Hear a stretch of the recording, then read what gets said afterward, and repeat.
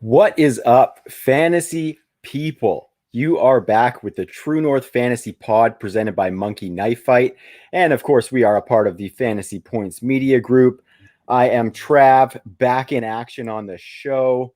And as always, the co host with the most on the West Coast and the engine that drives and has been driving the True North Fantasy Pod as of late, Tyrell McLaughlin. How you doing, my man?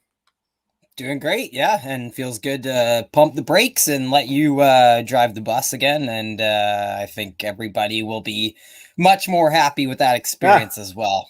it feels a little bit wrong because it's been about 5, maybe 6 weeks where I haven't been on the pod aside from our Scott Fishbowl stream on Friday. But it almost feels like I'm swinging the axe of authority or something by just taking that right over. And it feels a little bit wrong, but I do want to say thank you for holding it down the last few weeks with some great guests and great episodes. I encourage anybody who is watching to go check that stuff out. It was fantastic, Ty. So I appreciate you putting in all that work while I was a little busy on the home front. Um, Tonight we're gonna have today, I guess we're gonna have a fantastic show today, Ty. It's our Canada Day bash. We got a bunch of awesome Canadian guests coming. It's going to be a 4-hour show. So buckle up, folks. Get your coffees ready. I know I got a Timmy's here. I got two Timmy's here, actually, Ty, just in case. Oh, And it's going to be a good very time, Canadian. Ty. Yeah, really quick though, Ty, I do want to welcome our listeners in by expressing our gratitude towards the Lekwungen people. Um, we both live, work, and play on the Lekwungen traditional territory, Ty. And as Canada Day is usually a big day of celebration in our country, this year there's a little bit of heaviness to it. There have been some disturbing discoveries in our country over the last month or two that have really brought to light some of the atrocities that the indigenous population in Canada has had to endure, especially through the residential school program. So that's a big thing that we want to promote on this show is we want to kind of promote some awareness and some learning and hope that everybody can come together on the path to reconciliation. So we will be throwing out the Downey Wenjack Fund, which you can see in the ticker there, as well as the description of the episode, the link there. We really want to generate some donations, Ty. So what we've done, if you follow the TNFF pod account, is we are going to be giving away a piece of True North merch for anybody who screens, or we are going to give away one piece for a lucky winner who enters a draw for a piece of TNFF merch. So donate to the Downey Wenjack Fund, send us a screenshot, and you'll get entered into a draw to win some True North merch. And we just really wanted to kind of add that piece because we can acknowledge that we're on the territory and kind of talk about what's been going on in the country, but I think some action is much needed. And so I felt like that's a way that we could hopefully give back, is to try and spark some donations to the Downey Wenjack Fund. And I felt like that particular initiative was kind of fitting with the theme of this show and kind of the topics we're going to discuss. And I'll get into that, Ty. But I know this is something that's near and dear to you as well. I know, community work is entrenched in the McLaughlin family, as your mom devoted her entire working career to the community, which is fantastic. So why don't you kind of talk about what this means to you and how important that is for us to highlight? Yeah, my mom's definitely really goes to bat for First Nations people, always has, and tried to instill that in me, but also, best buddy Trent. And, we have a lot of, like, we grew up in Victoria, and Victoria's so small that we're lucky to have grown up with a lot of First Nations people, some of our best friends. And Absolutely. what I think is interesting is you do hear a lot of the acknowledgement of territory and everything like that. But we are learning over the last few weeks that it's bigger than words at this point, and even the acknowledgments of territories is leaving so many people out, right? Like, we could get into the history of the Coast Salish people, who most First Nations people derive their heritage from, and we could talk about Innisquimalt and Sartlip Nation, and like there is so many of the Saywoots and Pakachuan, and like there's so Yeah. many out in Saanich and Peninsula and everything. So we're lucky where we live. There's no doubt about it. But I think it's an interesting topic to get into before we get into all the goodness for fantasy, because Americans like to put Canadians on a pedestal. You know what I mean? We like to also pretend like we don't have problems that exist other places. But what we've learned over the last month, or what the media is finally calling serious attention to, should really sober everybody. I think it should put any Canadians who aren't First Nations in their place, because yeah, it's near and dear to my heart, but this stuff really fires me up more than anything, because this is just like, it should kind of enrage everybody, because Canadians have been discovering more like mass graves of children. Like, these are First Nations children who were subjected to residential schools.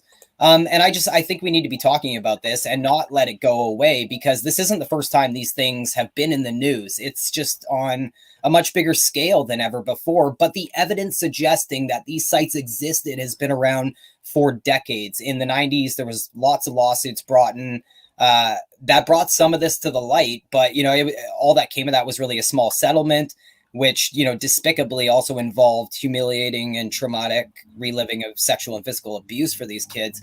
But what those lawsuits did was it sparked what was called the Truth and Reconciliation Commission. It was like a 6-year-long project, listening to survivors and victims and everything. And it led to what was called the 94 calls to action, a roadmap or a guideline of, what happened. And the commission, it included the commission asking for funding to look for these mass graves that they suggested existed. And that funding was denied by the Canadian government. And I know the Canadian government has apologized for residential schools in the past. The churches, by the way, have not. But the government has obviously lacked a lot of action too, because, there's no other way to describe it other than evil, what these schools were all about. I think it's pretty obvious they were trying to assimilate, destroy an entire culture. And I know I'm not like the best voice to talk on these issues. I'd suggest everybody look up somebody named Connie Walker. That's somebody whose work I've been really following on this subject, somebody I trust. And some of the stats she's dished are just unbelievably jarring. I'm a stats guy. So she said that you were more likely to die at a residential school than you were in World War II. Like, your odds of survival were better if you were shipped off to war than you were a residential school in Canada. And it's just now that, with the massive public pressure, that the resources to document and recover all this is finally being allocated. So, and these residential schools affected almost every single Indigenous person in Canada in one way or another. And just try and put yourself in the shoes of one of these children. Imagine being trapped, not allowed to speak English. You can't practice your traditions, believe what you believe. You can't leave. Like, maybe your grandfather died, so you want to escape and go to his funeral. You're just going to get sent back, possibly by the RCMP, the very RCMP who may have been the people who ripped you away from your family in the first place. And the atrocities we're talking about, guys, are disease, sexual and physical abuse, alongside mental, cultural, spiritual, serious abuse beyond words. And the deaths are estimated to be in the tens of thousands. And, the blood belongs on a lot of people's hands, but the government funded these things and the churches ran them, usually the Catholic Church. And this happened for 100 years at over 100 schools across Canada. And these schools had graves built at them, designed with graveyards. And these were in operation, this is an ancient history, until 1998. And these are kids as often as young as 4 or 5 years old. So this is something that really fires me up, and I think we should all be talking a lot more about it. And this isn't a solved issue either. We need to look at the foster system. There's a lot more investigative work to be done around this issue. And it's not until we really bring all this, really to light before we can even start to talk about reconciliation and how we fix these terrible wrongs, in my opinion. So a lot of work to be done, but I appreciate, the 5 minutes to lay out what the actual issue is here and how incredibly brutal what we did in our past was, and how frustrating it is, because these are actually cultures that we should be emulating. You know what I mean? Like, people who respect spirituality over religion, togetherness, connectivity with the earth, like multi-generational family homes, storytelling, respect for one another. These are, this is a culture that we should be trying to emulate, not eliminate. And it's just amazing that we spent 100 years trying to do exactly that. And we have a lot to make up for it.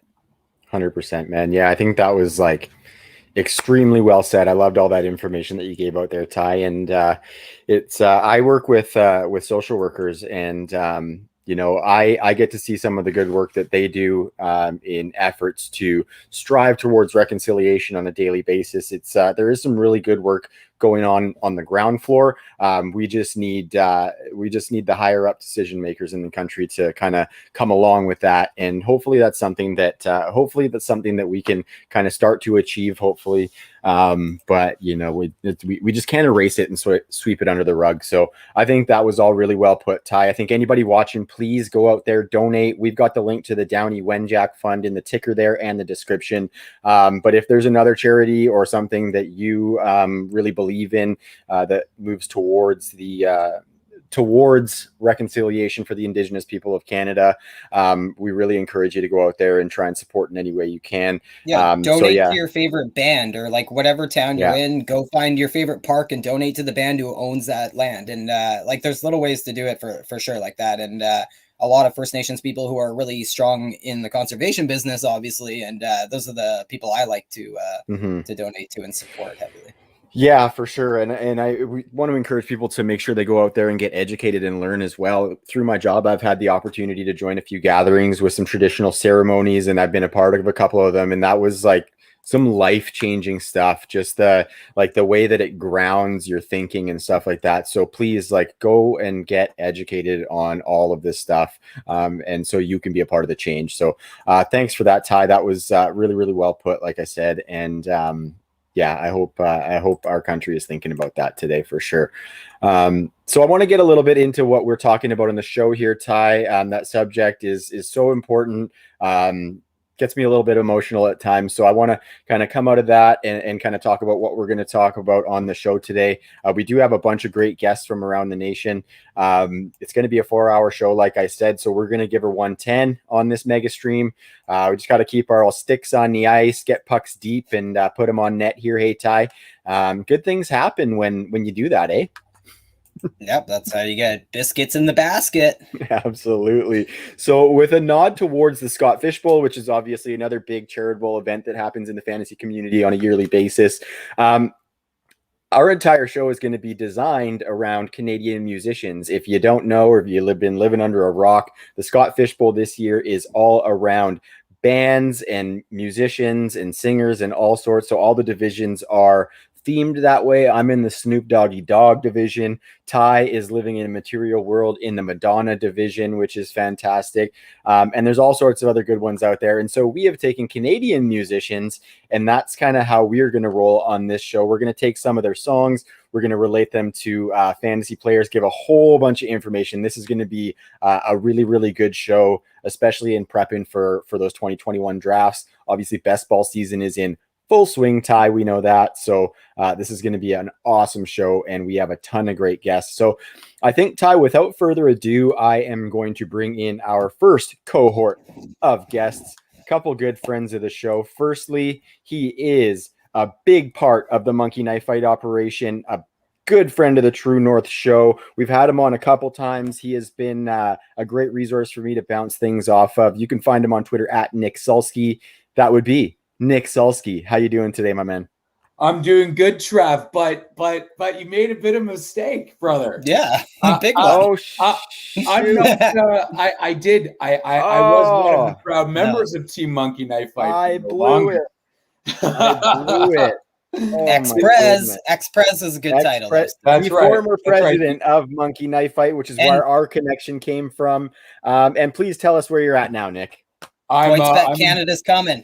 There you go, brother. I'm employee one. I'm the chief commercial officer for PointsBet Canada.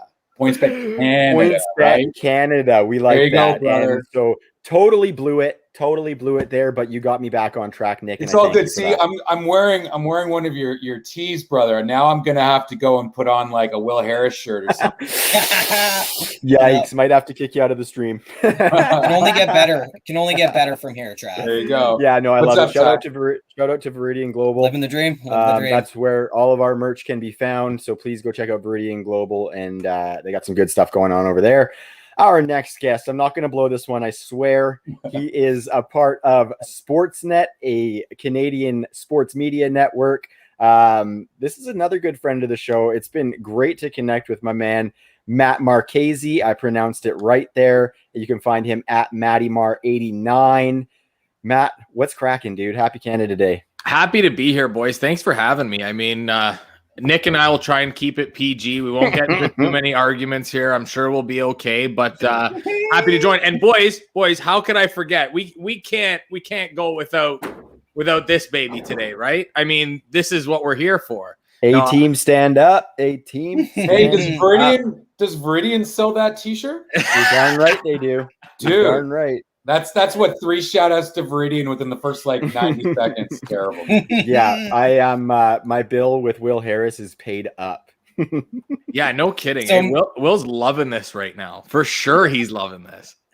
So Matt, how much did you love getting verified on Twitter? Congratulations Yeah. on the blue check mark. Thanks, boys. And I have to say, one of the funniest things about being verified is that people that weren't following you before, that I've been following for a while, all of a sudden you're now like, oh my God, this guy's actually legit. Like, I don't ever have to listen to him talk. I just have to see that he's verified on Twitter. And now all of a sudden I'm important. And that's not true. So if anybody followed me just because I had a blue check mark, you're in for a rough ride because it ain't that interesting. It's really Lots of Leafs, lots of Italy soccer. I can vouch for that. His Twitter feed is not interesting. And he's not important. So, And that would be the Habs fans commenting.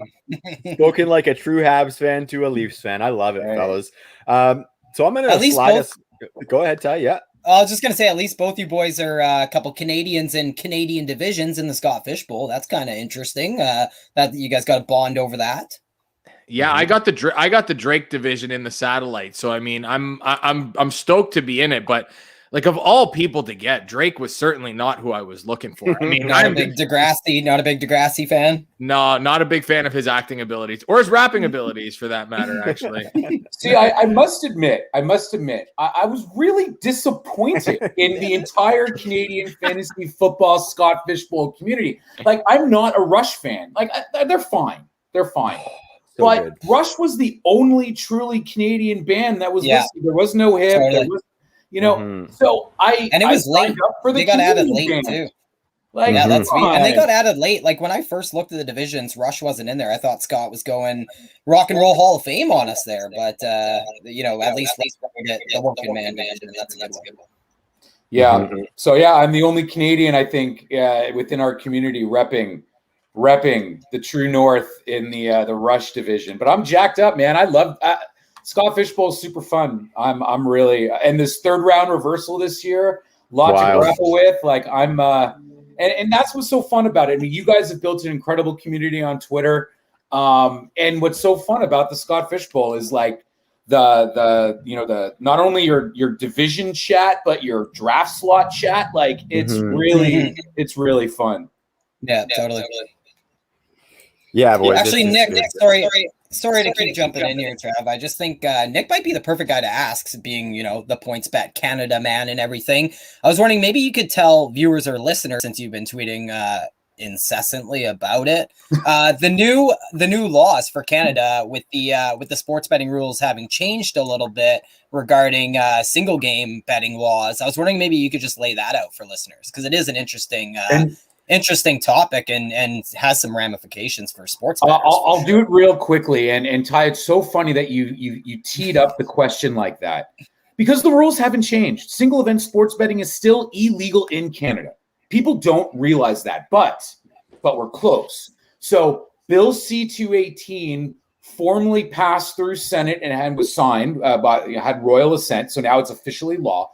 Bill C-218, which means that single event sports betting is going to be legalized, but it's going to be rolled out province by province as those provincial regulators put forth their policies of what licensed operators need to go through to actually be a legal sports betting operator. So Ontario is going to be the first province that's going to officially launch legal regulated sports betting. And that'll happen probably by December of this year. So it's really, really exciting. But Ty, the way you frame that question, I mean, it's kind of crazy, right? Because if you watch a Stanley Cup final broadcast, you're inundated with all of this sports betting advertising, pushing you to .nets or all of these things.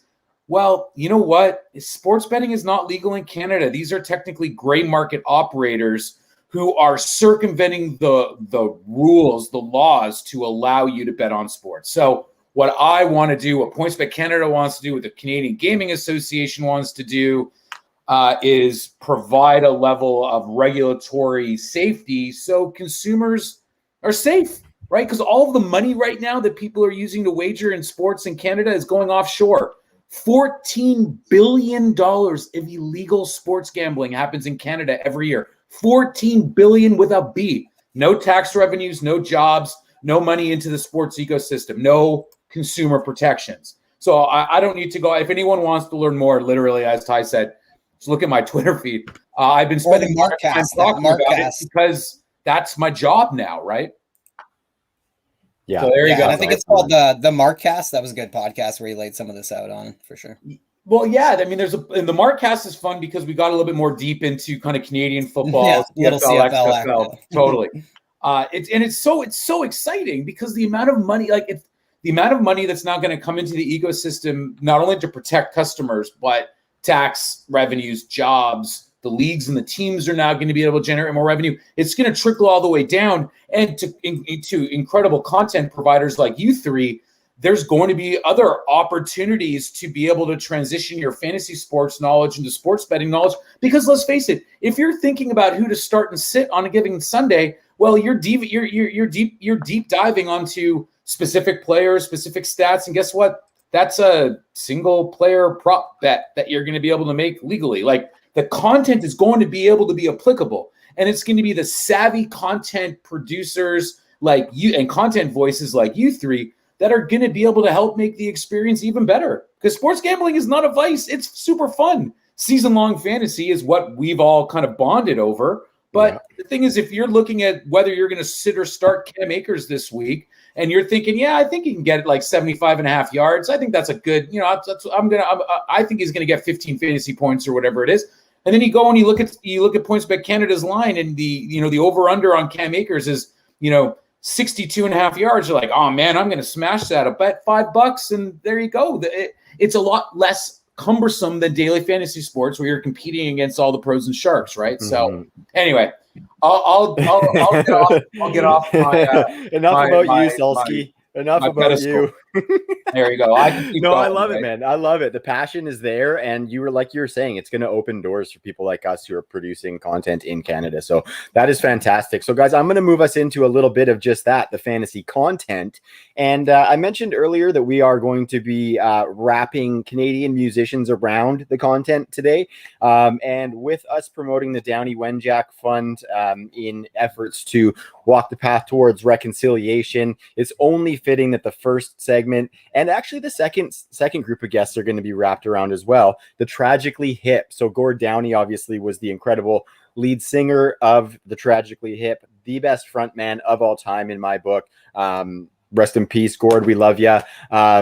And the song that we're going to wrap it around, we're going to move to Twist My Arm. So There She Blows, Jacques Cousteau, fellas. It's going to be fun. We love Tragically Hip. I hope all of you do. If not, tell me now so I can get you out of here. And we're going to talk about if you were in a situation where you had to choose one of these two players and we were twisting your arm, who are you going to go for? So I'm going to list them, guys. I'm playing host today. And you guys tell me who you want to go for here. So Maddie, I'm going to start with you. And the first pairing is Justin Fields with an ADP of about 131.8 overall, and Trey Lance at 137.3. Ty, real quick, you put these groups together. Where was this ADP pulled from?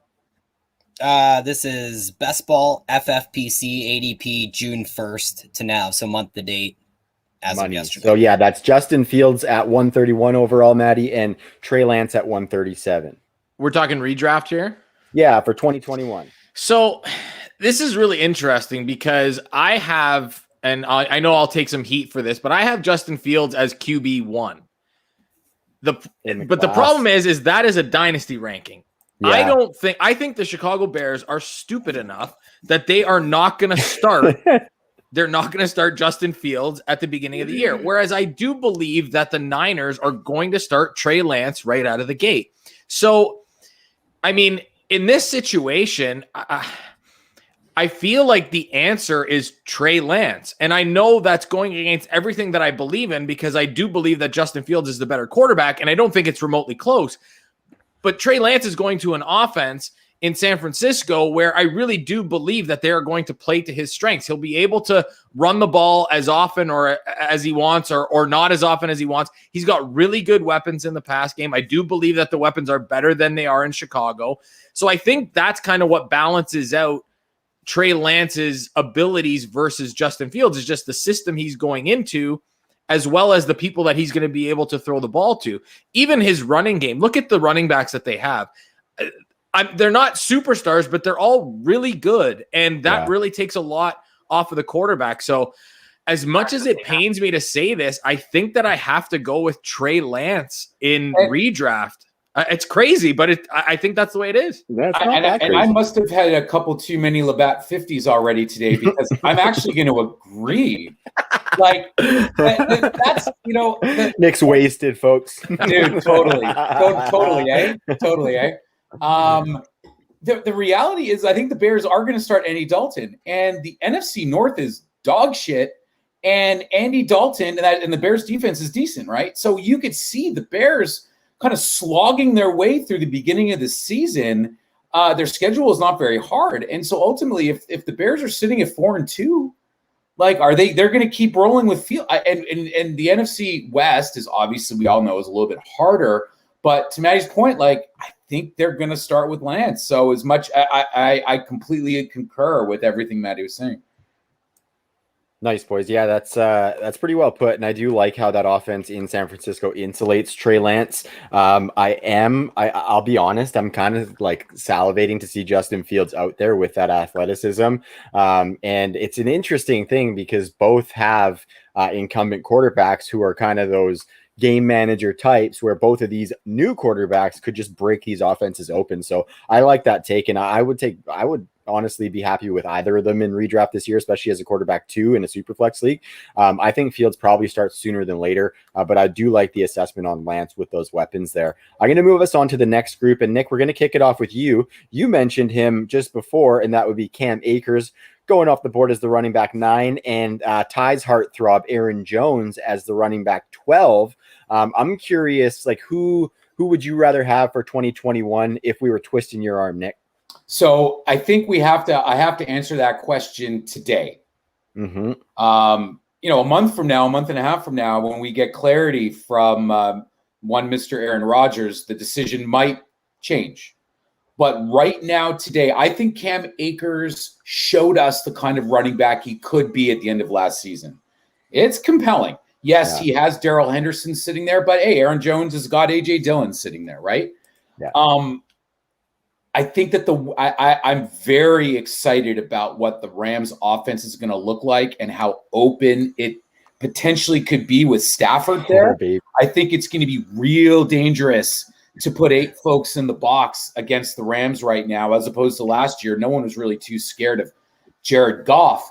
So, talent and opportunity from an upside perspective, I really do like the balance of Cam Akers. We all know Aaron Jones has major smash opportunities week in and week out. He's the kind of running back that can throw down 3 touchdowns, any given Sunday, no pun intended. But I think the uncertainty of Aaron Rodgers today, matched with how strong Cam Akers looked at the end of last year and Stafford's addition to the Rams, I think I got to roll with Akers right now, boys.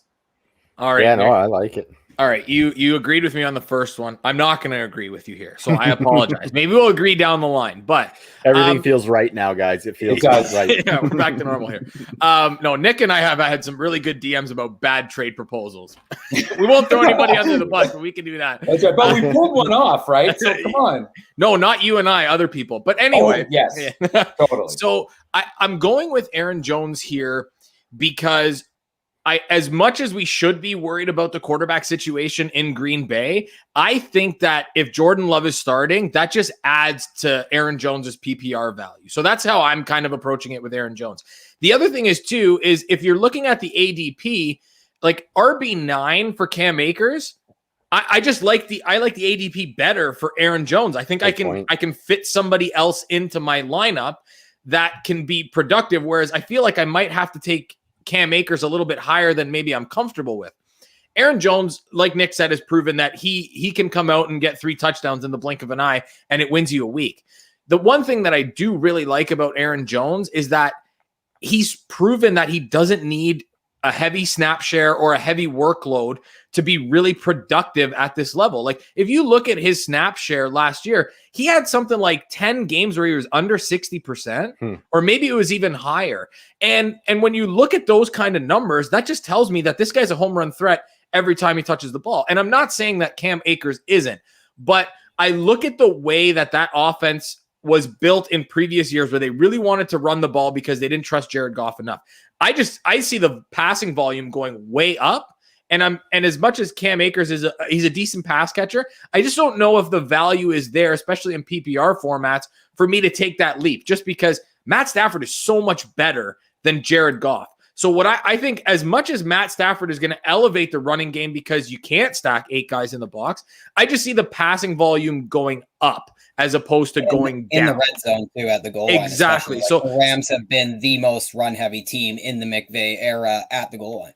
Yeah, and that to me, if you're taking away, because the other thing is too, is that Cam Akers isn't going to get all the touchdown opportunities with the Rams, right? Like Darrell Henderson is still there. As much as I'm not a Darrell Henderson guy, and I know everybody wants to jump on the AJ Dillon train, but I think that Kylan Hill is more of a threat to the Aaron Jones's passing game work than AJ Dillon is, and I think that that's what separates Aaron Jones from a lot of other running backs is his ability to catch the ball. He's been the second best option in the passing game for back-to-back seasons in Green Bay, and that's what's propelled him to back-to-back top 5 fantasy seasons. Yeah. I just think this is why you guys get paid the big dollars. That's why I listen to your podcast. Who are you looking at here, read Nick? your Twitter feeds, right there. Well, also Green Bay is going to offer 450 touches to the running back position. Like, it's amazing how much that offense looks extremely beneficial to the running back position in Green Bay, even though Rodgers came out and had like 50 touchdowns last year. Mm-hmm. Yeah, for sure. And I think that's really well put, gentlemen. I would probably lean Aaron Jones as well, price included, as well as the fact that last year he pulled in 15% of the target share for that team. And I'm with Matt in that I think Jordan Love helps him in that the team is going to have to rely on Aaron Jones heavy, with Jordan Love being pretty raw at quarterback still. And I'm a big fan of Darrell Henderson this year, guys. I'm just saying. The next group here, Ty, I'm going to start with you, buddy. And this would be Chris Carson and David Montgomery. Carson's going as the running back 18. David Montgomery is going as the running back 20. Ty, who are you taking? I should probably pull my ranks up because that's a close one. That's a close one. I guess I'll go Chris Carson just off the dome. I think like if we're factoring price, give me Chris Carson because you might be able to get Chris Carson around later than David Montgomery. And I just have so many concerns about David Montgomery, from Tariq Cohen returning and the pass catching kind of evaporating to the snap share just not being elite like it was last year, along with the strength of schedule that he enjoyed down the stretch for David Montgomery. You add in Justin Fields, maybe that adds a little bit of efficiency with the RPOs, but I think not dissimilar from the Cam Akers, Aaron Jones. I just think Chris Carson could catch more passes than David Montgomery next year, which sounds kind of crazy, but there's just no clear third option in Seattle in that passing game. And Chris Carson would clearly be going a round or two higher if he just wasn't such a sketchy heat bag. You know what I mean? Like, he's just the guy you just don't love drafting. But, you think of a format like the Scott Fish Bowl, it's somebody I'll really move up in that format. And he has a ceiling. We've seen him deliver that, back end RB1 campaign basically on the back of touchdowns. So I think he has that touchdown upside, and we've seen him, show us a little bit of pass catching upside. Did I hear sketchy heat bag? Maddie, the guy stole your nickname, man. Come on. I'm telling you, that brought me back to my high school days in the small town, but it wasn't heat bag, it was heat score. That's what heat score. Yeah. Score. Oh my God, that brought back so many good and bad memories. Chris Carson always keeping 6 for Rashad Penny or whoever's behind him for sure. Yeah, and he's also shredded. If you've been on Twitter lately, Chris Carson's looking jacked, so adjust your rankings accordingly. Maddie, where are you sitting on this one? I thought I had the answer when I was looking at it, and then I was just like, I don't know if because I was leaning David Montgomery, and I do know that Tariq Cohen is coming back, and I understand all that. This ADP is just, I think that's what's mind-boggling to me, is the ADP at RB20, because this is a guy that was he was RB4, and I know he wasn't great for the first half of the season, but when given the opportunity, he was great. And I know that. Go ahead. But he was great against the worst run defenses in the league, right? Yes. And that's where people. I had Demont on my Scott Fishbowl roster last year, and he was one of the reasons why I made it to like the third round of the playoffs. You see. Humble brag. Yeah, humble brag. Well, it was actually why I lost. It's Talladega Nights, right? If you're not first, you're last. So who cares? Shake and bake, baby. Shake and bake, baby. So Demont, I mean, he had a great run, but Chris Carson, I think he's really underrated. I think Chris Carson is an exceptional running back. I really do, and I think that we know the Seahawks love to run the ball, right? There isn't a lot of other options in Seattle anymore. And Maddie said it. Tariq Cohen's back. Andy Dalton is probably going to be under center at the beginning of the season. And their schedule is tougher. I don't know. Yeah, and that's why, like, after thinking about it, I'm leaning Carson, because if Seattle wants to throw the ball more, which they showed at the beginning of the season last year that they may have a willingness to do so, I still think Pete Carroll, his time is up there. I think that everything's kind of gone with him, but I really, really think that if they do pass the ball more, that's going to help Chris Carson, because Ty mentioned it. Like, he can catch the ball. Like, that's a really underrated skill that Chris Carson has. And the guy's tough as nails. Like, he's not just a guy that you can, like, after tackle attempts, he's a monster. Like, and that's why I really love Chris Carson. And, just as we're talking about, like, yeah. And as we're talking about drafts and stuff like that, like we talked about maybe reaching for Cam Akers when you can get an Aaron Jones. There's so many guys like if Chris Carson is RB 18 off the board, there is absolutely RB1 potential there. So I lean Carson just because I think that he is the better running back. And he does come out of that NFC West, which is tough, but I mean, David Montgomery, which David Montgomery are you going to get? That's the thing. I've taken David Montgomery in a lot of best ball because I do think that there's opportunity to flash. But if you want someone that is going to be consistent, then Chris Carson is your guy. And I still think that there's back end RB1 upside for him again. Totally. Yeah, very good, guys. I think there's running back one upside with both of these guys. The thing I'm intrigued to see is the Justin Fields factor for David Montgomery, because like Ty said, Tariq Cohen and a Russian quarterback could be bad for David Montgomery, but there also could be some positives in that it just kind of helps him have a little bit more room to run with Justin Fields being a mega rushing threat there. So that's really well put. And then Chris Carson caught 46 passes a couple years ago with the Seahawks, which is like top end receiving volume for a running back in that Seattle offense. So he has commanded targets in that offense before, and Russ trusts him to do so. So both decent values in my book right now. I rose on David Montgomery a little bit with the Justin Fields pick, to be honest. We're going to stay in Seattle for one of these guys. And Nick, we're going to start with you. That would be Tyler Lockett at wide receiver 22. And we will pit him against Deontay Johnson from Ty's Pittsburgh Steelers going at wide receiver 23. You want to lock it up, or do you like Deont Bay, Nick? When I saw the show list and I saw those two pairings, I was like, oh man, I really hope they go to Maddie first on this one so I can disagree with him and try and spark the conversation up. This is really, really hard. All right. I think that what this boils down to is whether you're looking for someone with a safe floor or you're looking for someone with a ceiling, right? If you're in the draft and you're looking for a wide receiver 2 or a wide receiver 3 to complement a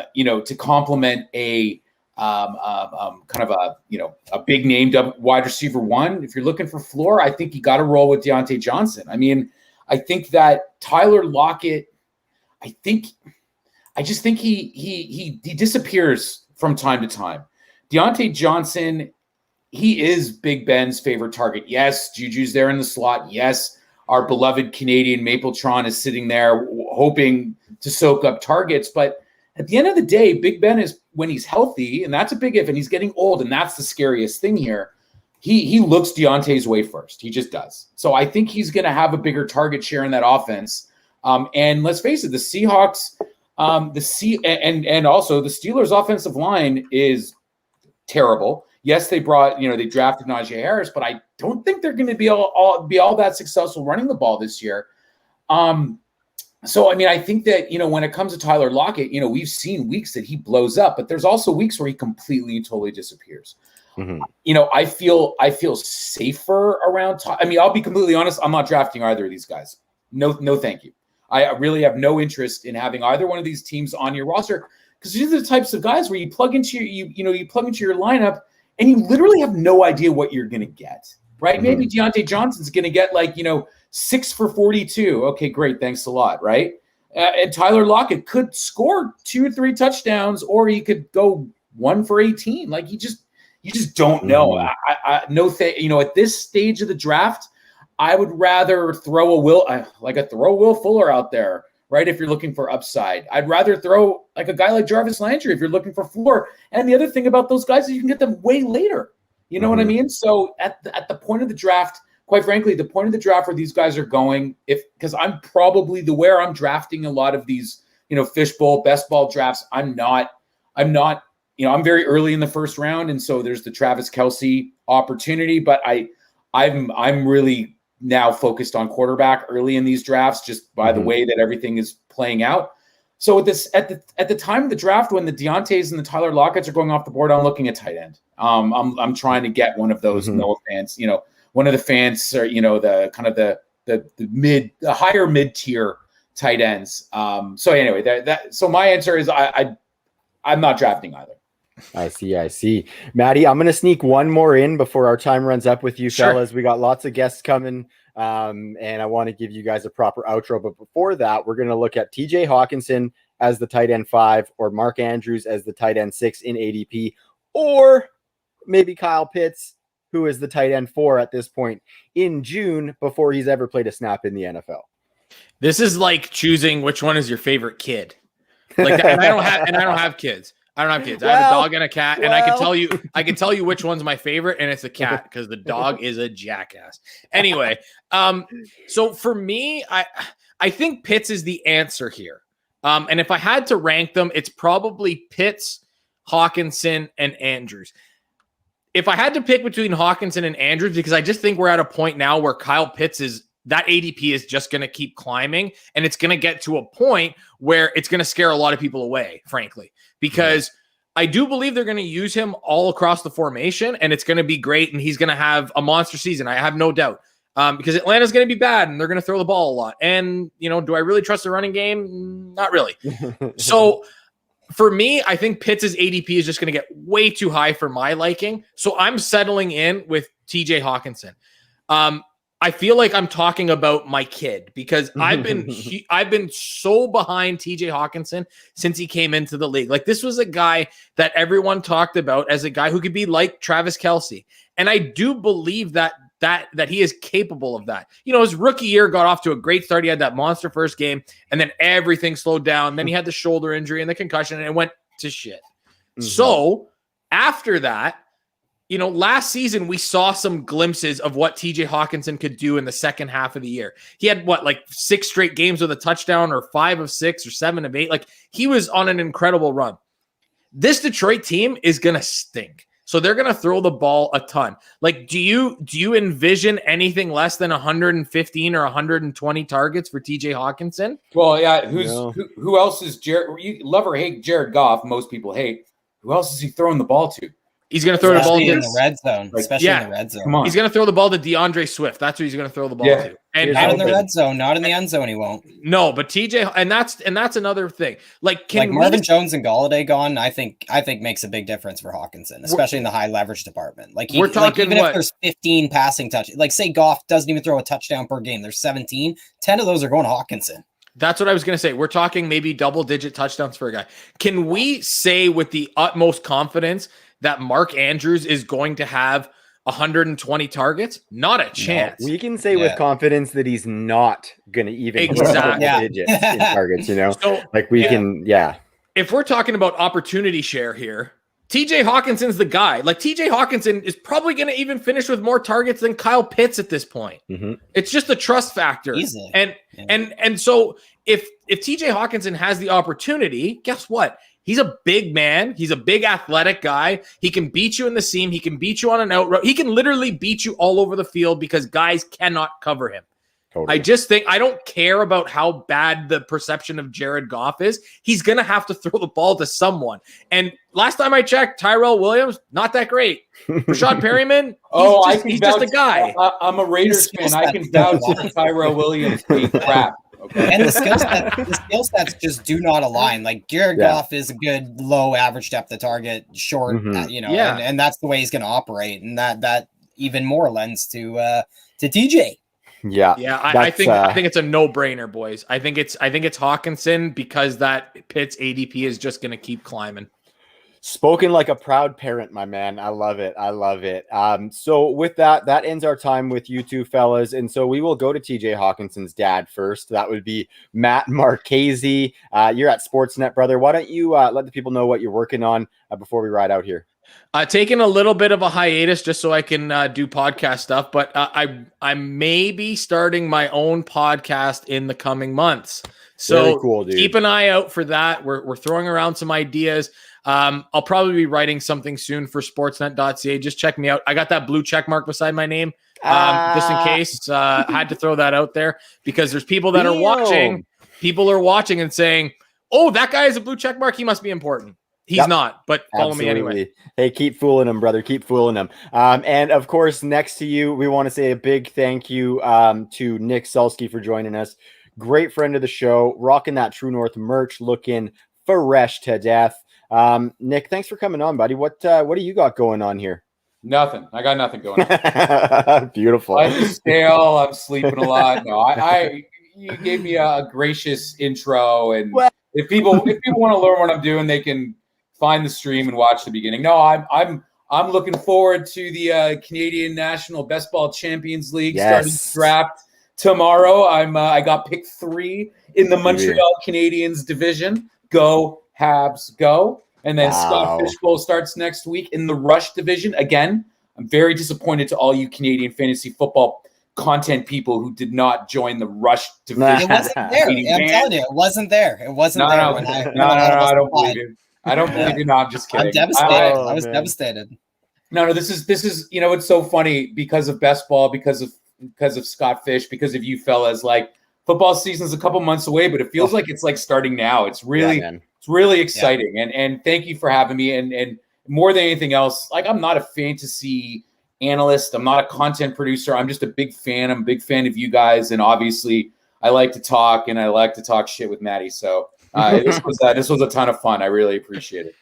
Thanks, boys. Yeah, I appreciate you having you guys on, and we'll get you on the regular pod spot pretty soon, fellas. Okay. Thanks, boys. Enjoy the rest of the day. Happy Canada Take Day. It easy. Happy Canada Day, fellas.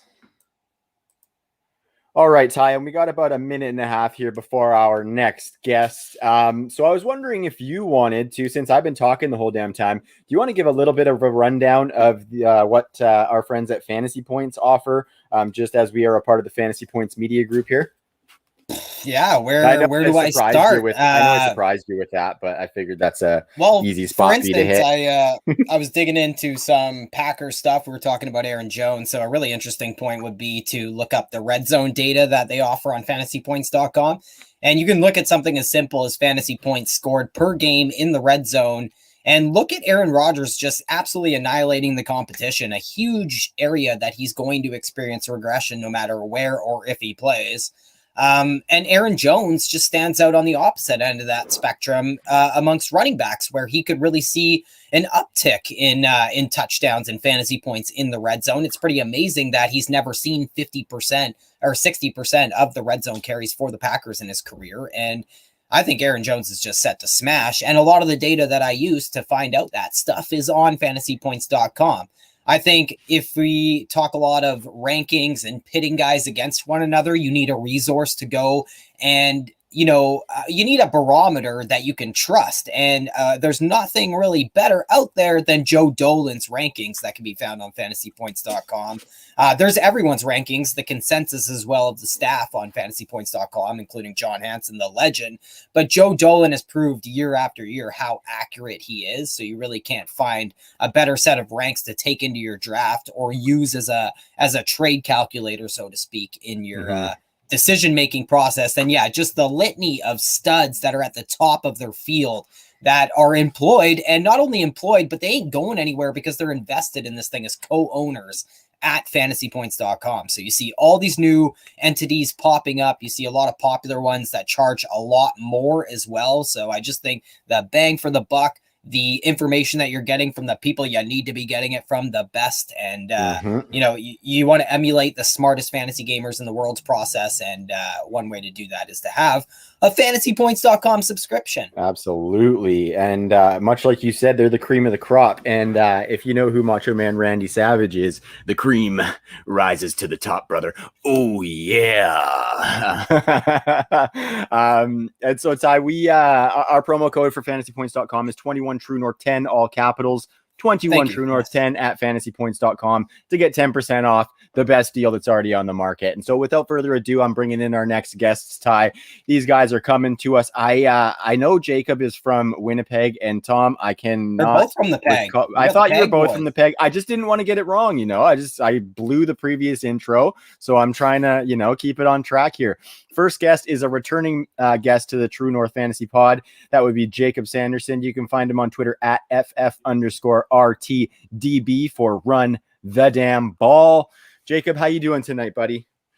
I'm doing good. What's up? I'm happy to be here back with y'all. It's been too long. Yeah, man. Happy Canada Day. It's I'm super stoked you guys can make the time to come on the Canada Day Bash with us. It's going to be some good information that we drop here. And with you, a part of the Dynasty Tilt podcast. I've been catching up on those episodes recently, and this guy is a money host, I will say. And that would be Tom Tipple. You can find him at Thomas Tipple FF on Twitter. And he says in the chat here, Ty, that he's actually from Guelph. Thanks. I was just trying to make sure that I live in Winnipeg. Okay. Oh, okay. Yeah. Guelph. So he was right. Are you trying to be fancy now, Tom? Hey, gotta rep the Royal City. Rep the storm. Rep that storm. Yeah, the right. Storm. Yeah. And guys, I want to welcome you in by acknowledging the Lekwungen people, because Ty and I reside, live, work, play on the traditional lands of the Lekwungen people, and we love where we live. We are very thankful to have grown up here, and I'm raising a family here, and so we just want to thank them for that.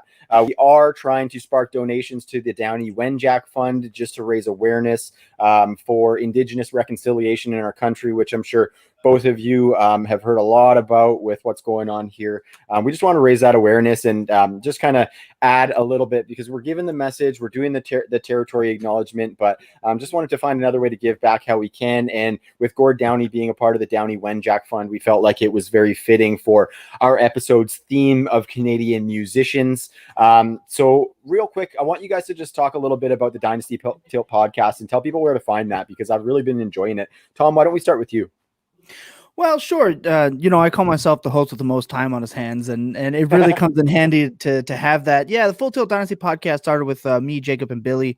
Just being three people, I met Jacob at random here at a slow pitch game, and kind of haven't been able to shake one another since. And Billy, was just in group chat, so we felt like we needed to share our knowledge with everyone, and it's just grown since then. We've taken steps, and now working alongside with the Dynasty Vipers. You can find it on Friday nights. We go live on Twitch, Twitter, all the fun places, the Full Tilt Dynasty podcast. And we actually recently released our second show, which is the Fantasy Walkabout with our fourth member, Tom Lee, across the world in Australia. We kind of take a different approach to the Friday show. So 2 ways to find us there. And I suggest doing that and giving us all the feedback, man. That's what's the most important thing, is hearing all the feedback. That's real so feedback crucial. too, like real feedback. Like, don't blow smoke. Well, if you want some feedback, Tom and Big Billy, I thought you guys dominated an hour on the Brighter Skies podathon. Thanks, so man. Shout out Jules. Yeah, that was a really cool experience. Very happy that we got to jump in there and fill in. Hosting that hour was a heck of a good time, and big thanks to you guys for bringing us in here. Absolutely, man. It was our pleasure to have you on for the Canada Day Bash. So I'm gonna dive into it here, fellas. We are still rolling with the Tragically Hip theme. They are just so near and dear that I felt like I wanted to get a couple more of their theme in. And the first one is an ode to their song "Locked in the Trunk of the Car."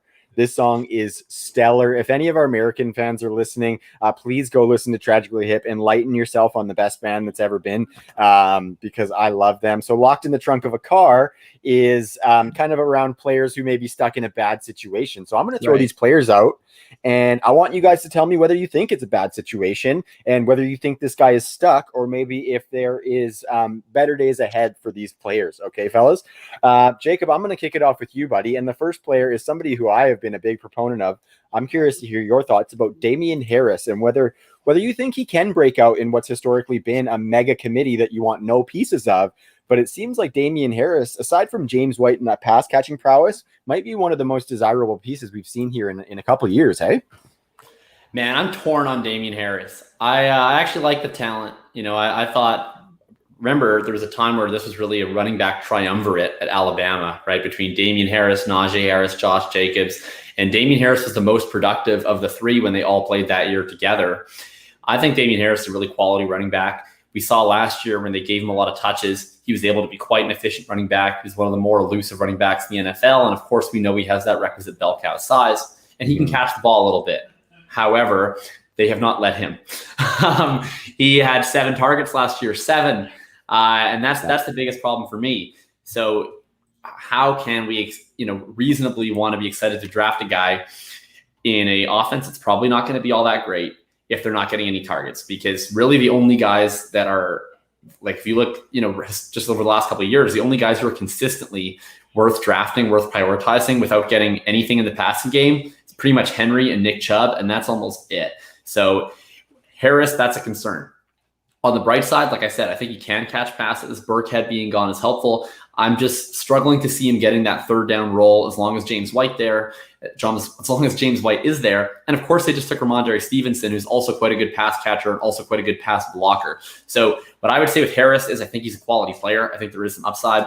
Maybe the ceiling is like Sony Michel's 2019, where he got 247 carries, I believe. That could be a possibility for Harris if they just put Stevenson right out of the way and Michel out of the way. But overall, if I can move off of Harris and instead draft someone like a Fuller or a Gallup or a Debo or a Juju, and they all go in the same range, that's probably where I'm going. Yeah, I like it, man. I think another person that needs to get out of the way is Cam Newton, because that's really going to cap the goal line work. That season that Sony had with 247 carries coincided with a ton of red zone carries as well. And I think if Damien Harris can kind of lock into some of that role, I think it would have to be with Mac Jones, because Cam Newton is the new Mike Tolbert essentially at the goal line. So I think he really needs Mac Jones to come in, but I think Mac Jones could be more adept at getting those targets to a running back as well, if they are going to rely on Damien Harris getting some of that work.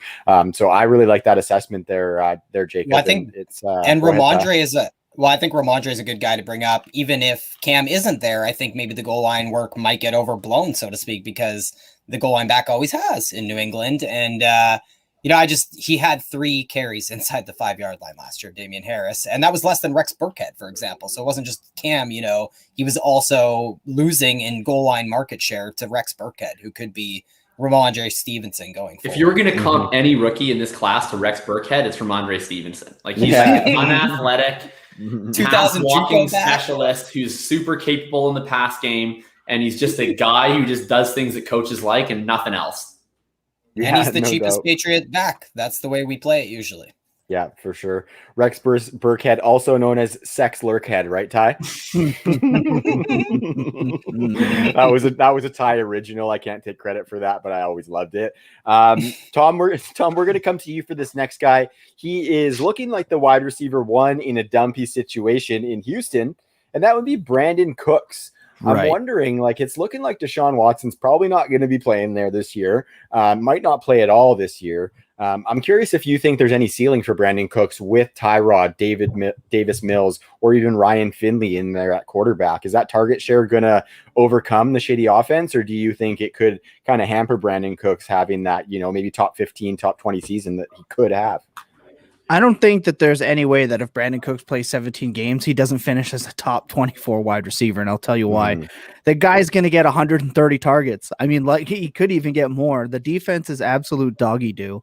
And and even though, okay, the touchdown upside, okay, well, they got to score. Will it be him? Who knows? Nico Collins, he's fine. Randall Cobb, hooray. Somebody's going to get the ball, and they're going to use their best player. Now, I know they're going to run it with 772 running backs that are 30 years old, and that's fine. But I don't think there's any way that Brandon Cooks doesn't get 130 targets, and he's a good enough player. Like, people forget how good he is, really. And every year by, like, week 10, we're like, oh, man, Brandon Cooks is really good. Like, oh, my God. We always forget. And he's been in bad situations before with multiple other pass catchers. There was, Woods and Cup, and then everyone in New Orleans. He's always been surrounded by some sort of cut him down scenario. But he always produces. You're going to give him 130 targets. He's walking with 80 some receptions. He's going to be around that 900 to 1,000 yard mark. He's going to produce well for fantasy. He's not as injury prone as people say he is either. That's a complete myth. It's just his injuries have looked horrific for somebody with like my height. So because he's a little dude. Yeah. But I don't think it's amazing how he's still he's just produces. I love how you put that. Like, he's just come out and had 1,000 yards in 5 of 6 seasons, in the 5 of the last 6 seasons. It's insane. Like, I think so it'd be Mike Evans, I think, is the only guy who's done it 6 straight years. So only Mike Evans ahead of him. And I think it'd be like Nuke, Julio Jones maybe, but there's only like 2 or 3 other guys who have done what Cooks has done over the last 6 years. Totally. And he is the poster boy for bucking the narrative of wide receivers changing teams, not being successful. He's one of those guys who has changed quarterback year after year, to your point, Tom, and he has continued to get it done. So, Davis Mills, Tyrod scares me a little bit. Like, honestly, I think Davis Mills getting traded scares me. I think him getting traded during the season scares me. Like, if Houston's in full tank mode, why wouldn't they trade Cooks if they can get a second or third for him? Isn't that good? Unless he goes to a good spot, right? From Tyrod or Davis Mills, right? Like, say Green Bay is in a position. Green Bay is in a position to make the playoffs. Can we stop? We're going to start that already. It just ended with Will Fuller. Like, it just ended. It's one of those things, right? Like, if he's staying in Houston, which is obviously what you project, and you're not projecting somebody to have injuries, Will Fuller is gone. Will Fuller was the alpha there last year. And when Will Fuller left, guess what? Brandon Cooks did what? He produced double coverage, deep, short. I think that any competent level quarterback is going to be able to feed him the ball accurately enough to finish. So I don't think there's any way that I think we're people are kind of sleeping on Brandon Cooks again. And Tyrod has an arm. Year. Yeah, like Tyrod has a decent arm, and there's over 1,850 air yards up for grabs from last year. I know we're definitely downgrading with Deshaun and not imagining a top 5 scoring wide receiver room as a position, which we saw under Deshaun. But, I think there is a guy here who could monopolize a lot of the deep targets and air yards, and that's definitely Brandon Cooks. Right. Yeah. He's just got to get in the end zone 4 or 5 times. That's it. Yeah. Which is definitely doable. It's not like he's ever been, we're not going to bake in any touchdown scoring for Brandon Cooks anyways. It's Brandon Cooks. Yeah. Highest is 9. And I think that was like 6 years ago. Right. Yeah. That was probably the Patriots year or something like that. Yeah. But want to give a shout out to our buddy Craig. You can find him at Coach Craig Sports. Poor guy is a Houston Texans fan. And anytime we lament the Texans, we always kind of pour one out for our buddy Craig there because we love him. If you're single, find yourself a Texans fan. You know they won't cheat on you. Like, if you're willing to stay with the Texans, they will stay with you. Yeah, exactly. Yeah, absolutely. Enjoy even if there's ugly as you, Trav. Yeah. Okay, so we're coming to you there, Jacob, with the next one, and that would be Michael Gallup in Dallas. He's in a high-powered offense, but he is looking like the third fiddle in the passing game, obviously behind CD the Goat Lamb and Amari Pooper Cooper. I'm curious, like, what you think of Gallup's upside in that offense, Jacob, and whether you think like a change of scenery would be better for him, or would it be kind of a linear move? What's your take on Gallup and his situation in Dallas? Is he locked in the trunk of a car, Jacob? Look, well, you mentioned he's the third fiddle, and I come from here in Winnipeg in the Red River Colony. we know a thing or two about fiddles, all right? And the more fiddles, the merrier. You can have a good time. So all I'm going to say about Michael Gallup is this offense is just going to ball. Like, they're going to score so many points, and their defense is going to – it's going to be like when you're playing Madden and you're on superstar mode and you don't want to play defense. So you just keep going down, and then you look up and you're like, oh, great, we got the ball back to 7-7. Score. Oh, shoot, 14-14. Score. Like, this defense isn't going to stop anybody. So they're going to have to keep passing. Michael Gallup is going to be A-OK. Last year, he was in the worst role for fantasy. He was playing out at X wide receiver, and they played a bunch of crap defenses that gave easy completions to Lamb and to Cooper. We saw Gallup still have that blow-up game against Seattle. We saw him actually out-target Lamb in quite a few games down the stretch. I think things are going to be a lot more fluid in this offense. I think Gallup is going to have his weeks where he is the guy that gets the most targets, even if those aren't as often as with Lamb or with Cooper. But for me, like I'm having a hot best ball summer right now. I'm in the lobbies daily. I love Michael Gallup. He's my third most drafted wide receiver in best ball overall. I'm all about him in the 6th round. I see him going behind guys like Juju, guys like Debo, guys like Boyd. Would I rather have the third wide receiver on the Bengals or the Steelers or the Niners, or do I want the third wide receiver in Dallas? I definitely want that. And I think Gallup's going to get his. I think he's a baller. And I think there's going to be a lot of weeks where you're going to be very happy you have Gallup in your lineup because I think he has legitimate 25-point upside in any given week. It just might be a little bit volatile. Mm-hmm. Yeah, I think that was extremely well put, buddy. We just love that offense, and fiddles be damned, he's still going to be an integral piece of this offense there. Tom, I'm going to come to you with the next guy. We got another little segment here. We got 2 segments for you fellas. And so I want to kind of polish this one off. And this player is Ronald Jones. The Bruce Arians, the Kangol Killa, and the Bucks have been trying to replace Ronald Jones, but it hasn't worked out for him. He just seems to be that thorn in the side who they end up having to plug in anyway. I'm curious what you think. Is he going to be phased out with Leonard Fournette and Gio Bernard both filling specific roles there, or do you think Rojo can kind of carve his way to being that first and second down banger for Bruce and the Bucks? Well, for me, just sifting through something that Jacob and I don't really listen to too much, but the kind of coach speak over there kind of sounds like Lenny's fighting his way out of the backfield. I think that bringing in someone like Gio is actually to replace someone like Fournette, not someone like Rojo, because as a runner, Ronald Jones is the best runner on that team, and it's not particularly close. Look, when Fournette went down, which he did seem to be regularly, the only games that Ronald Jones really struggled in was against the Giants, good defense, New Orleans, good defense, Rams, good defense. Every other game you wanted him in your lineup pretty much as a RB2 with that high touchdown, big play upside. And he even caught more passes than I think people really expected him to do. More efficient too. Just don't watch the game. Just don't watch Tampa Bay and just put Ronald Jones in your lineup. I don't think he's getting replaced. I think Vaughn was a mistake. I think they learned from that. And I don't think Fournette is going to get the playoff Lenny touch share. And I have no problem drafting Ronald Jones at where he's being drafted right now. Like, he's being drafted well outside of the top 17 or 16 running backs. You're seeing a bunch of guys go ahead of him. His ADP is 104. It's insane. He's being right? drafted in round 9. And look, there's no way Fournette's going to stay healthy all year anyway. Like, he's going to have an opportunity to blow up for you. And you can even, you're getting him that late. I have no problem drafting Ronald Jones. I think he's going to be fine. Remember how you want to date Texans fans? You don't want to date Bruce Arians. Bruce Arians has his wife and Ronald Jones. He's like, man, like, my wife's a workhorse. I'm going to pass the ball to her. She's going to get on all 3 downs. And then she goes and cheats on his ass with Fournette.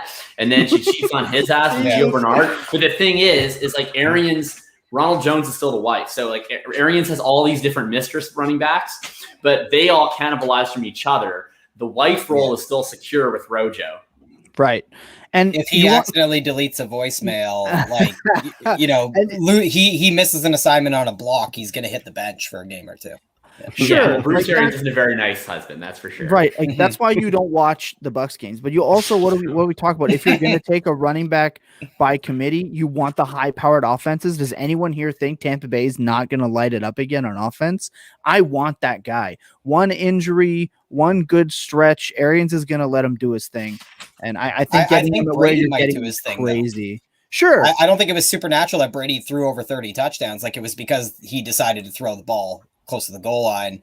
Like, I just don't have enough confidence in who will emerge between, like, Rojo is clearly the more efficient running back. Mhm. It's not even remotely close when it comes to who's more elusive, who offers more. And Leonard Fournette, I'm just a big anti-Leonard Fournette guy. Oh, and don't get me going. like, yeah, exactly. And like, he's just an incredibly inefficient running back. And I think, other than recency bias from last year's playoffs, he has nothing going for him, because I do believe Gio came in to catch some passes. Why else would he have signed there? Because he could have gone to Seattle. He could have gone elsewhere. So I really don't love this backfield, because I don't see the 2 or 3 or 4 week stretches even where these guys could deliver RB1 weeks. Yeah, and I don't know who it would be if it is. I think it's more like what you're drafting him to be. Like, if he's your third or fourth running back on your roster, you got to be ecstatic. Like, if you're getting him that late, you can stock up with that running back or that wide receiver talent, right? You're getting that wide receiver talent that's elite. You can go RBs early, grab a quarterback mid-tier, and then, oh, look, Ronald Jones. And these are he's going in the range of a draft where running backs have, very good hit rates compared to, like, Jacob, you just wrote a spectacular article for Player Profiler talking about the running back dead zone. It's a really good article. Maybe I'll tweet that out because it's too late to throw it in the comments now. Sorry, but in the description. But it was a really good article. And when you dive into the running back dead zone and stuff, you realize that you need to start attacking running back again in that 9th, 9th, 10th, 11th round range. Yep. And so I think Ronald Jones does fit the bill in that sense, because those running backs aren't available like the Antonio Gibsons and stuff were last year. So I will end up having some Ronald Jones. I just won't love it. I agree. Like, I want to get like my 2 early. If I'm doing like a regular 4 running back build in the best ball, I want to get my 2 guys early, or either one really early and then one kind of semi early. And then once, I just want to ignore running back from like round 6, 7, 8. And then I'll circle back and I'll get like either a Rojo or a James Conner or Zach Moss, Gus Edwards, one of those kind of guys to be that RB3 who can give me some RB2 weeks. Somebody who's going to run the damn ball. Am I right, Jacob? Oh, that's all Rojo's going to do. He's going to run the damn ball, and he's going to not catch the damn ball. And for the record, the damn ball. He missed time, right, and had those bad games. He still finishes the RB20. I don't think that repeat finish isn't outside of his range of possibilities. So. Totally, man. With some of those big games that he had, he could definitely match that this year. That was really well put, guys. And I think Rojo is probably my favorite piece in that offense. So the vote of confidence from you, smart gentleman, was very nice to hear. I'm not that smart. I just steal all Jacob's shit. Yeah, trust me. I just steal all his shit. That's okay. You got it covered. Okay, guys, we're gonna move into the next quick segment here. We got about 8 minutes, but I want to hear some of your guys' takes. And this one is called Trickle Down. So there's a Tragically Hip song called Trickle Down. It's one of like their kind of upbeat. This is a really good kind of get the party going if you're in that scene tune, if you ask me. And we're going to be talking about the trickle down effect of players who have been brought in or drafted to specific teams. So again, we encourage anybody to go check out the Tragically Hip because they are stellar. And the first ones that we're going to talk about, Jacob, and I believe we did talk a little bit about the running back room in this particular team, maybe the pass catchers as well when you joined the show. But I want to hear again, what's the trickle down of Rashad Bateman and Sammy Watkins coming to Baltimore to insert themselves in what has been a very low volume passing offense? What's your take there? Well, look, you got the 2 right guys on. I wrote a piece on Bateman, big Bateman guy. Tom, of course, a Ravens fan, so he knows all about this situation. Nice. Look, first of all, I'm just offended that you put Bateman in the same sentence as Lizard Man. But no, I think the trickle down of Bateman is going to be a big trickle because he's going to come in and he's going to be the best wide receiver prospect by far, in my opinion, that Lamar Jackson has had.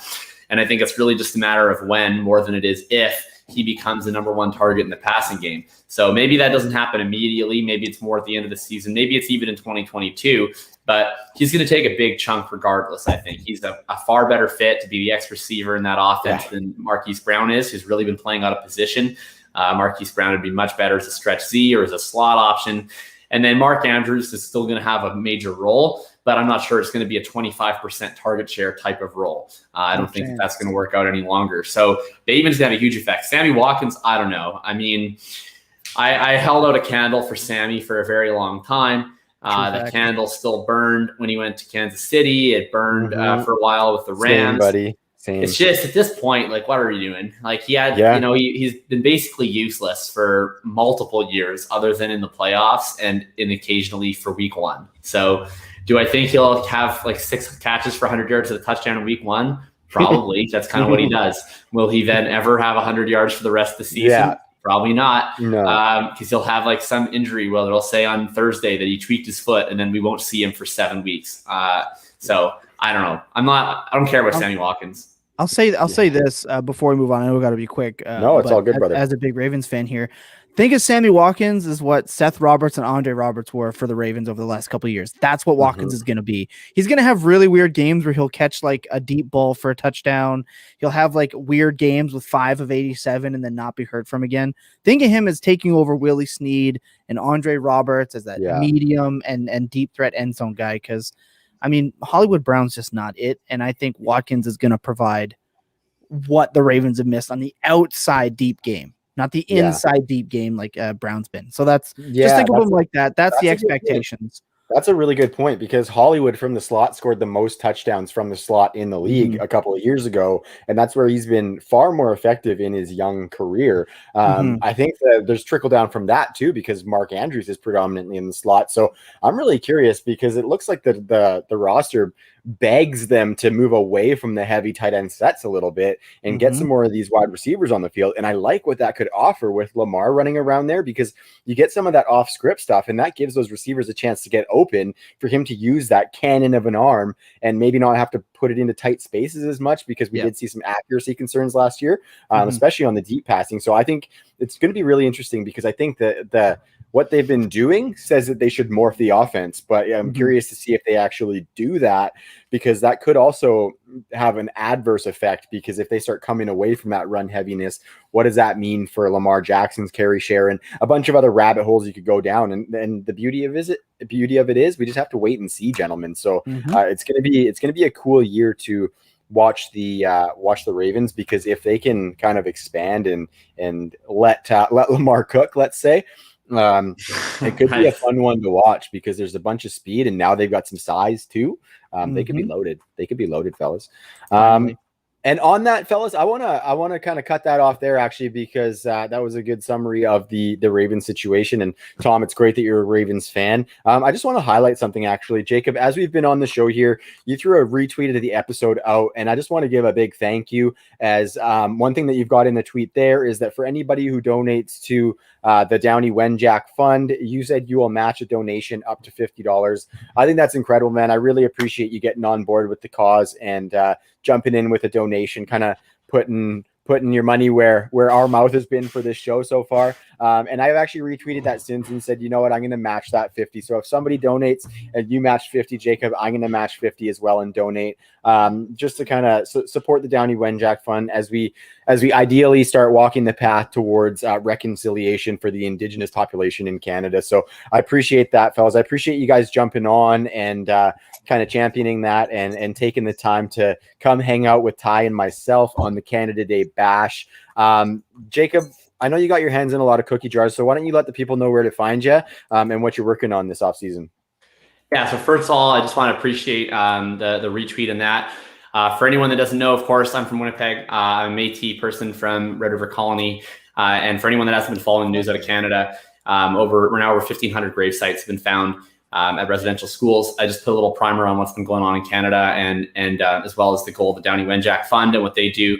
So if anyone's willing to help out, I would love to do that. I'm also throwing on top of the match donation, anyone that donates, whether it be $1, a toonie, $10, whatever, I'll also offer you a personal roster breakdown and consult on your dynasty team and what you can do to improve. So if anyone's willing to help out a little bit today, I would love to use this platform that you've been so generous to give us to do some good in Canada and a nation that, you know, we're celebrating on one half, but we're also really hurting in a lot of places. That being said, you can find me on Twitter, FF_RTTB. My latest article that Ty mentioned is pinned at the top of my profile that goes over some of the candidates, the running back dead zone, and who you can target, who you should not target, and some of the game theory behind that. And of course, you can find me every Friday, including tomorrow, with Tom on the Full Tilt Dynasty podcast, which I'm sure he's going to plug right now. Absolutely, Tom. So why don't you tell us about it? Because you're a busy man too with 2 shows a week. Yeah, that's right. We're producing 2 shows a week there. I just want to say, like, we all obviously love this country, but we all think we need to heal as a country as well. And I want to echo Jacob's statement. We definitely appreciate when we had the opportunity to do so.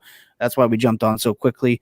You can find us 2 shows a week at the Monday Full Tilt Dynasty podcast presents the Fantasy Walkabout, and obviously every Friday at with the Full Tilt Dynasty podcast. You can also find some of my work. I'm doing, you'll see my work, maybe not read it as much, but you'll see my work with the Dynasty Vipers and Fantasy Intervention in the graphics team. If you need something, you can come at me. You can let me know. Beautiful. And we're always looking to grow and shed that light on love and positivity. And that's really what we're about here. And we're going to continue to be about here.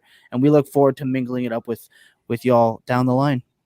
I love that, fellas. Yeah, I really, really appreciate the sentiment there, and really appreciate your time. We were stoked to have you guys on, and a shout out to the Dynasty Vipers. Matt Donnelly, the head mustache over there, is a good friend of ours. So we appreciate Head mustache. I love it. Yeah. We appreciate their support as well, because they have been big supporters of the True North Fantasy Pod and everything we offer over there at True North. Ty, you got any parting shots before we let Jacob and Tom go, my man? No, I just, thrilled to have both you guys on. I think you guys are both up and comers in the industry for sure. And I think that's really cool what you're doing, Jacob. The match donation, I didn't know you were part matey. I didn't know that. That's cool. I know Winnipeg is not unlike Victoria, where it is just First Nations and everybody lives together pretty much. Yeah, there's a few reservations here or there, but we all grew up together. So we're all in this fight together. And I appreciate that you're very much vocal about it, and everyone should match that donation. Get a really good roster breakdown while you're at it from a good up-and-comer in the industry, like Mr. Sanderson. Matrix jokes are still cool, right? People are still... Absolutely. Hey, I got it. Making sure, Keanu!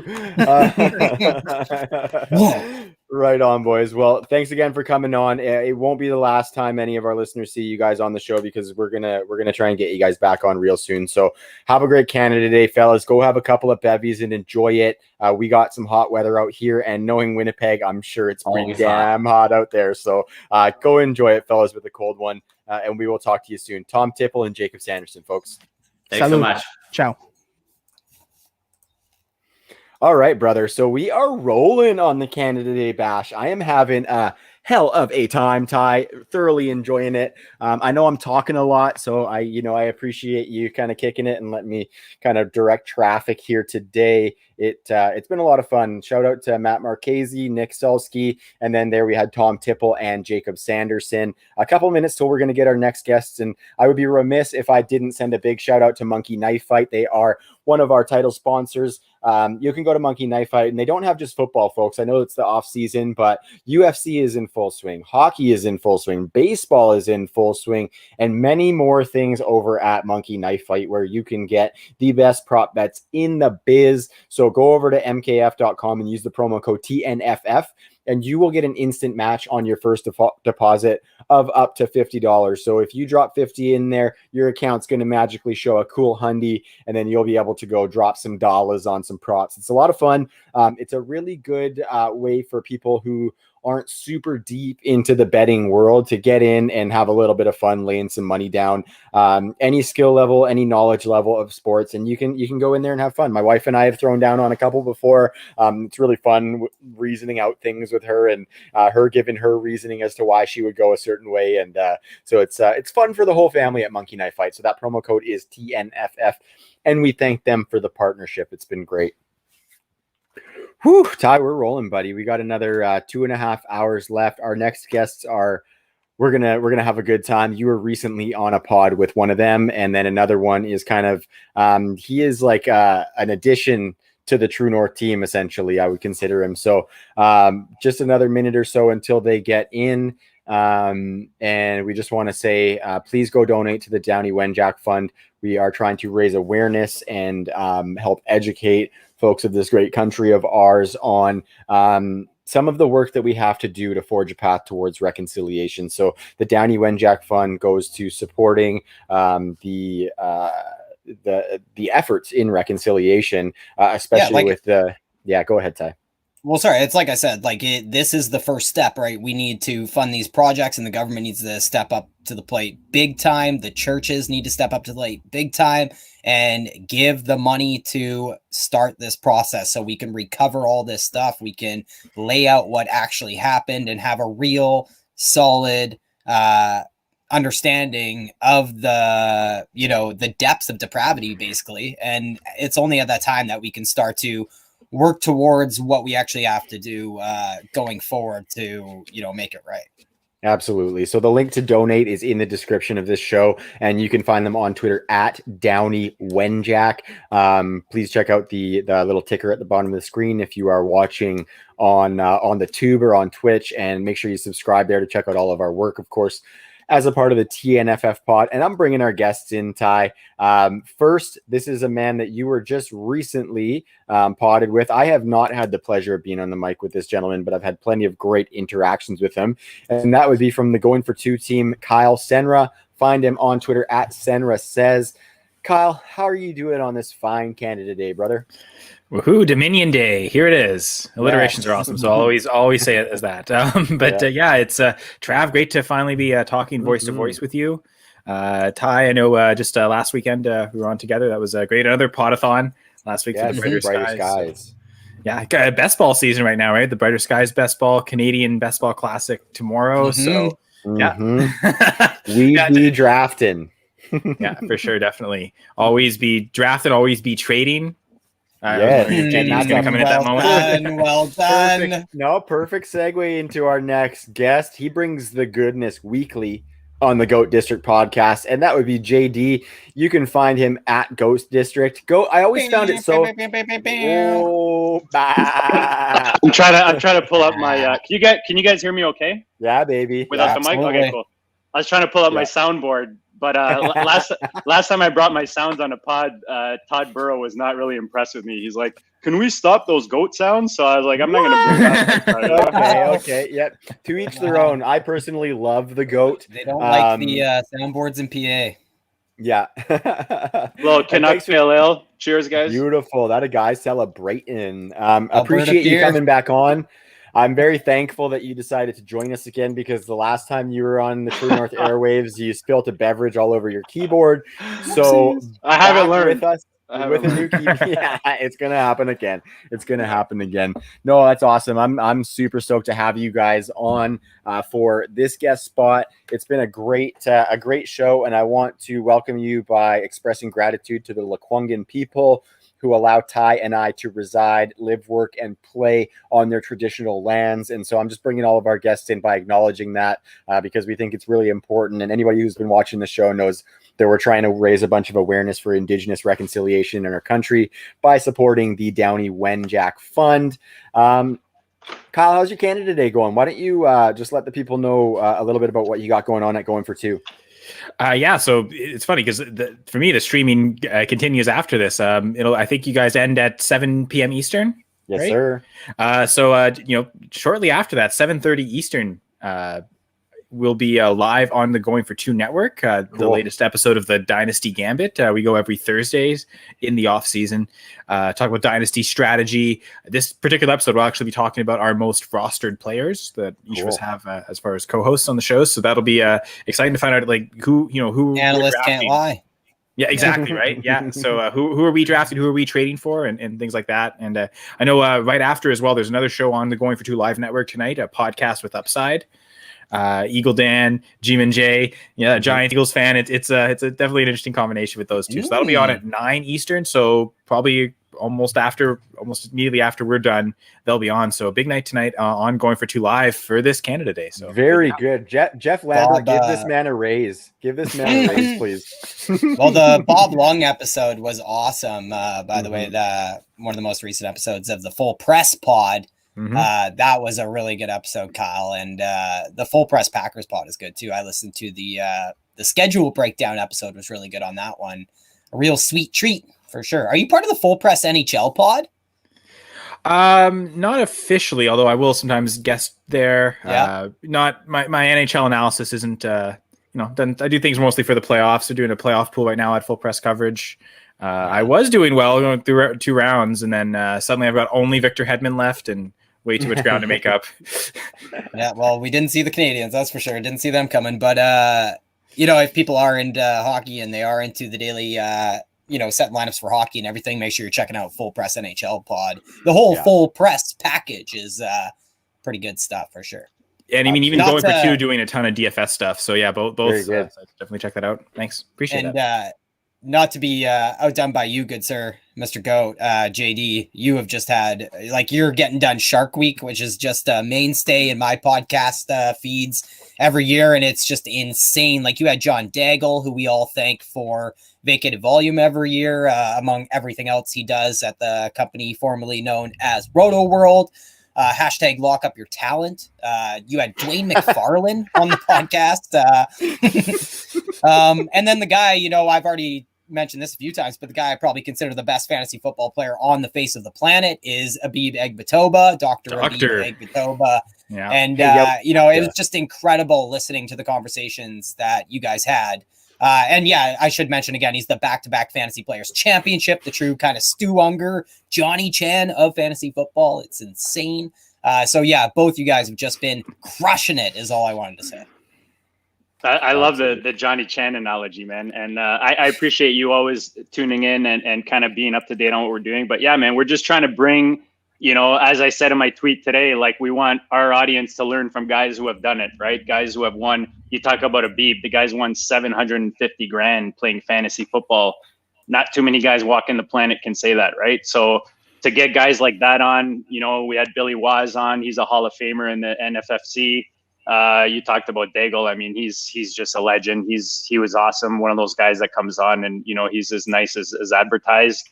Just a wealth of knowledge. And Billy Muzio is a guy. If you're not checking out fantasy data, he's awesome. And you know, we interact with Muzio kind of in some DMs and stuff. And similar to my guys tonight, I've got Theo. It's at the OG Fantasy and Andrew at AMS Schellenberg. They're doing a live 350 buy-in for the Football Guys Championship. They've done one. They did one last week. They're doing another one tonight at 10 p.m. So you guys can tune in. What time are you guys going till on here? 7 your time, brother.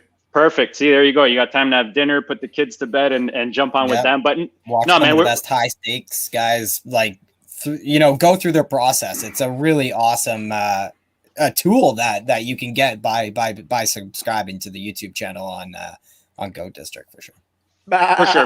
For sure. And that's what we're trying to bring, right? We're trying to bring as much goodness as we can.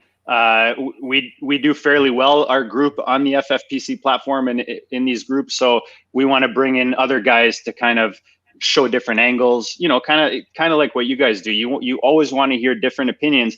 And it's every night that these guys come on, there's a nugget where it's like a thought on a player, an angle on a player that I never thought of, you know, and that's what I love. That's what I love about having these guests on. I'm sure you guys know, you guys have amazing guests on your show as well. I've been on with Kyle. Kyle, you can probably agree. You learn something every single show.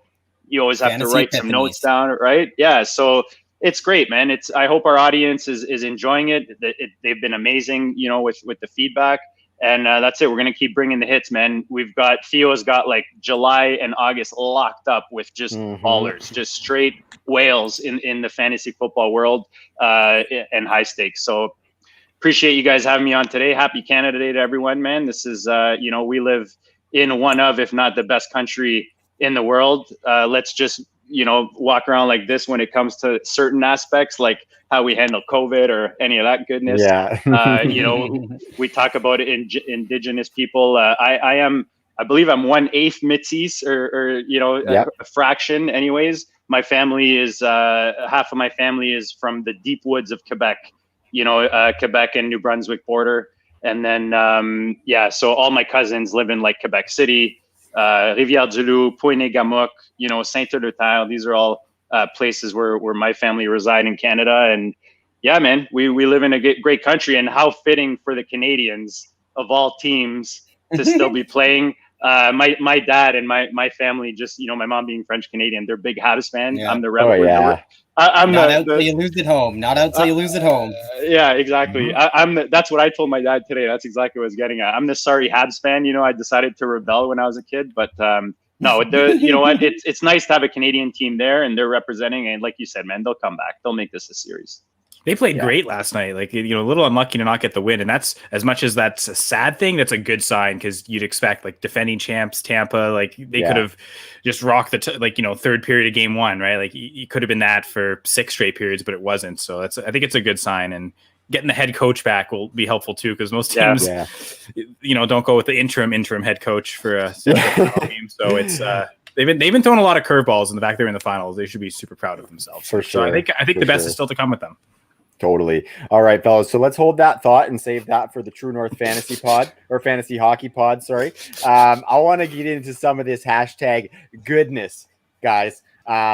We are theming all of our segments today around Canadian musicians, and you guys drew Neil Young. So talk about icons in Canadian music. Obviously, one of the founding members of Crosby, Stills, Nash and Young, which is an iconic band from back in the day. And then branching off into a stellar solo career was Neil Young, one of the best kind of folk rock singers you will find in any country. And we are proud to call him our own. So one of his biggest hits was Old Man. Honestly, I can barely listen to that song without getting a little choked up, fellas. That one, it's a good tune. I'm a lot like you, Trav, in that too. I like that song. Yeah. I see what you did there. And so we are going to look at some aging veterans across the NFL and talk about what we should expect. So again, really thankful for you guys coming on, and appreciate your time today to get on here. And the first guy that we are going to talk about was the man who moved from Cincinnati, who replaced him with a shiny new toy in Jamar Chase. And it's AJ Green, who moved over to Arizona to be kind of an ancillary piece alongside DeAndre Hopkins for Kyler Murray. This is a team who likes to run a lot of 4 wide receiver sets, and we like a lot about this offense, but we haven't really been hearing a ton about AJ Green after an extremely inefficient year last year on tons of volume. So Kyle, we're going to start with you. What are you expecting out of AJ Green in Arizona? Do you think people could be sleeping like a little too much on him, or is it justified with his age and recent production? Yeah, the way, I don't know, that team is strange, because I don't expect that the Cardinals will pass as much as the Bengals did last year. So that's the question. Can AJ Green get another 100 targets? But again, even if he does get 100 targets, because again, he had Joe Burrow. Like, I know Joe Burrow is young and learning, but it's not like Kyler Murray is that much more of a veteran. Like, this will be his 4th year now. Third, I think. I think it's his third. Yeah. So like, it's not like it'll be, you know, if that was the problem, was having a young, inexperienced quarterback being thrown to, and that's why his catch rate went down. I don't think it's going to get any better here. I don't really trust. I mean, Zach Taylor, Cliff Kingsbury, like neither's really proven enough yet to say one's better than the other. So yeah, I'm pretty down on AJ Green. He got like 50. You got over 50 catches last year, right? But yeah, but he had like over 100 targets. So that's, so we had 100 targets. Rough. And if you look in the past decade, we have Torrey Smith, 44.5% catch rate, the worst of any wide receiver with 100 plus targets in the last decade. I got Denarius Moore, 44.7%. Good old AJ Green, 45.2%. Jerry Jeudy, honorable mention, 46%. Yeah, I was gonna say Corey Davis's second year, I think it was low, but I do believe he was over 50%. But yeah, it's and the problem was that what you would hope in Arizona is that maybe see some high leverage work, but it really was the air yards and the end zone targets that he left completely on the table. And I agree with you, Kyle. Like, there is, like, it's such a nuanced conversation with how much Burrow was responsible for, how much AJ Green was responsible for. But I just don't know where you place his value. Like, what kind of ceiling is there? You know what I mean? So do I? Yeah. Like, it's just I don't. That's why we don't draft wide receivers so late usually. Yeah, I don't think he's going to get. Too. Yeah. Go ahead, Kyle. Like, I just don't think he's going to get more catches than he did last year. Like, I think even if he, let's say, better catch rate, but probably on fewer targets. So I think right around what he produced last year is probably what we should expect. And that's not that great. Which is like, and he had like 5 goose egg games last year. I think he averaged like 1.8 yards after the catch per reception. Like, he was so unbelievably bad last year. I mean, to be fair, he's had that in his career though. Even in his prime, sometimes he'd put up a dud. Like, he was never the most consistent receiver, like super high ceiling, but that ceiling's just no longer there. So I don't think he's ever really been that high of a floor, like a season long floor, just because, you know, over the course of the season, he's going to get a ton of targets. But yeah, it's tough to really see the upside. Like from a just a real football perspective, replacing Larry Fitzgerald with AJ Green doesn't make sense to me, because I think AJ Green, much more consistent catcher, can help in the red zone a lot more.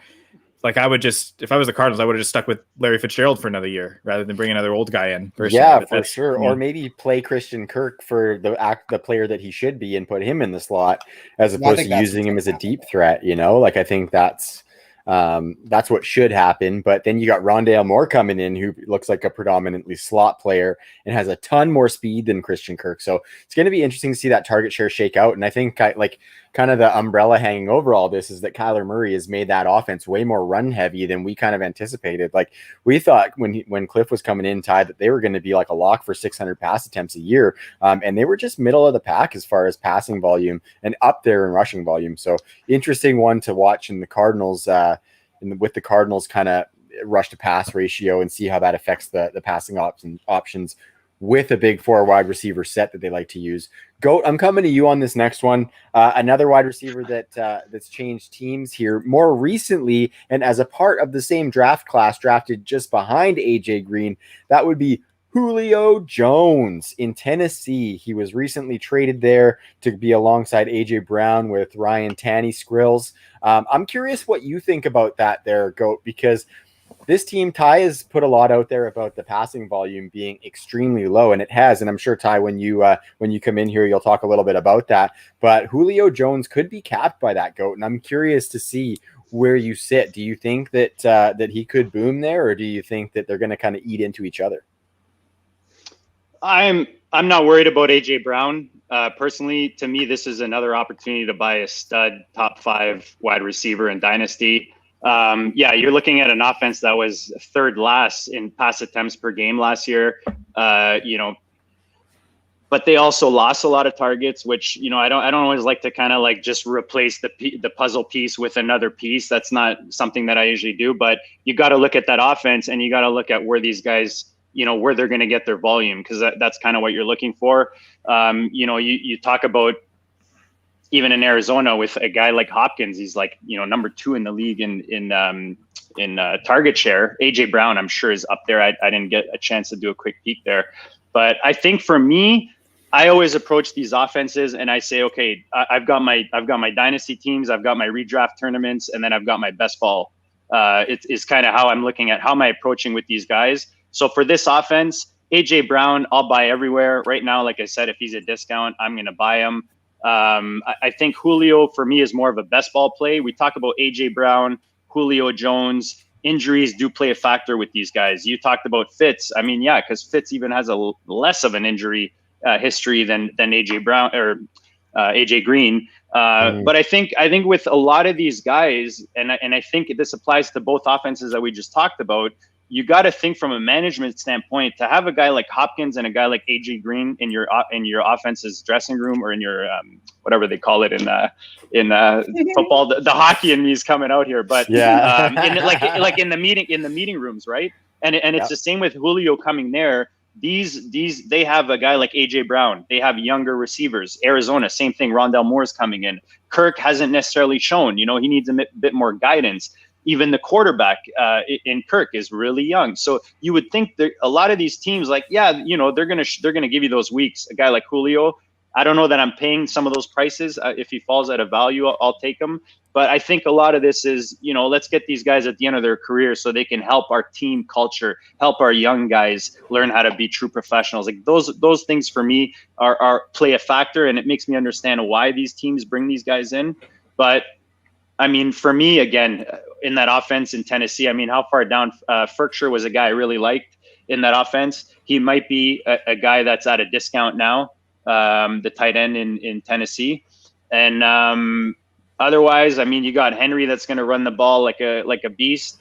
But I like this for Julio in the sense that you wanted him to go somewhere where he wasn't going to be like the 3rd or 4th target, right? Like if you own Julio shares. At least now, if you own him, wait for those pop weeks, wait for him to get that 2 touchdown, 90-yard, whatever, 7, target game, and sell him, because this is your last opportunity. If you can't sell him this offseason, a lot of these guys, you got to think about selling before the wheels fall off, right? And for me, as much as Julio is my favorite rookie that I've ever drafted in Dynasty, one of the first in my true like high stakes teams. He's probably my favorite receiver ever, if you don't count like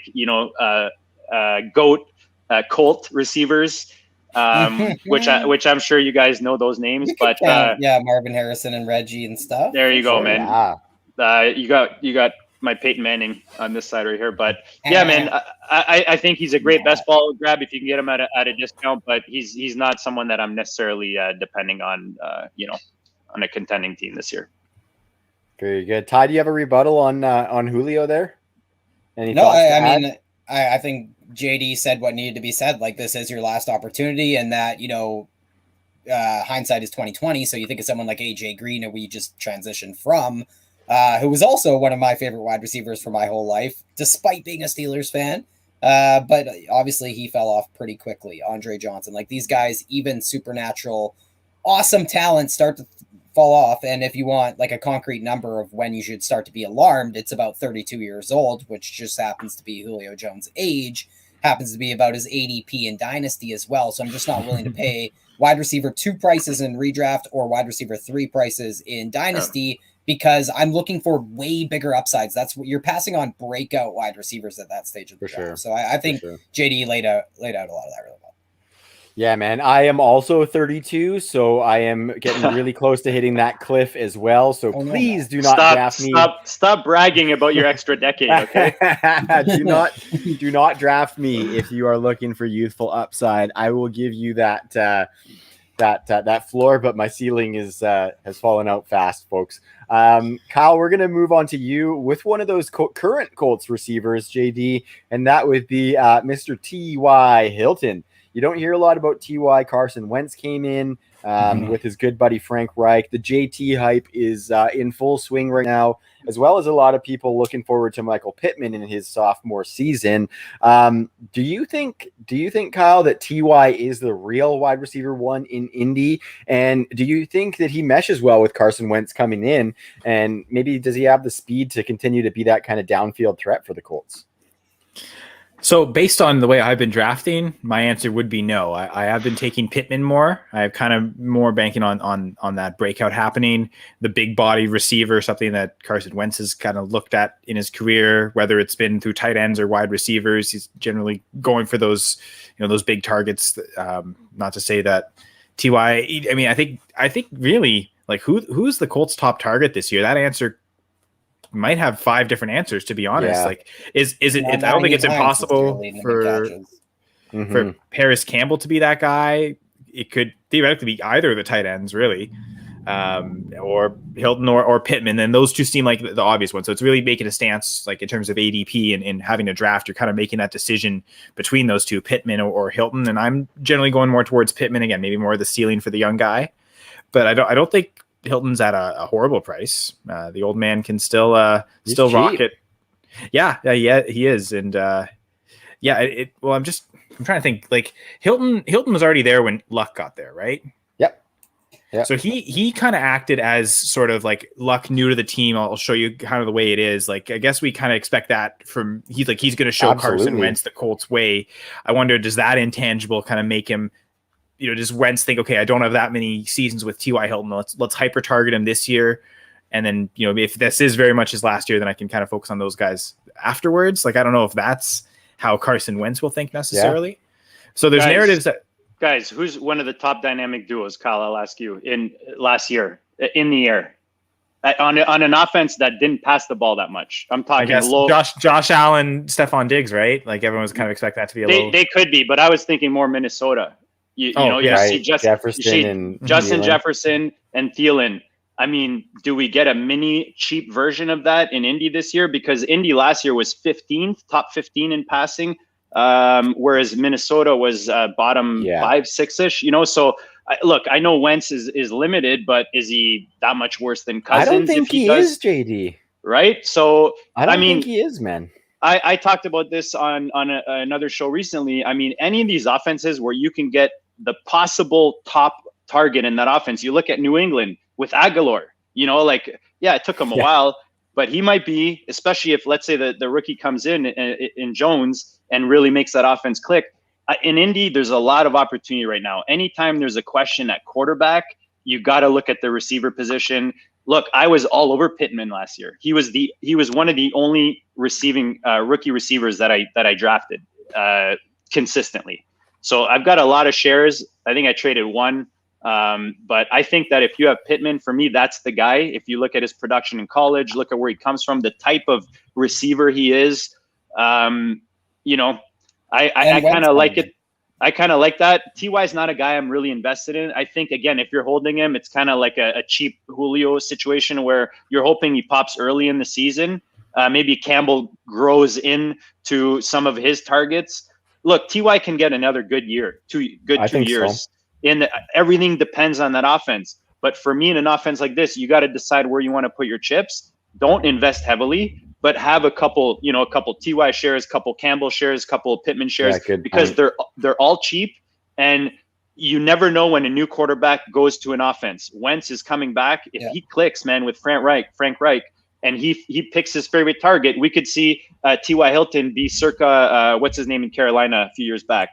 Steve Smith. Thank you. Steve Smith or something like that, right? Where like they become target hogs. So at their prices, guys, keep an eye on that. Nobody's talking about the Colts offense in the air. Like Trav said, JT's the talk of the town, even Hines. I got like high stakes guy talking about Hines, how great Hines is, with his floor.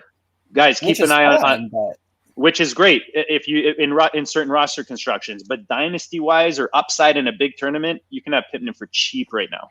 Mm-hmm. I also think Hines might be looking a little bit too much in the past instead of future. Like, Hines led the team in receptions last year. That's great. But Carson Wentz and Miles Sanders didn't have a great connection going. Let's put it that way.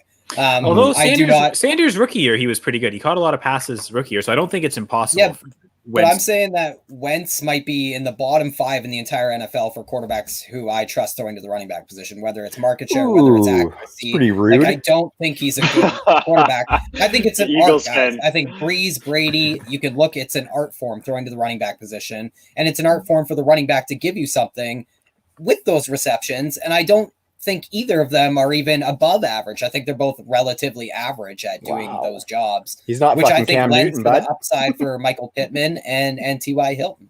Guys, someone like Michael Pittman could monopolize the end zone. Like, this guy could score 50% of the touchdowns in the passing game this year. Just wait till they bring in Zach Ertz, guys. It'll mess everything up. See, I think they would have already if they wanted to. Mm-hmm. Yeah, true. Yeah, no, I think those are all good points, Ty. And it has been like Carson Wentz is one of those guys that sometimes just puts too much velocity on the ball. And obviously when you're throwing to running backs, that can kind of screw that over. But I honestly think his big issues were mental. And I think coming into Frank Reich's offense with a clean slate is going to be huge for Carson Wentz. I've maintained, call me an Eagles homer. I don't care. I think he's got an elite skill set in the NFL as far as quarterbacks go. Maybe not the rushing ability that some of the guys give you, but I think he can be like, or the durability. Yeah. But I think like some of those injuries have been, they don't necessarily coincide with each other, right? So it's not necessarily an injury pattern that would say that this guy's knee is going to break down every year. I just think it's hard to argue anything other than you're betting on the ceiling when you're drafting Wentz and when you're imagining some ceiling plays in this offense. Whereas I'm kind of looking at it from a tendency perspective, because we know one thing, this offense is going to be very run heavy and rely on their offensive line and try and rely on that defense with Eberflus again. So I think, worrying about Wentz is kind of the wrong issue. We should be worrying about where the targets are going. And I think it's pretty obvious that they're going to Hilton and Pittman. And I think because of this offense is going to be a lot different from like Wentz, I don't think people realize how much he's throwing the ball in Philadelphia. That's what I'll say. Yeah, good point. And I think some of that volume going way down, so you need the efficiency to go way up. Yeah, like some of that stress off his shoulder. It could be good though, but I think you're like, I'm not saying that he's going to be a top 5 fantasy finisher. I just think he's got a lot of tools, and I think, like you said, Ty, that I think Ty and Pittman could have decent seasons versus expectation and versus draft cost right now, because they're dirt cheap right now.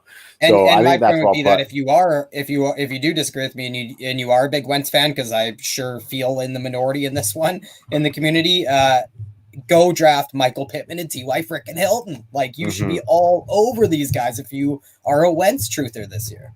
Like, all 100%. Over them. Like, these guys are going to be like a wide receiver 2 and a wide receiver 3, respectively, if what people are predicting Wentz is going to do comes to fruition. Yeah, back to the Brighter Skies best ball draft. I went with the Colts offense in that one. Took Wentz. Actually, it started with Jonathan Taylor. Wentz, Pittman, Campbell. Nice. I should have taken Hilton. I went with Henry Ruggs there. I know Ty. We were talking about that a bit. That's right. Give me a little bit of slap on the wrist for that one. I got both the tight ends as well. Doyle, Molly Cox. So hopefully that best ball league works there. I really like that in a deep best ball. Totally. All right, boys. Well, that actually does it for our time slot with you fellas. So we had a little bit more on the Darnell docket there that we didn't get to, but I think that's just a product of us having some good conversation. It's always a pleasure to chat with you guys. Kyle, you can be found at Senra Says, and like you said, you'll be on a Going for Two show a half an hour after this show ends. So thanks for coming on, Kyle. Really appreciate you joining our Canada Day bash, buddy. Absolutely. Trav, and Ty, thanks for inviting me. JD, always a pleasure to talk with you. So this is awesome, and go Canada Day. Absolutely. Happy Canada Day. Goat, thanks for coming on, buddy. It's always a pleasure, much like with Kyle, and really looking forward to the rest of the Goat District content coming up throughout the rest of the off season, because those guests have been bangers, and you and Dan are always just like amazing to just listen to chat. So thanks again, dude. Thanks for having me as always, guys, and congrats on everything you guys have built, man. Like you guys, I always give you credit. I didn't even know there was a Canadian other than Kyle. Kyle was the one Canadian that reached out to me once for the expo. But before you guys came along, like honestly, it was like, I'm like, is there anyone that's into fantasy football in this, So what you guys do is amazing, man. You guys really bring fantasy football, the Canadian community together. I have, Will Harris is, a neighbor now and a friend, and, obviously everything they've done at Viridian Global, there it is. I usually have it on. I wear my Jays hat tonight, but there you go. The Viridian gear, guys, go check it out. Check out True North. Hopefully you guys tune into the Goat District. We have, like I said, a ton of awesome guests coming on. Dan, Theo, and I on the weekly. We've got also John McGlynn with the Commissioner Evaluation, who drops a bi-weekly show, but guys, with some serious bangers. I mean, he lives around a lot of guys that we know from fantasy. They're friends with him, so he brings them on. They have great discussions. Check it out, guys. Amazing stuff, man. What you guys did today is amazing. Happy Canada Day to everyone. Hopefully you're all safe, and you have an IPA on me. Cheers. All right. Sounds good, brother. Thanks, awesome. Appreciate it, fellas. We'll talk to you soon. As they roll out of here, as you kick them out of here, Trav, I just want to say, like, Goat District is kind of, embodies the Canada Day theme, because it was seeing somebody like Goat have such a successful podcast and have such interesting conversations in the industry, because it's one of the first podcasts I listened to, and being like, oh shit, he's Canadian. So basically my Vince Carter out here. Dude, you're amazing. You're amazing, man. Thanks. I appreciate that. Dunk that elbow, Goat. All right, fellas. Pulls out his third best dunk. Wow. We'll talk to you guys soon. Okay, peace. Later, guys. Okay, Ty. So we're just about at the 2-hour mark, and we're just waiting on our next guests to roll up. And I've made a fancy little overlay that says we will be right back, so you and I can go both take a bathroom break. So we're going to do that while we wait for our next guests to jump in the lobby. And anybody who's with us, please go have a bathroom break as well, but stay tuned because we got lots more good stuff coming. Make sure you mute that mic, Ty, while you're away.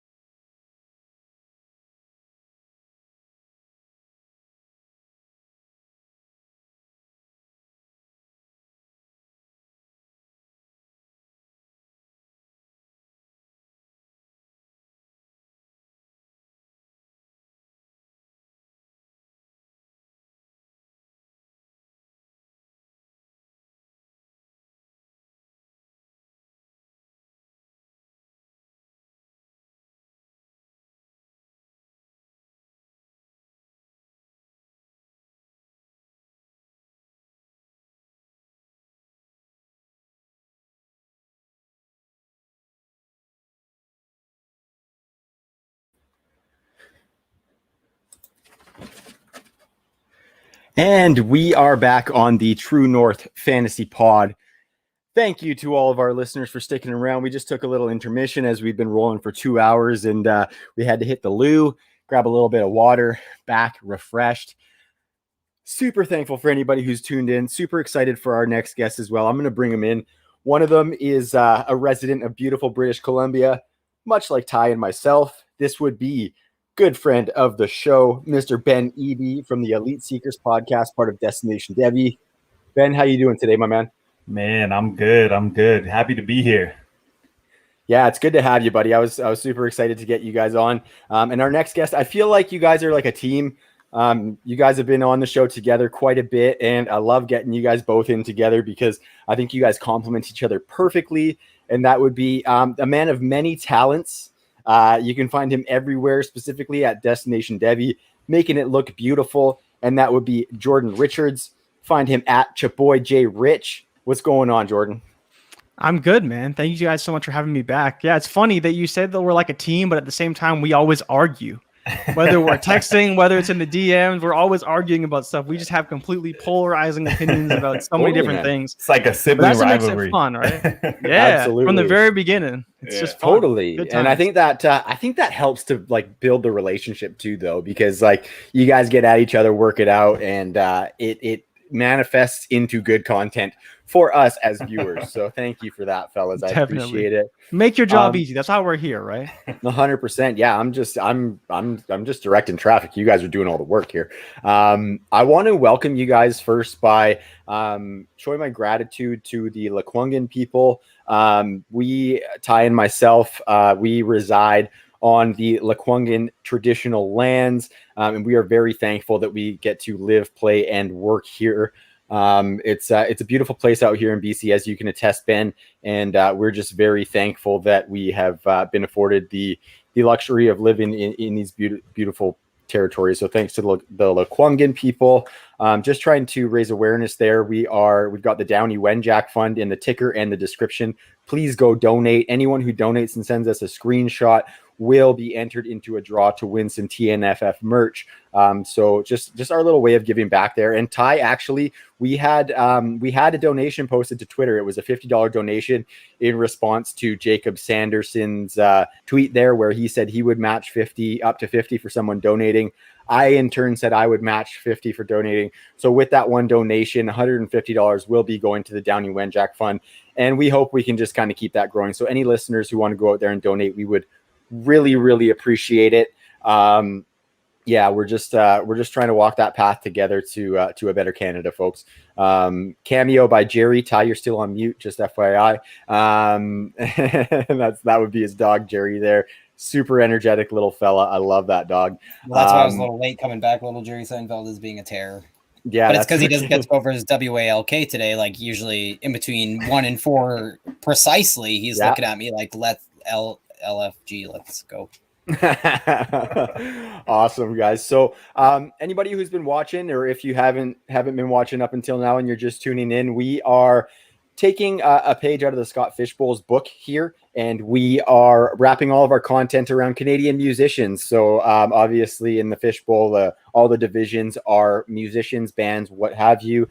We've kind of done similar things with our segments here and kind of wrapped them around one of the songs from the artist. And you guys, it's funny, you guys drew Drake, which Jordan, with yours and my conversations about music and things like that, it felt really fitting that Drake was the draw for the two of you. I will have you know, that's just how it worked out when I mapped out the show sheet. I didn't specifically pick that. But Jordan and I talk a lot of music, and I'm a little bit more like old school with my hip hop stuff. And he's made some efforts to educate my curmudgeon ass on some new hip hop music that's out there. So I appreciate that. And I'm excited to get into a little bit of Drizzy with you guys. Awesome. Happy to do it. You know, yeah, it's good. People, man. You show me. I love talking music with people because most people they don't check everything. That's cool.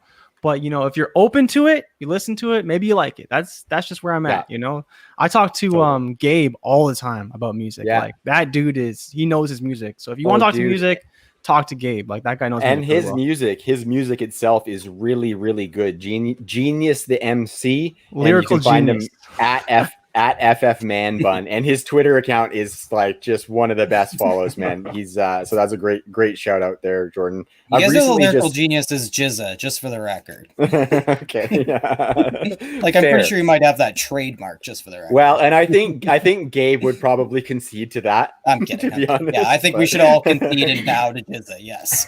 Yeah. So the first Drake themed segment that we're going to start with, fellas, is started from the bottom. So we're going to talk about some players who were late round picks or undrafted players, and talk about what we kind of expect for 2021. So we've got some veterans listed at the top there.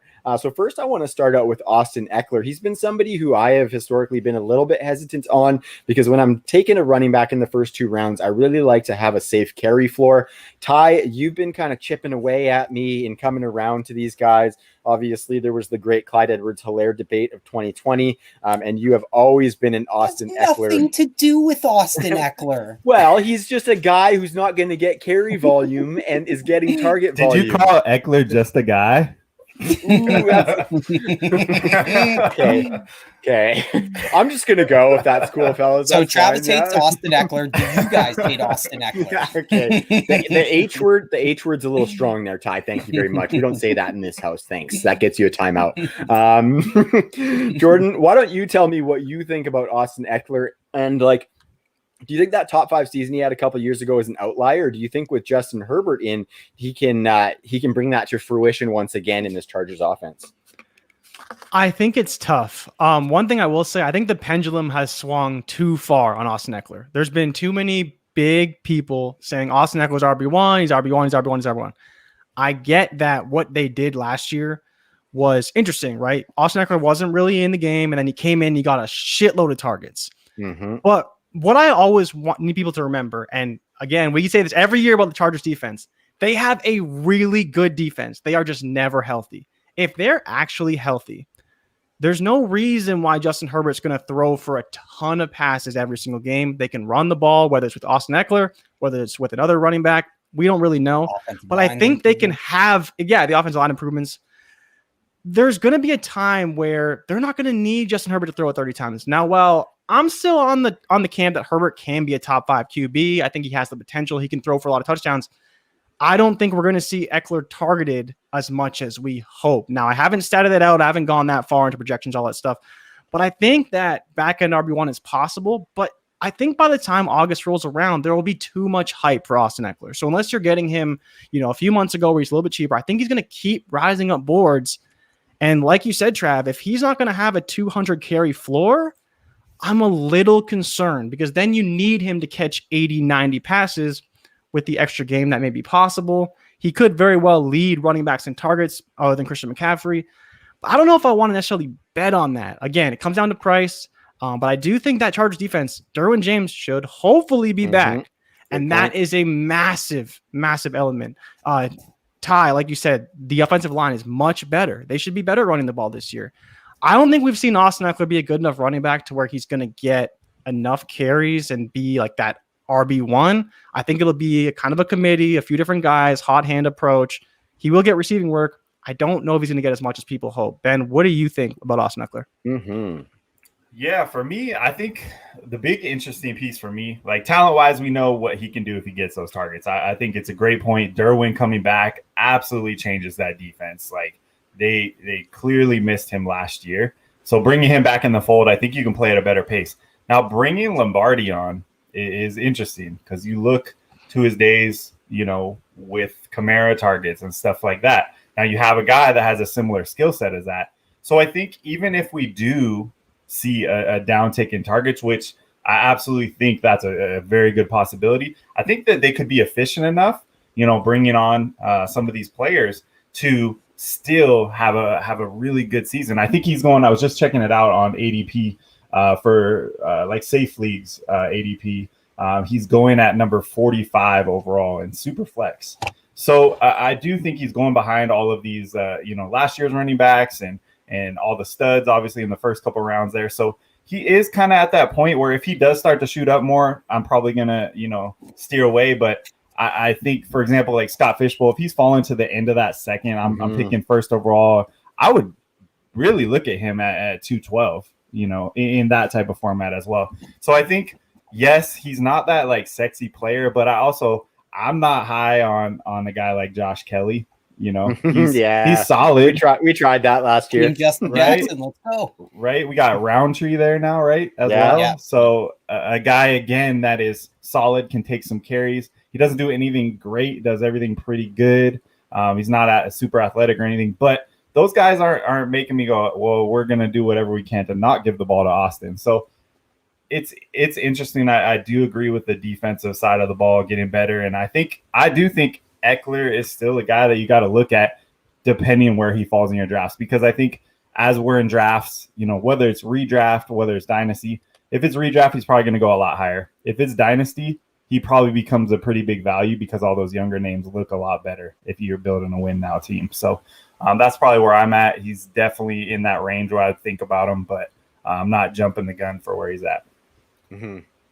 Yeah, I think that's all really well put, and it's interesting because I was looking at, during the Clyde Edwards-Helaire debate of 2020, Ty, I was looking into running backs with less than 200 carries to finish inside the top 12, and over the last 5 years, we've averaged between 1 and 2 per season who have had under 200 carries but finished top 12. And actually, I think last year was a really big year for that. We had 3 or 4, so the tides could be changing. And I know that, Ty, you think that he could be one of those outliers, eh?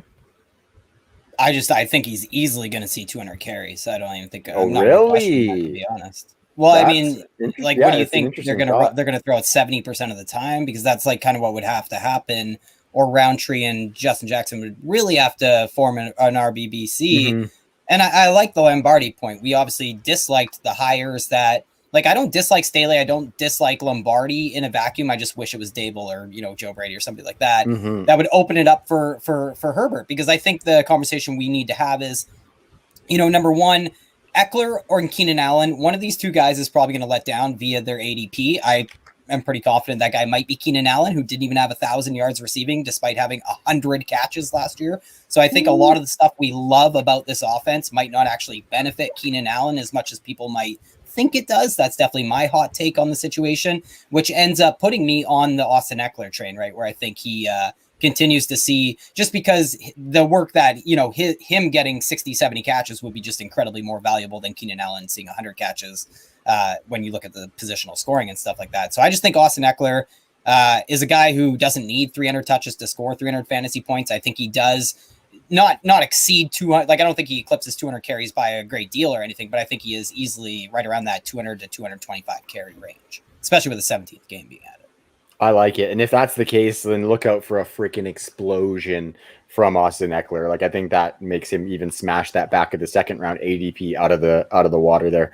So all good points, fellas. Just really quick, I just think with the defense, with the hires, with the coaching staff, like, it really shifted my point of view over the offseason.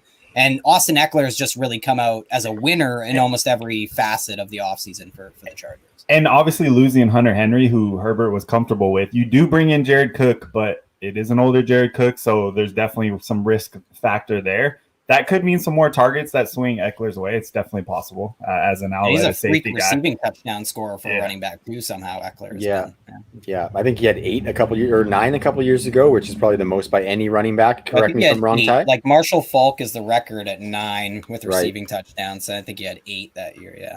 And we've seen other backs do that, but Eckler seems to score more touchdowns more often. Like we've seen James White and Tariq Cohen. We've seen guys have spiked receiving touchdown seasons at the running back position, but I'm more confident in Eckler doing that for sure. Yeah, totally. Totally, man. And I think the carry share that you're expecting would take some of the risk out of Austin Eckler. So I like it.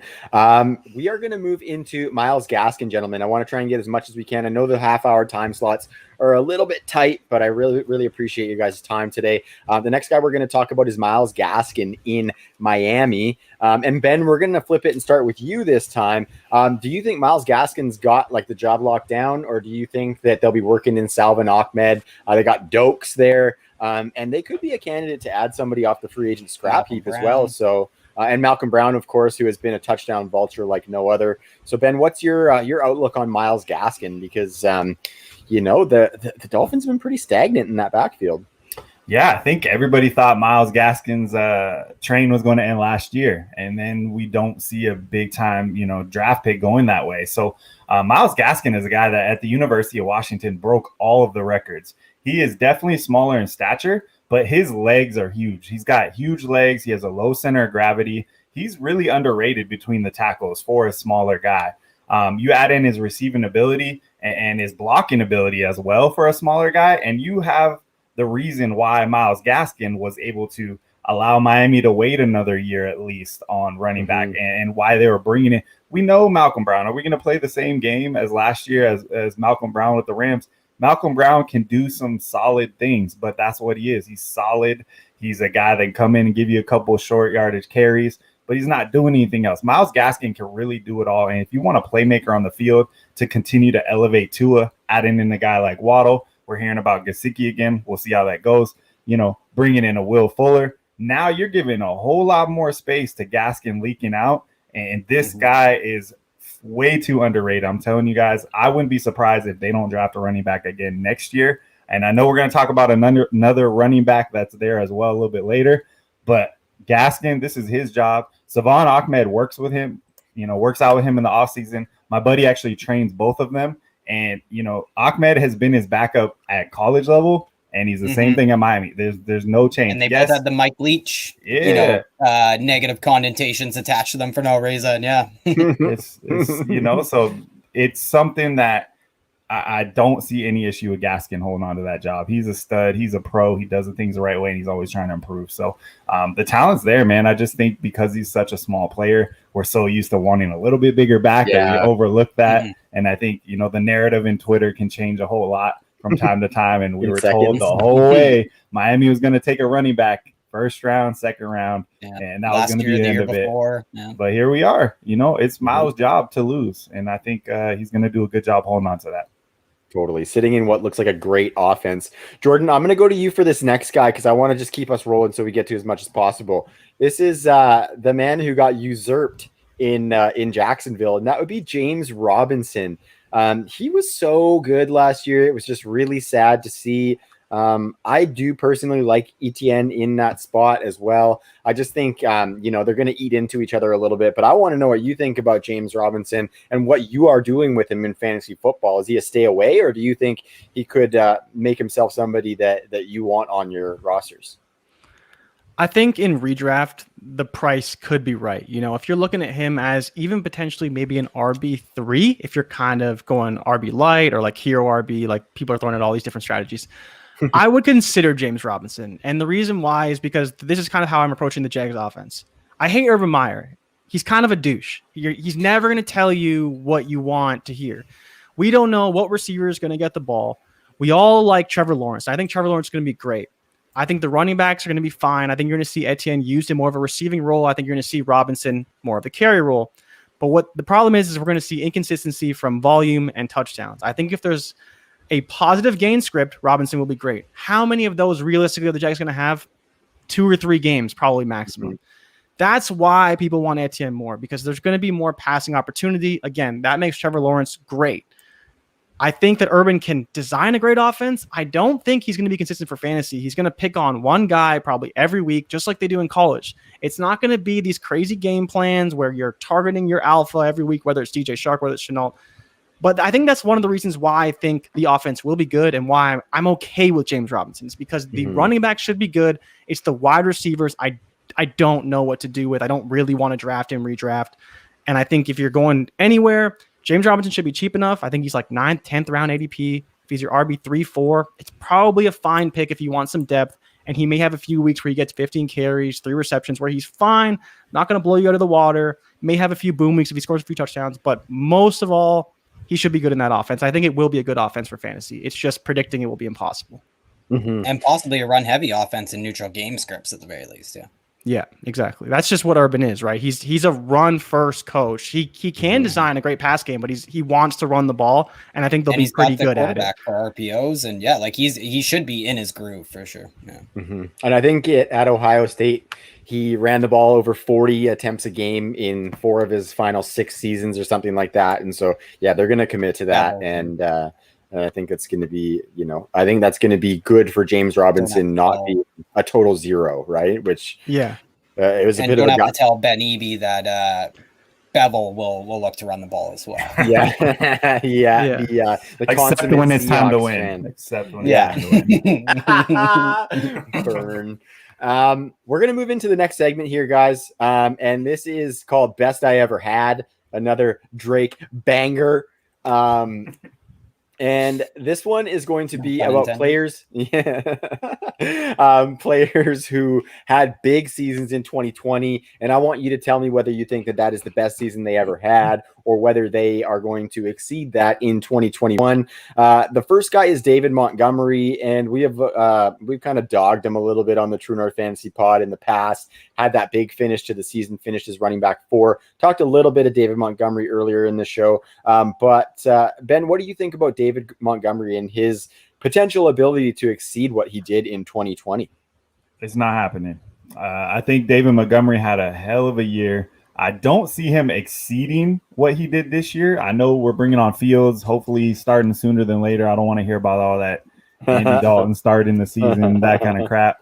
But I just don't see Monty had an incredible year. If I can get that same consistency from him for the next couple of years, I'd be more than happy. I know he's been putting in a lot of work with Footwork King, with Rashad over there. But this is an offense where I think hopefully we're going to start to see more consistency in the air. We were running with Trubisky to start the year last year. I think bringing in a rookie at whatever point they're going to do that, or even Andy Dalton, I don't think you're going to air it out like crazy right out of the gates, but I think Fields has that arm where we're going to see a little bit better balance than we've seen in the past. So I think that when you're asking me if he's going to outdo what he did last year, I would be very, very surprised. I'm definitely feeling David Montgomery maintaining what he's doing, because you also got to bring back a guy like Tyreek Cohen, who, I don't love him, but he's there and he does some things well. So that's going to take away some of the passing game. I think Cole Kmet is starting to grow. Yeah, they brought Jimmy Graham back, but he's a guy that's going to, potentially take away a few of those carries. They're just going to have a little bit better balance, in my opinion. I do think David Montgomery going to throw more, I think. Yeah, so I think David Montgomery has a chance to do the same sort of output as he did last year and be a little more efficient even, but I don't see him exceeding. I'll be pretty surprised on that. Yeah, totally. I like it. Jordan, it looked like you had some thoughts there, man. Well, I'm going to be quick. So my only issue with what Ben said is that you're talking about Fields, you're talking about the offense being better, but then why can't he score more touchdowns? I get the RB4 finish, but there was a lot of running backs hurt last year. So the points per game wasn't like insanely high, but if he matches the points per game, he scores a few more touchdowns. I think that's realistic. Like, I think Fields will elevate the offense. I think they will be better. I think they'll score more points. That all translates to points that David Montgomery will probably score. But more so than anything, his ADP is still really low. Like, you can still get him. I think he's like RB almost 20, right? He's sandwiched between Antonio Gibson and Chris Carson. I get people like Chris Carson. They think he's going to be the workload. I think David Montgomery could easily outperform ADP. So I think he's fine. And I definitely think he can do better than last year because he had a slow start, picked it up. If he continues, a similar pace, why not do better than last year? I agree. Big time value on ADP.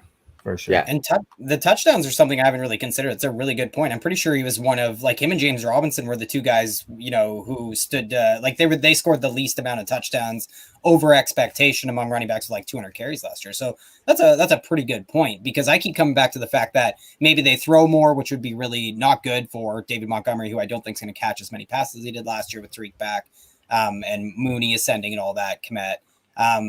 Because I do think, like, it comes down to, like, do you think Minnesota is better? Do you think Chicago's better? Like, are either of them a 9-win team? It's a tough division for me to, especially with friggin' Aaron Rodgers right now. But that is a really interesting one. Like, maybe I need to get into the touchdown upside for David Montgomery, which would definitely get him back into that tier that I keep keeping him out of, I should say. Yeah, he scored 8 last year, right? So he could do a little bit better. He could maybe hit 10. Yeah. He did have a lot of touches, but the rushing touchdowns, he only had 250 carries, right? So could he see 300 carries this year? I think it's realistic, but we'll see, right? I think there is still touchdown upside where he could do even better. I also think that Khalil Herbert is super underrated. I feel like he's a guy that's going to be NFL ready right away. So that also makes me hesitate just a little bit as far as overall carries. I think with the longer season, are you going to want to really ramp him up? maybe not. But there's definitely the potential. I mean, he had a hell of a year, and the talent's there. Yeah. Yeah, man. Khalil Herbert. We were going to chat about Khalil Herbert, but I had to make some business decisions on the topics here and moved into the best I ever had. And we're going to get to the last guy here. And with Ben on the show, I would be remiss if we didn't talk about this guy, because talk about best I ever had. This guy is all Ben ever wanted. He is Ben's everything. I talking about Ben's tweets. And that would be DeKalen Metcalf, DK. He had a big year last year, 83 receptions on $129 targets, just over 1,300 yards and 10 touchdowns. Huge year for DK. 83 receptions is great for somebody who we thought was a big deep threat, but he showed that he's a little bit more than that. So Ben, you'll get your chance, but I'm going to start with Jordan on this one. Do you think that was the best that DK will have, or do you think he exceeds that 1,310? I think it's the best he has as of right now. I don't think he's have a better. I'm saying I don't think he's gonna have a better year this year. Yeah, okay. Just the way I think the Seahawks are headed, I think they're gonna make some smarter decisions. I hope DK can be a more complete receiver from not running as many deep routes. His average up the target was crazy deep. Again, that's not always the best for fantasy. You do want to see players used all over the field, but I do think he can do it. I told Ben last year, what was it? I think it's 125 targets, 1,200 yards, 10 touchdowns. And he had 1,300 yards, 130 targets, and 10 touchdowns. So it was very, very close. But I don't know if he's going to have a better year this year. I think they're going to spread it a little bit more. I think they're going to use that offense a little bit differently. I think he will be great. I don't know if he'll do better, though. Ben, what do you think? Yeah, you're really in tune, Ben, with the Seahawks. Having lived there, just for some context for the people, you lived right near there. You are full Seahawks mode. Somebody who I rely on And when I have questions about that. Yeah, totally. Yeah, BC is a heavy Seahawks nation for sure. Totally. So Ben, where are you sitting on that? Do you think he can exceed that if Russ is cooking? Yeah, I think the big factor for this right now is Shane Waldron, our new offensive coordinator from the LA Rams, who did wonders for Cooper Kupp, did wonders for Robert Woods. DK, talent-wise, is above and beyond those guys. Now, he's younger and he has a lot more to work on. Jordan mentioned his deep ball. It was his thing last year, right? It didn't really matter. Like, he could line up across from a guy, tell the guy, I'm going to go deep on you right now, and then go do it. And the ball could be there. The defender could be there, and he's still big enough and strong enough to go up and get it. Now, what we're hearing a lot about is him and Russ have been working on a lot of these across the middle routes. We started to see the Seattle Seahawks try to adjust. When we tanked last year, when the Seahawks tanked, it was because teams just started loading two safeties deep. They're like, yep, you're not getting this anymore. And they couldn't answer to that. So that's been what they're working on all offseason. They're also working on quick releases. I don't know how many days of the camp I've seen a video where Russ is literally, they're just tossing him the ball. He's just quick throw to DK. Like literally half-second release. Like throw it to him. So I think you're going to have a lot more of, bubble screens. We won't give you an offensive line, but we will allow you to release the ball. They brought in Gabe Jackson, traded for Gabe Jackson, which is a big upgrade for us. I don't think Russ needs a top-level offensive line. Give Russ a close to average offensive line. I'm a big proponent his escapability is what he's known for. These guys, we devalue it. So I do think that DK has a lot more in the tank. I think, Tyler Lockett is a guy that I think everybody thinks because I love DK so much I hate Lockett. No, Lockett is going to have a hell of a year as well. But I think there's going to be solid balance, and bringing Carson back makes me feel better about DK as well, because Carson is a dog, man. He is underrated. He is tough as nails when he gets hit and after contact, and he's an underrated receiver. Now you also have Rashad Penny, who's a guy I know we don't like to talk about, but he is a talented running back as a backup, and he's going to be able to take away some of those carries. I think he's finally healthy. He's gone through a whole year where he hasn't had any issues now. So, I think there's a lot of upside for DK Metcalf and the Seahawks, and I think Shane Waldron coming in knows that DK wants to be one of the best and is going to try to do anything he can to help him become that. And Russ and DK are buddy, man. They were just playing on 2-on-2 with some guys last week at Barclays Center in Brooklyn.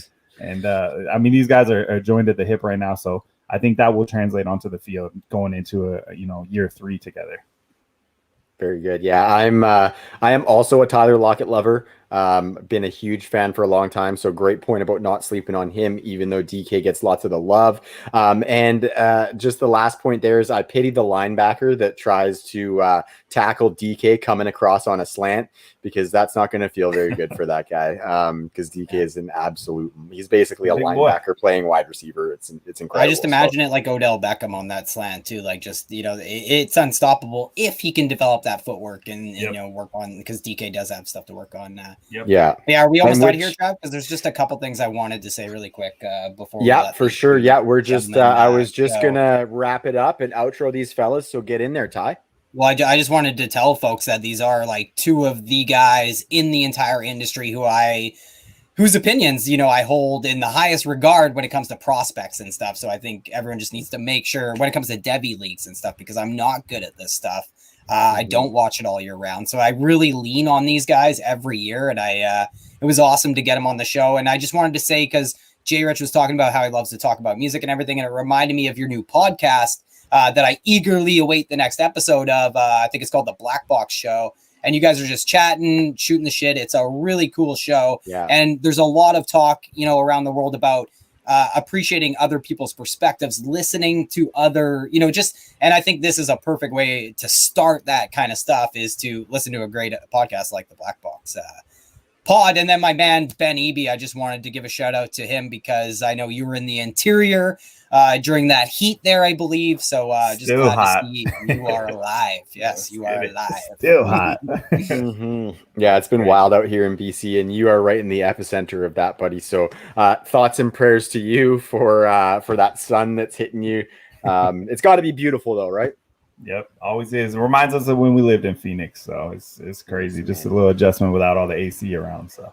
Oh yeah, and that's at the Ben Eby on Twitter, we got to get this guy to Mr. 3000. Yeah.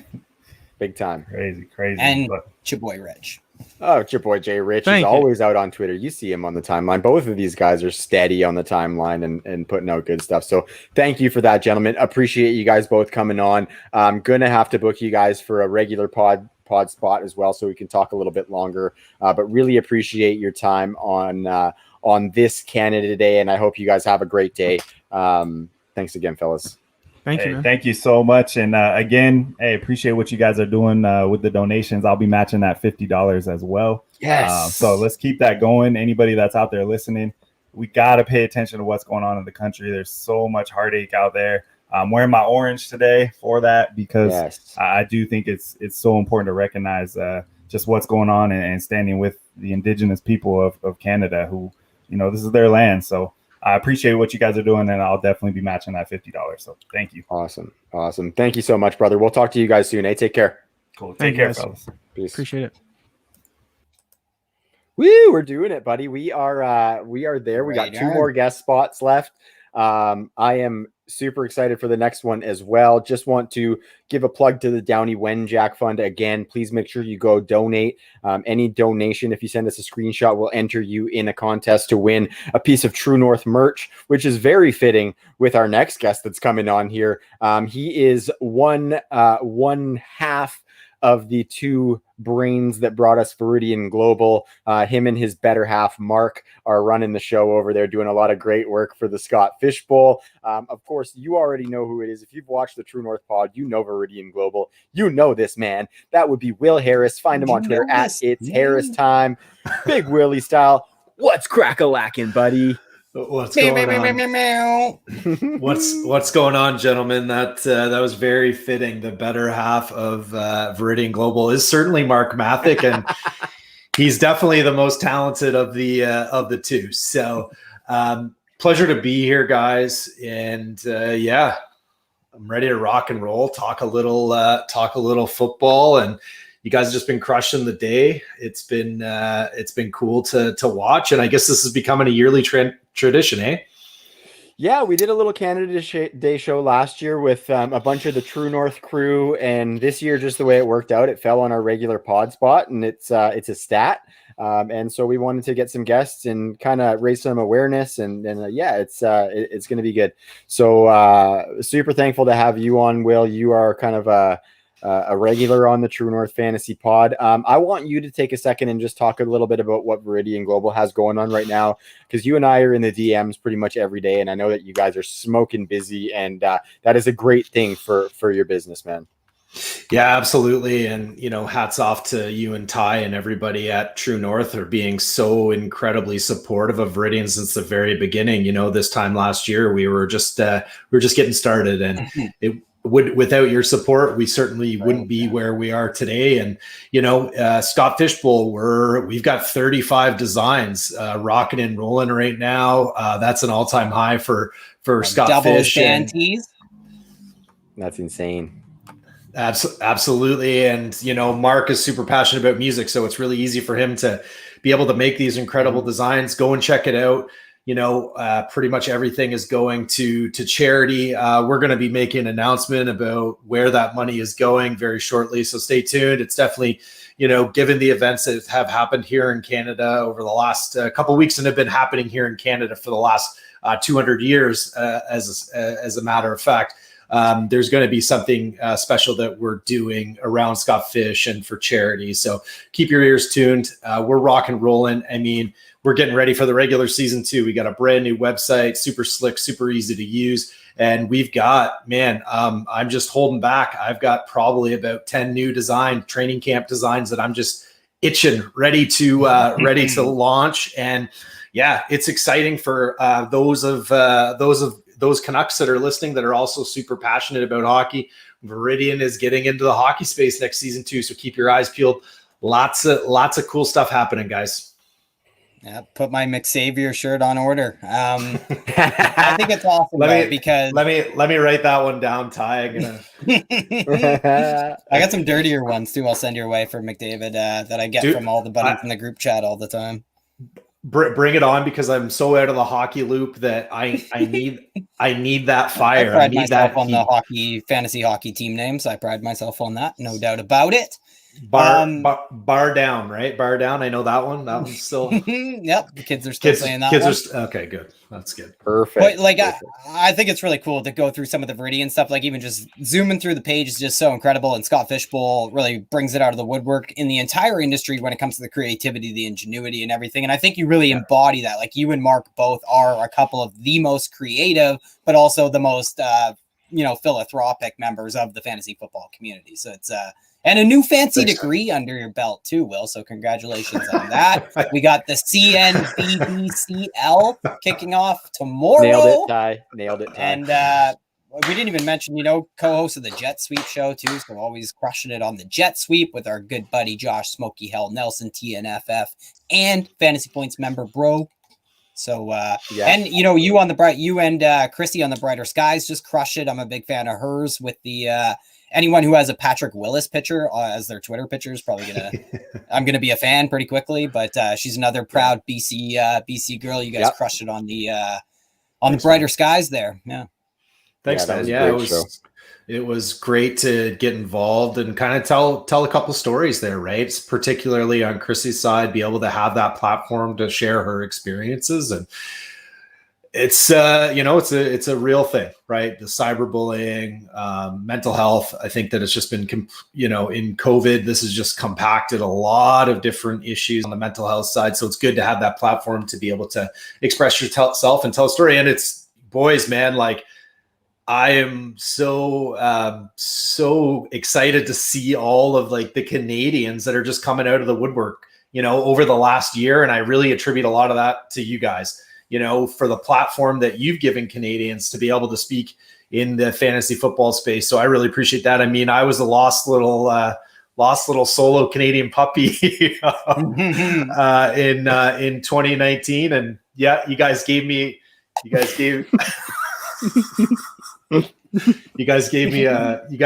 home. I think that Trav probably sent me some inappropriate DMs to get me over, but that's yeah, we're supposed to talk about that, Will. Thanks. Yeah. Oh, sorry.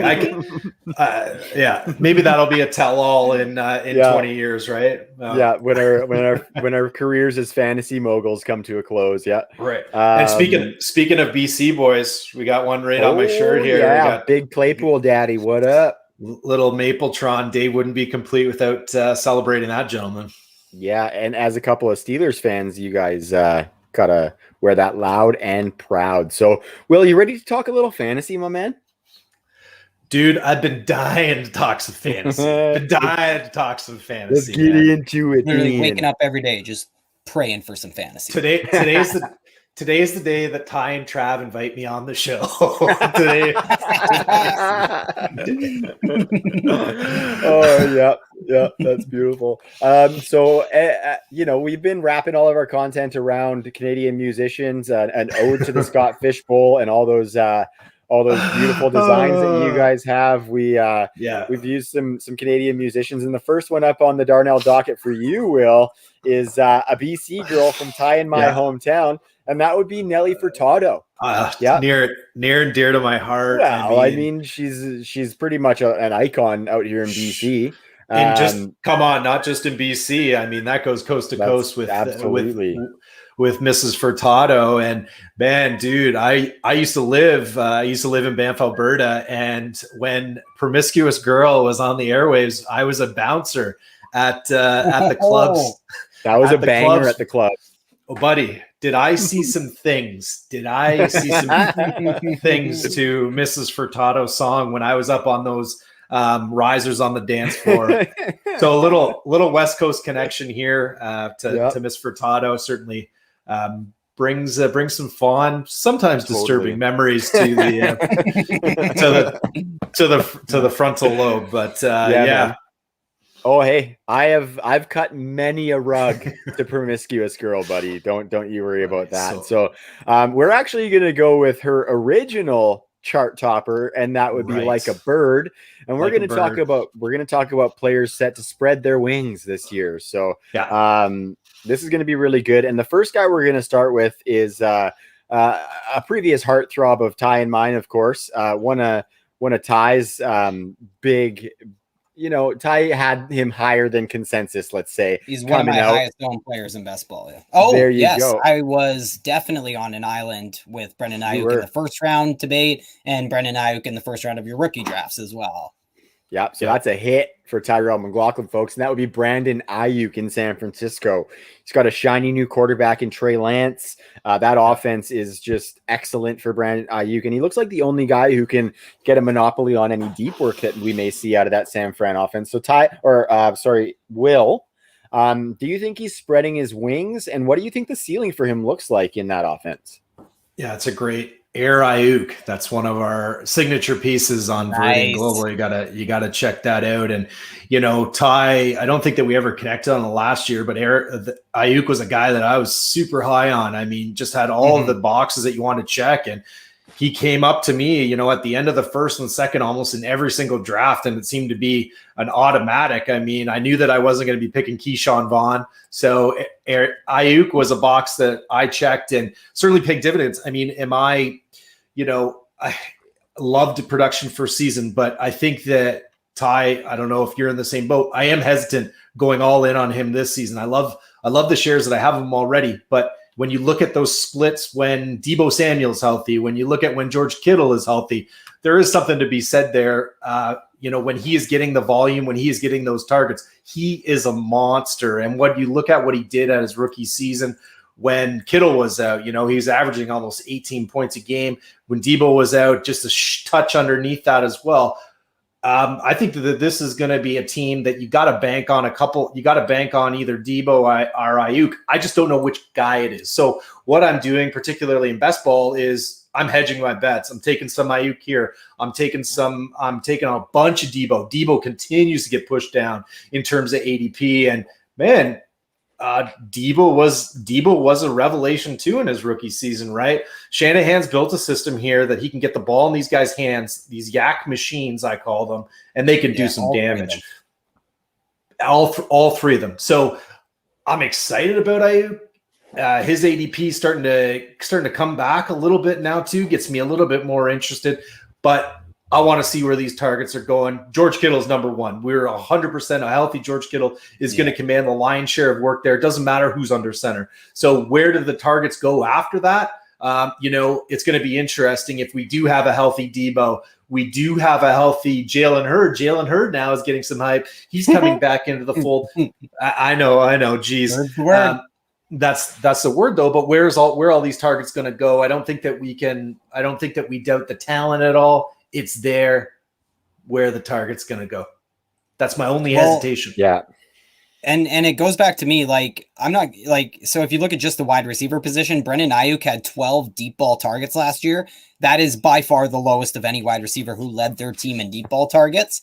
The rest of the wide receiver group in San Francisco had 12 combined. So I just think it's so obvious that the deep work will go to Brendan Ayuk. And it's so obvious that the deep work is going to see a massive increase when Trey Lance does take control of this offense. Or even if it is Jimmy Garoppolo, like the only way it wouldn't is if it was a complete dumpster fire at the quarterback position in San Francisco next year, because even Jimmy Garoppolo in 2019 had a lot of success on the deep pass off of play action, because we know that's going to be a strong component of this offense in San Francisco. So I really like Brendan Ayuk. Is he going to be the wide receiver 3 like he was for that 9-week stretch behind Devontae Adams and Stephon Diggs? No, he's not going to be the wide receiver 3, but that just gives him a lot of, like, that's what we're talking about. That's how good Brendan Ayuk was as a rookie. Yeah. Nobody was expecting to hit. He was a 9-week wide receiver 3 overall guy. So I just think he has a lot of room to fall back to earth.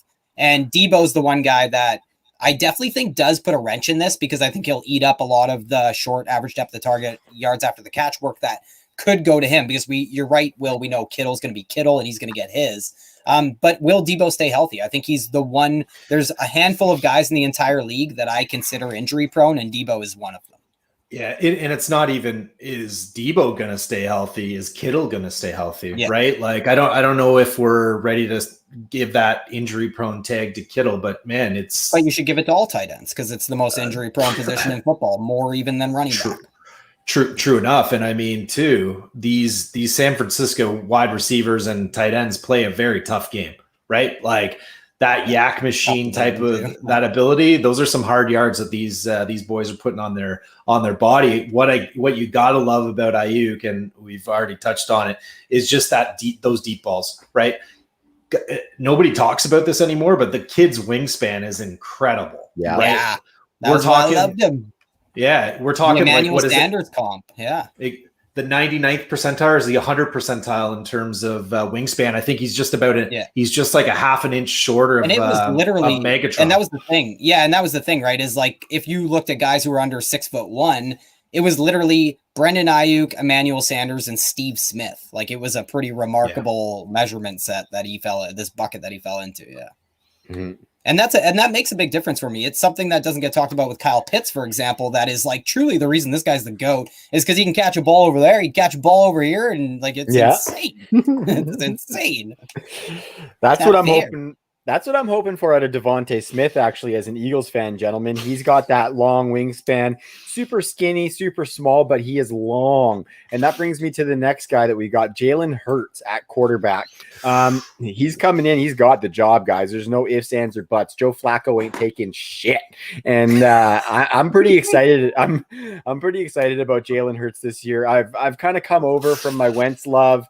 I got to be a loyal fan to the Eagles, right? I can't just bail on them because they got rid of a quarterback who I liked. I have to embrace what's happening going forward with the team.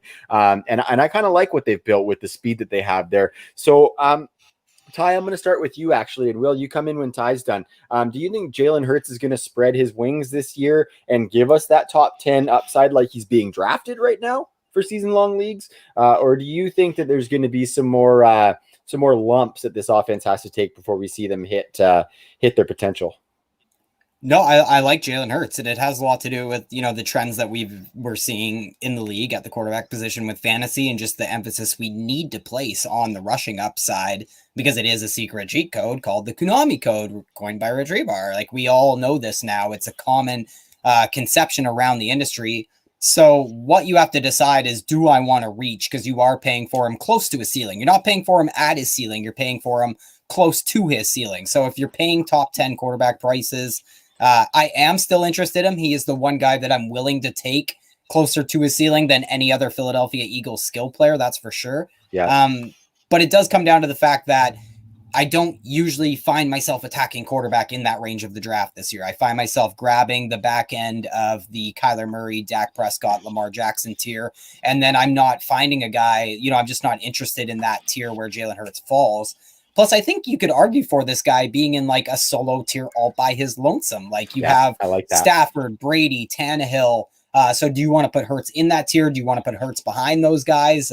And that's where it comes back to that rushing upside. That is both a floor and a ceiling for a quarterback. So while I find myself passing on Jalen Hurts a lot and just taking a Stafford or a Brady 2 rounds later than Jalen Hurts as my second quarterback, maybe, I guess he just falls in a weird place of the draft, and I just don't see the ceiling of him being the QB1 overall, maybe, even though I actually was a big Jalen Hurts fan compared to like the masses. Like I still like Jalen Hurts, and I like the system he's about to be unleashed in, but we also have a first-time play caller. We have a lot of other issues, like how much I don't seem to be on board with Devontae Smith as everybody else. Like I don't dislike Devontae Smith. I just think, it would be unprecedented for him to have a big explosive hit in fantasy. And I think the passing volume is going to dictate a lot of this too. Like obviously the rushing is there for Jalen Hurts, but the passing volume is going to be interesting because you and I originally thought, Ty, that they were going to go way more run heavy, and then they drafted receiver in the first round. Yeah. So it's just kind of contradicting there, and it's going to be a fun one to watch. I'm excited for this new era in Philly. Will, where are you sitting on Jalen Hurts? Yeah, I'm flapping my wings for Hurts. I think that he's gonna take off. To Ty's point, though, where he's being drafted is just way too close to ceiling in a position that has incredible depth. Like you're banking on a lot of things going right in order for Hurts to hit. Where I really love the Hurts situation, though, is if you drafted him last year in Dynasty, and where he was a complete afterthought, particularly in startup drafts, right? I'm sitting on teams where north of the 10th round, you were picking him up in startup. Now things get really interesting and juicy for those dynasty squads with Hurts on it. I love this kid. I think he's going to bring an element to Philly that will be a lot of fun for football. I also love what Hurts can potentially do for Miles Sanders as well. You look at those game splits with Hurts in and Sanders in, man, those are some really nice weeks by Miles Sanders. The question marks for me around Hurts is, how does this impact Goddard, first and foremost, especially in tight end premium leagues? What does that look like now that Ertz is going to be out of the scene? What does Rager bring to the table in season 2, fully healthy? And then Devontae's in the slot, if that's where he's going to stick and play. Where does Devontae Smith kind of fit into this? And then I think the most interesting to me that is a complete throw in any trade, or you can pick him up off. I'm picking him up off waivers right now. Is Travis Fulgham? What role does he play? Does he come to camp ready to be a wide receiver one, which was kind of the knock on him once he started to get hot? He didn't want to practice like an undrafted free agent anymore, and that was a big knock on him. And we saw him fall off a cliff after that. So really interested in this offense. Certainly more on Goddard, of course. He's a lock on so many of my rosters, and then taking those dart throws on those, and then taking the dart throws on any of those wide receivers in best ball and in season long too at the right price. I think Smith is kind of priced out of my market, but the other two guys are certainly in my wheelhouse. Coach Craig says Fulgham is meh. No shit. Yeah, that's why he went out of Detroit, landed in Philly, and had that supernatural 4-game stretch. But I think the point that everyone's trying to make here is there isn't that possession X wide receiver in this offense, and it's going to be somebody. So, Coach Craig, do you want it to be Fulgham or do you want it to be JJ Arcega-Whiteside? It's gonna be Dallas Goedert, guys. It's gonna be Dallas Goedert. But how can it be if they're running these kind of like a little bit more run heavy packages? That would be my question, like my devil's advocate, I guess, like. Because I worry, you always worry with a mobile quarterback, especially when he's going to run as frequent as Jalen Hurts. Where do these short dishes, like the dump offs, where do they go? You know what I mean? And so that obviously worries us with Miles Sanders and Dallas Goedert. I do expect Zach Ertz to be out of town though any day, so that is going to just single handedly bump up Goddard's value a little bit, which it obviously shouldn't, but it will make his ADP rise a little bit. Well, and we we saw some good rapport with Jalen Hurts and Zach Ertz last year.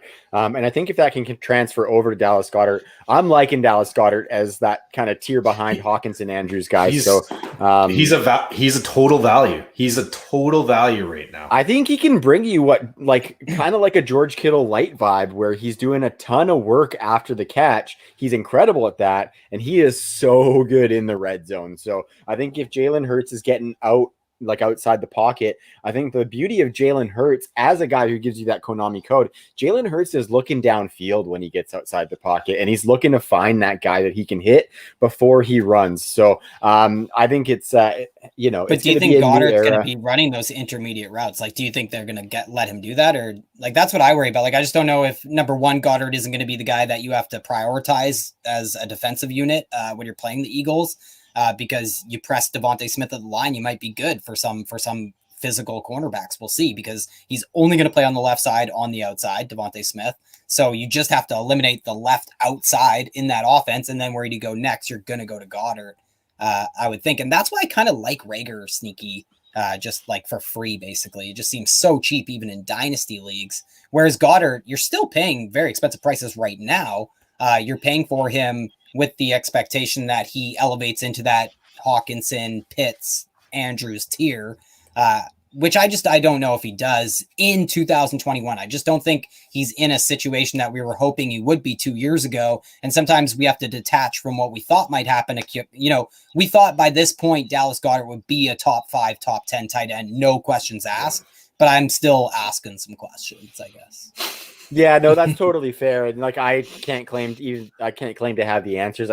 I kind of hope they run Dallas Goedert on some of that stuff, because I think it can help Jalen Hurts. And but anyway, we've been spending entirely too much time on this. We're moving on to the next piece of the segment. Coach Craig. Yeah, definitely Craig's fault. It's Craig's fault.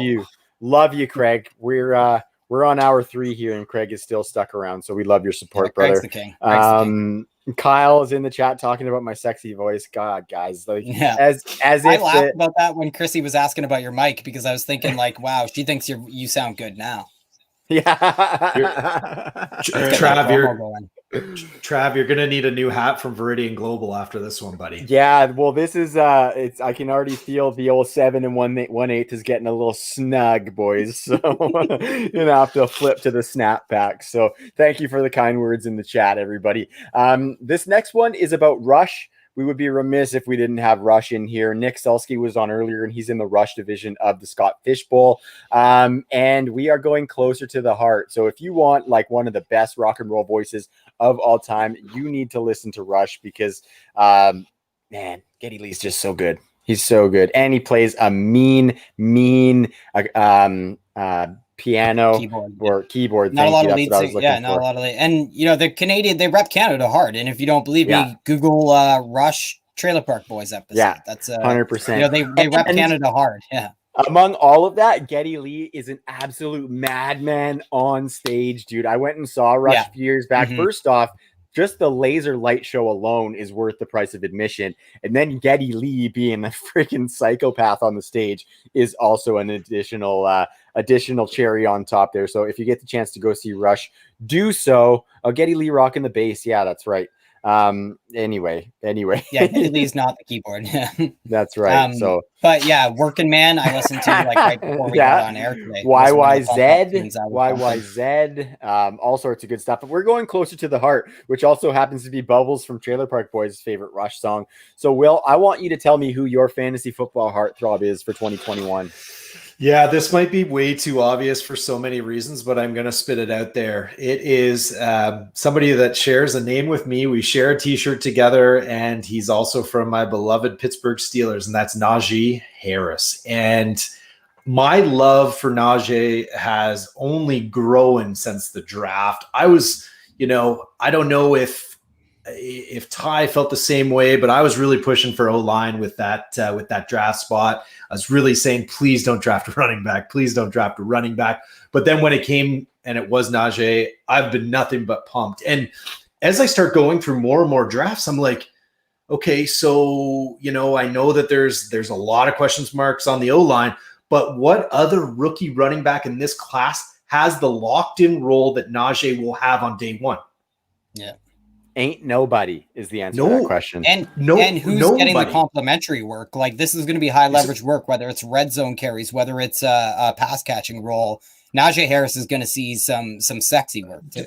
Dude, and tell me why his ADP is decreasing as we get closer to the season. That's what's just been mind-boggling. And now I'm just like almost on automatic. Oh, Najee's there in the third and the fourth. Oh, boom, boom, boom. I'm taking Najee at the top of round 2. Like, that's I have Najee ranked as my 15th overall player right now. Mm-hmm. So, and I look at it, and we're talking about, on the rushing side, but let's talk a little bit about on the passing side, where I'm actually more interested on the receiving work that he's going to get. Hey, you know what? Big Ben, you want to call him what he will, but he's going to check down. They're going to throw the ball a ton. And if they're as bad as everybody says it is, guess what? That passing volume is going to stay sky high. And when I look at, we shouldn't be worried about the offensive line, Will.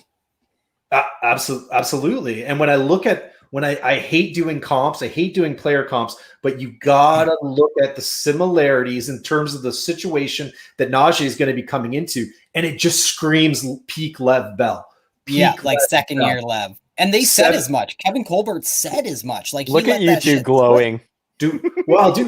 Man, for fantasy, this is the kind of stuff that you want to get in front of. You want to understand, because Najee, where he's being drafted. Dude, man, we were all over JT. We were drafting JT almost at his ceiling, and we're not even drafting Harris at his floor right now. We're not even drafting him on Eckler.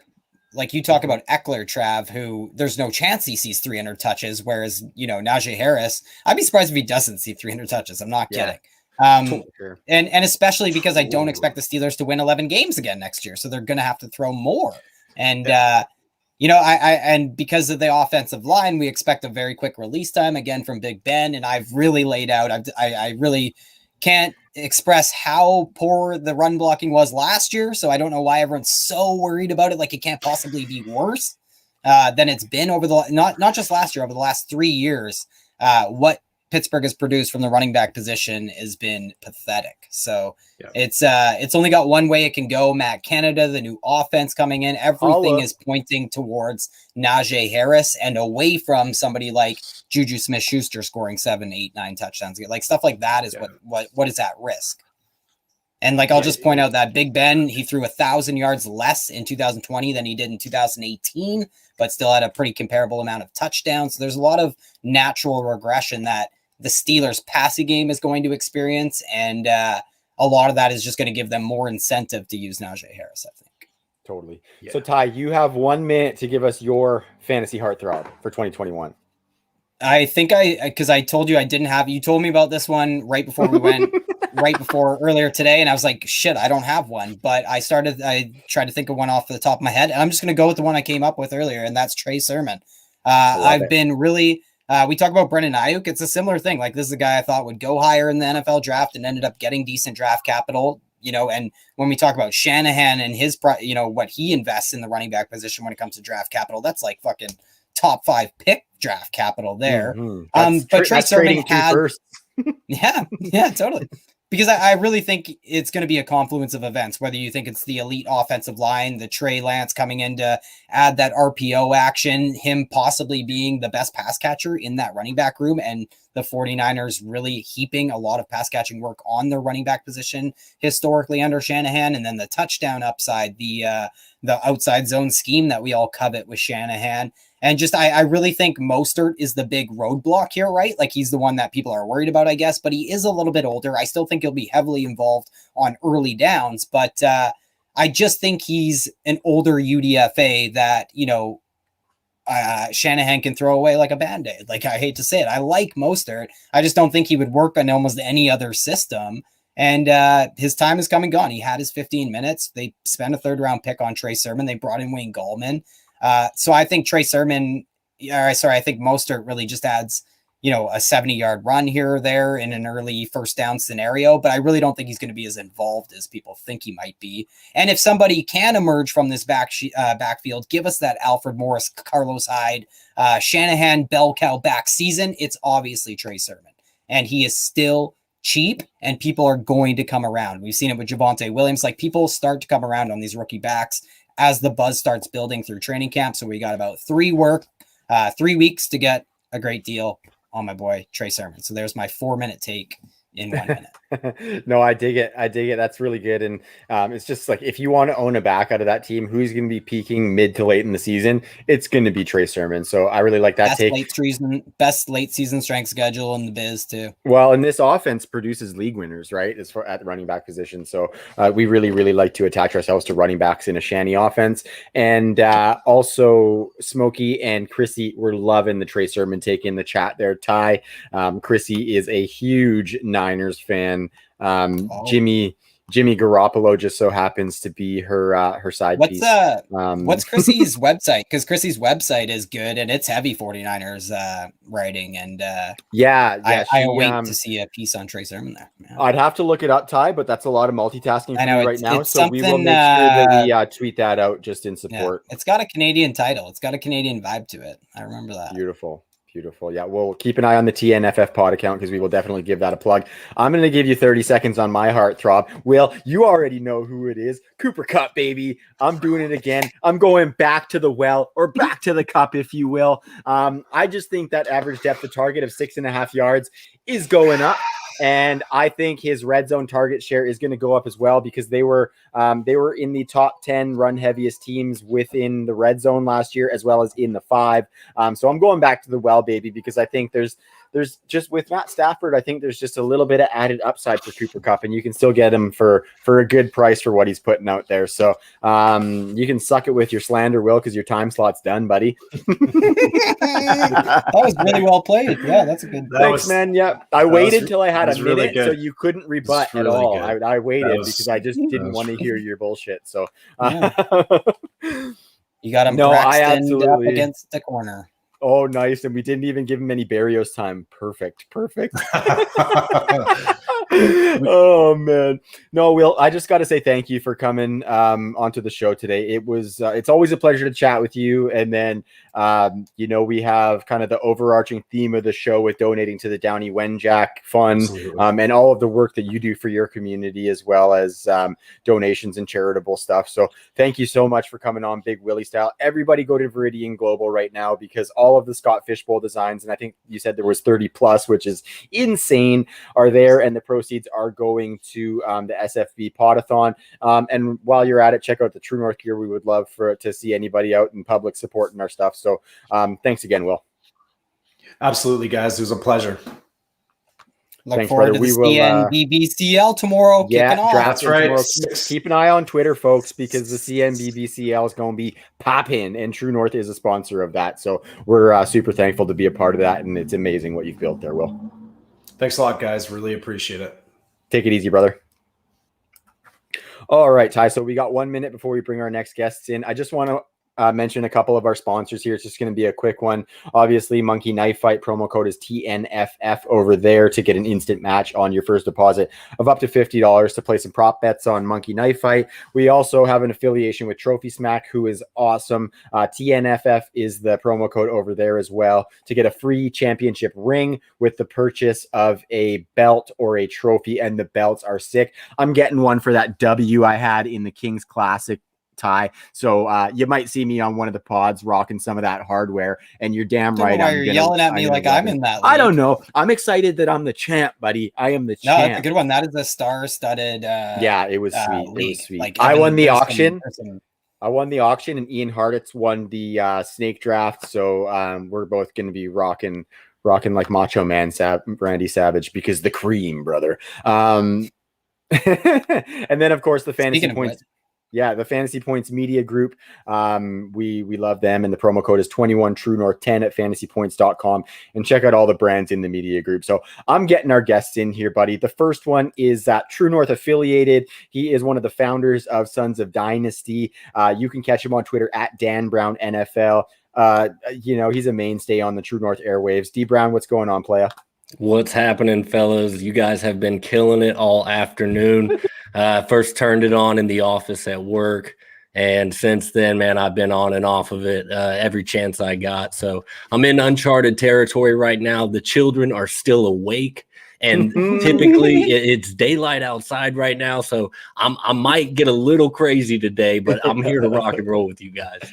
No, I love it. Tell Mrs. Brown that we said thank you for wrangling the kids so we could have you for a little bit on the Canada Day Bash. And our next guest is he is Vancouver bred. He lives in California right now, but we're super thankful he came on to represent the flag. And that would be he is one of the best minds on Twitter. And if you didn't know already, he is actually a pro scout, so recognize. And that would be Mike Liu. You can find him on Twitter at Mike Me Up. And I'm not going to blow it this time because Mike, last time I said there was 3 P's on Mike Me Up, but there's only 2 P's on Mike Me Up, folks. So make sure you go give that a follow. What's cracking, buddy?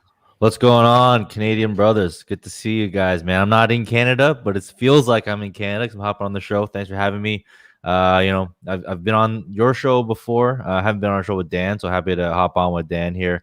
Hot shot caller. I've been seeing his tweets, man, firing back some nice receipts from back in the day. Mucho respect. Mucho respect. Yeah, D Brown's Twitter game is one of the best that I've seen, man. The guy, he could put in a full shift just on his Twitter work. It's incredible, dude. It's incredible. I have to always be careful when I pump up D Brown. I got to keep my foot out of my mouth this time. But elite analyst, elite personality, elite dad, elite Southern twang, elite dude for sure. Yeah, 100%. Just a well-rounded, well-put together gentleman, if you ask me. Damn it, I went and did it again. I'm going to have to adjust my screen size if you guys don't cut that shit out. I also wanted to congratulate you, Mike, on launching your Patreon, which is really awesome. Finally got that out there for the people because I know people were clamoring for that for a long time. So congratulations on that. Yeah, thanks, man. Thanks, man. It's been a good ride. We have like 300 something strong now. So a lot of smart people in there outside of me, just contributing and spreading the gospel. The gospel that's out there. Hopefully people buy into it. But it's been fun, man. I think the best part of it though is I mentioned this yesterday. Is the community that's in there are very willing to give. Every time I've tapped on them for like donations or whatever. Like yesterday I auctioned off a Dynasty audit. I thought it'd probably go for like, $40-50 or whatever. Someone ponied up $200 and all that's going to Scott's Fish Bowl. And then, when we try to put together that $1,000 to get someone into the Matthew Berry thing, again, a couple patrons stepped up. That was so cool. Yeah. So, I mean, that's like the thing I'm probably most happy about is just, it seems like a lot of good folks willing to give and I can't be more happy than that. Right. Yeah, no, absolutely. That's sweet. Great work you're doing over there, man. And Market Watch Mondays is should be a staple in anybody's rotation, part of the Bunk Bed Network. Yeah, Bunkyard Breakdowns need to be subscribed. Yeah, totally. And with that, guys, I just do want to welcome you in while showing some appreciation to the Lekwungen people because Ty and I get to live, work, and play on their traditional lands, and we are very thankful for that. With that, we have been promoting the Downey Wenjack Fund as an initiative that supports the goal of indigenous reconciliation in Canada. Been a lot of bad stuff coming to light in our country, and so hopefully we can bring a little bit of good by getting some donations. We already got 200 built up for the Downey Wenjack Fund. It's been pretty incredible to see, and we want to just keep seeing more. So if you do donate, send us a screenshot and you'll be entered to win some True North swag. Ty, did I cover that all? Or is there anything that I missed there? Do you want to add to that there? And then we'll get into some goodness. No, I mean, I gave my pretty strong thoughts. So I don't want to go down the rabbit hole again. I gave my pretty strong thoughts off the top of the show. But yeah, I think just to reiterate, we need to make sure we are funding the projects to go out and recover and document what has happened. And that's definitely the first most important step that we're in right now. And whatever you can give really helps for sure. And I'm definitely going to give, once we're all done this, I want to see how much we raise and I'll definitely be contributing as well. Yeah, absolutely.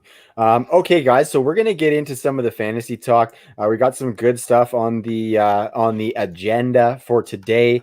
We are of course theming all of our topics around Canadian musicians. This is an interesting pairing of musicians that the two of you drew. The first one is another hometown girl of ours, and that would be Avril Lavigne. She fell in love with a skater boy and then she started topping charts, folks. We're gonna call this one complicated though. I thought it got complicated before she fell in love with the skater. No, I thought she was skater boy was dealing first. with some complicated. Hey, I thought she changed her status to complicated on Facebook and then met the skater. Wow, you think it's okay? My wife, I would consider her an authority on teen angst music from back in the day, and she says And she says that complicated was first. So That was okay. the blow up hit. Yeah, that was the fly Right like on. a bird. Everybody's got receipts, baby. Hard hitting analysis from wifey right there. Thanks, babe. So coming in the clutch. We are going to talk about some complicated backfields. We want to dig into the ambiguity, and we want to come out of it with a bit of a clearer picture. And I think these two gentlemen that have joined us can help us with that. We just talked a little bit of Trey Sermon, actually, Ty, because you said he was one of your fantasy heartthrobs for 2021. So let's kind of dig into that 49ers backfield a little bit, because we didn't talk a bunch of Mostert. Obviously, Jeff Wilson went down, but Wayne Gallman is there. There was talk of Mostert getting released beforehand too, but obviously the Jeff Wilson injury nixed that idea. Mike, let's start with you, my man. What do you think is going to happen in this Niners backfield? And is there a specific guy you're targeting, or is it kind of a stay away? Let us know what you're feeling there. I mean, I think it's a committee. I think, look, I was really against Trey Sermon when I first started out this season, mainly because I felt like he was someone that had a very suspect profile, and I've been kind of converted and like learned a little bit more about him after having talked to guys like Jordan McNamara, and then reading Graham Barfield's profile on him, who I usually rely on heavily when it comes to running backs, and you guys know that well. You're part of Fantasy Points. So look, I mean, is it possible that Trey Sermon's the best guy? Like, yeah, it's possible, but it's also very possible that Raheem Mostert just leads the backfield and carries again, because he's like a very explosive player that can kind of take it to the house on any given play. Am I avoiding this type of backfield? No, probably not, because it's still a run heavy team. So even though it's a committee, like part of that committee is probably worth more than part of a Buffalo Bills committee where they don't run as much, for example, right? So when it comes to stuff like this, I usually try and go for the cheaper guys. So, right now that's Mostert. But in Dynasty, obviously, if you want to think longer term, if Sermon does win that job, he has a ton of upside. It just comes down to a matter of opportunity cost. And so far this year, most of the time, that opportunity cost has been someone like Rashad Bateman. So I'm always going to get Rashad Bateman every time. So I don't really have much Sermon, but it's not like I'm against it. It's just like I just have other guys I prefer kind of in that range at that cost. Hey, Trav, I was listening there. Really, I just want to hop in really quick because I think it's interesting that I really didn't like Trey Sermon all that much coming into the process either, if you remember. So it's amazing how far I've come on Trey Sermon. And I also agree with the Mostert worry that he starts hot, stays hot, is hot. You know what I mean? Because of that situation and how important situation is for running back. Yeah. D Brown, where are you sitting on the Niners backfield? Is there a guy you like particularly? There's not a guy that I would say I do like particularly, but I am like Mike, probably looking towards the back end, the cheaper options. We know that anybody in that 49ers backfield can be productive when given an opportunity. Unfortunately, it's just hard to peg down which one it's going to be until the season unfolds. Injuries, which we've seen already with Wilson, that kind of shakes things up a little bit, allows the Elijah Mitchell and Trey Sermon to potentially get some work a little bit earlier on. I mean, we saw JaMychal Hasty, I was rooting for him last year, but I don't think that he's going to be the answer. And Mostert getting up in age, I do think that he is going to get the benefit of the doubt there in San Fran this year, so long as he can keep up health-wise, as familiarity with the system goes, bringing in a new quarterback, kind of riding in on that with Jimmy G as well. So I think they are going to lean Mostert early, but any one of these guys, including free agent acquisition Gallman, could come in and really start to make some noise any given week. So all in all, it's not a backfield that I want to put much capital in, whether you're talking redraft, dynasty, or even best ball, but getting those back end pieces for a little bit less of a price tag that we know presents great upside is kind of where I am with this backfield. Yeah, that's money. And then we got Kyle Senra, who was on an earlier guest spot in the comments saying JaMychal Hasty, 49ers RB1. And for the love of God, give Craig credit for Gallman. He's brought him up 5 times. Yeah, absolutely, Craig. But I agree, because we might want to know, I think there's a debate to ask in San Francisco about Trey Lance coming in. What does that do to the running back market share? Because quietly, San Francisco was, 7th in catches at the running back position, 5th most running back receptions last year. That's wild. Or receiving yards by running backs last year, which, it kind of goes under the radar because it's split around guys, including Kyle fucking Juszczyk. So it can be very frustrating. But it's important to remember that You know, it wasn't too long ago Carlos Hyde captured this backfield. We've seen guys like Alfred Morris do it. They don't have to be the most talented guy. They just have to be the guy who can really withstand that workload. And I think that would be where Craig has a problem with somebody like Trey Sermon, where he's a little bit injury prone. I would never hold that against somebody coming into the NFL. I think you'd miss out on about 19 years of Frank Gore if you did that, right? But the 49ers do offer a lot from the running back position. It's just going to be, debatable how much you want to distribute, like how you want to distribute that. But I think what I wanted to say is that it's so appealing in this backfield that you could stack cuff this whole backfield basically in like a deep dynasty roster, in a 22 spot dynasty best ball roster or whatever. You can add all these running backs if you want to. Yeah, for sure. No, I like it, fellas. Except Tasty. Mike, you mentioned Rashad Bateman just earlier. I want to move to the running game in Baltimore, though, and dissect a little bit of this backfield. Less prominent pieces, which is nice for us in trying to decipher what's going to happen. I'm going to start with D Brown on this one and then come to you, Mike. What do you think goes down with the Dob Goblin and Gus Edwards taking the lion's share, and as well as running back volume for Lamar Jackson? I've got Dobbins fairly high, D Brown, but I'm curious as to where you sit for these guys. Do you think Dobbins can give us that top 12 season? Yeah, I do think it's in the realm of possibilities now, while everybody wants to bring up the receiving work. And, that's typically what we're looking for with these running backs, guys that are going to catch 50 balls. Baltimore's been doubling down on, saying they're going to get more pass centric in moving forward. But, Dobbins really just brings those big upside plays to the table. He's a home run hitter. He really brings that big play ability that, while Gus Edwards is solid and is super productive, 5 yards a carry in that Ravens offense, I think J.K. Dobbins just really has the ability to take any given play to the house. And we saw it last year with 9 rushing touchdowns. That was top 12 in the league right there. And I don't think anybody would blink an eye if the touchdowns kept rolling.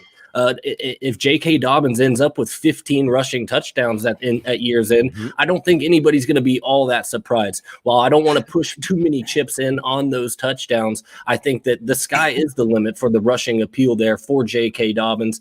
The problem is Gus Edwards is going to remain a thorn in his sides. While the efficiency may be there, if Gus Edwards is there to take a little bit of that volume away, I think both backs can be productive for you in just about any format. Mm-hmm. Yeah, and you mentioned Bateman, Mike. So we were talking the Ravens came up a little bit earlier, and it looks like the way the offense is built, it looks like it's begging for a little bit more passing volume and maybe a little bit more 11 personnel. But what do you think that means for these running backs, being that you like Bateman? Does that affect the running backs, do you think, or are they going to be just fine? I mean, I think they'll be fine, but obviously the ceiling's gonna be capped. We weren't really expecting them to re-sign Gus Edwards, so obviously Gus is a big part of their plan. It's not like Gus Edwards stinks either. He's a non-factor in the receiving game, but he's been efficient enough on the running game, and obviously Lamar Jackson's gonna always be there. People get scared about Lamar Jackson vulturing touchdowns, but he really doesn't have that many goal line carries. Mm-hmm. They don't really go to him. Design runs smartly, on the goal line, because they don't want to put him in those types of situations. So I think the TD share is going to be fine for the running backs. And that's really where the upside will come from, because they're not really going to get much receiving upside, right? Neither of these guys are going to get 50 targets ever, probably. But I think, the other part of it is they've been running this thing, right? And they've had one of the most wildly efficient, running games ever in the history of the NFL, right? How long does that last?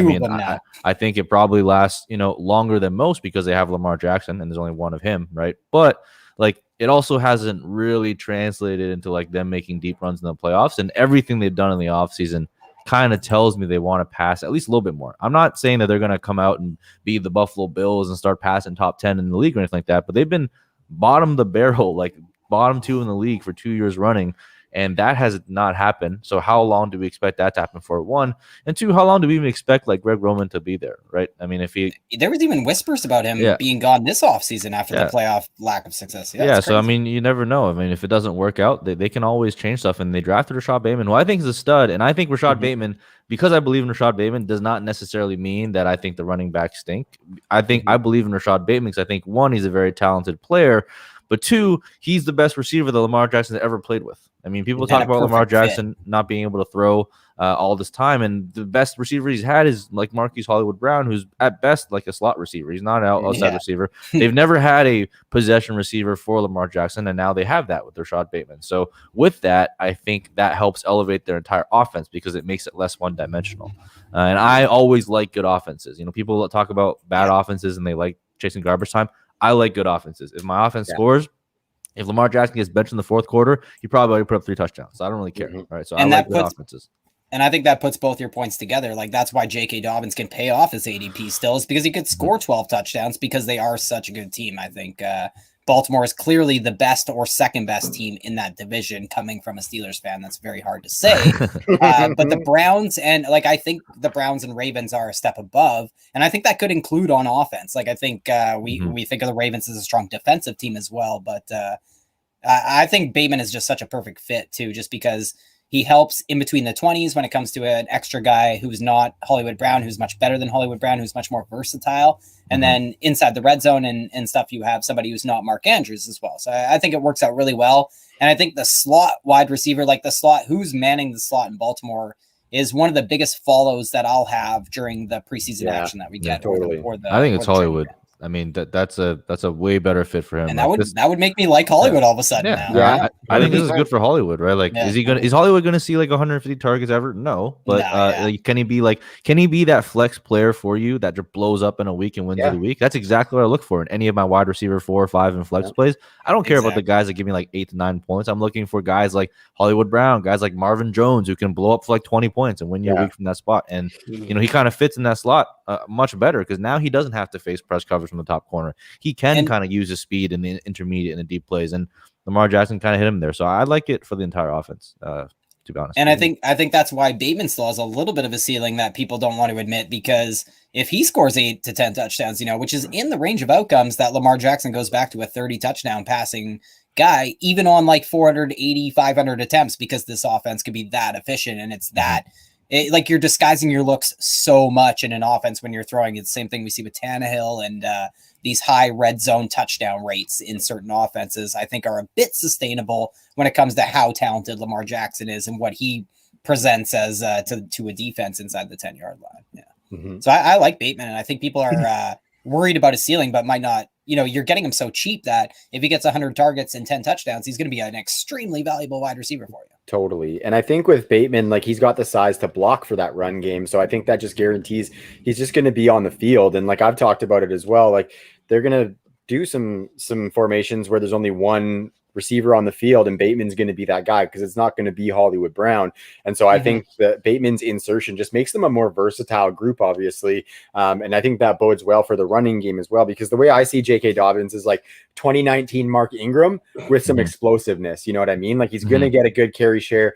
He's going to get, you know, some high leverage stuff, but he can monopolize the goal line carries too. Like, I know that nobody wants to admit that Gus Edwards could not be a great goal line back, but the guy who stole Jerome Bettis' nickname is actually not a great goal line back. I hate to tell people that, but J.K. Dobbins is a much better back at the goal line because he can make that first guy miss. He's electric. Like, he brings everything to the table that you want a goal line back to bring.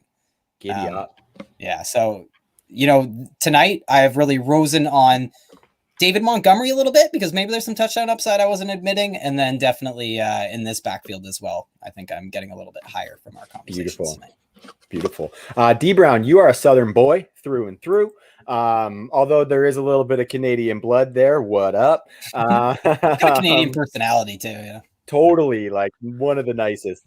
So we're going to go down to Florida, which is also in the South, and talk about the Jacksonville Jaguars. That was one of my best. You're basically from Florida, is what. Yeah, one of my best efforts at a segue there. So you know, I don't. I'm here all week, folks. I'll take it. The Jags backfield with James Robinson and Travis Etienne. Do you think it's as simple as James Robinson's a first and second down banger and Travis Etienne's the pass catching guy, or do you think it's a little bit more muddy than that down in Urban's shop? You know, with Urban Meyer in the fold, it's muddy all the time. I don't care what it's unfolding on a week-to-week basis. We could see something for 2 weeks, and just when you're starting to buy in, Urban Meyer will muddy up that water So, buyer beware is all I'm going to say. I love the upside that the Jaguars offense does present this year. They should be terrible. They should be trailing. And we get to see Urban Meyer's, prolific college offense come to life in an NFL stadium, with number 1 draft pick Trevor Lawrence under center. So it's going to be fun to watch. But just a quick moment to hat tip to James Robinson. What a fun story that was last year. If we could get one of those for dynasty purposes every year, because how many late thirds, 4th round shares of James Robinson were you collecting? And then all the stars aligned. And not only that, this guy, rushed for over 1,000 yards and received a workload that is almost unheard of in today's NFL. So to see, and backed it up with advanced metrics too. Yeah, to see an undrafted free agent come in and really just kind of take over a backfield, a team, if you will, was really special. And unfortunately, all that's out the window now. New coaching staff and another 1st round capital running back coming in to command something.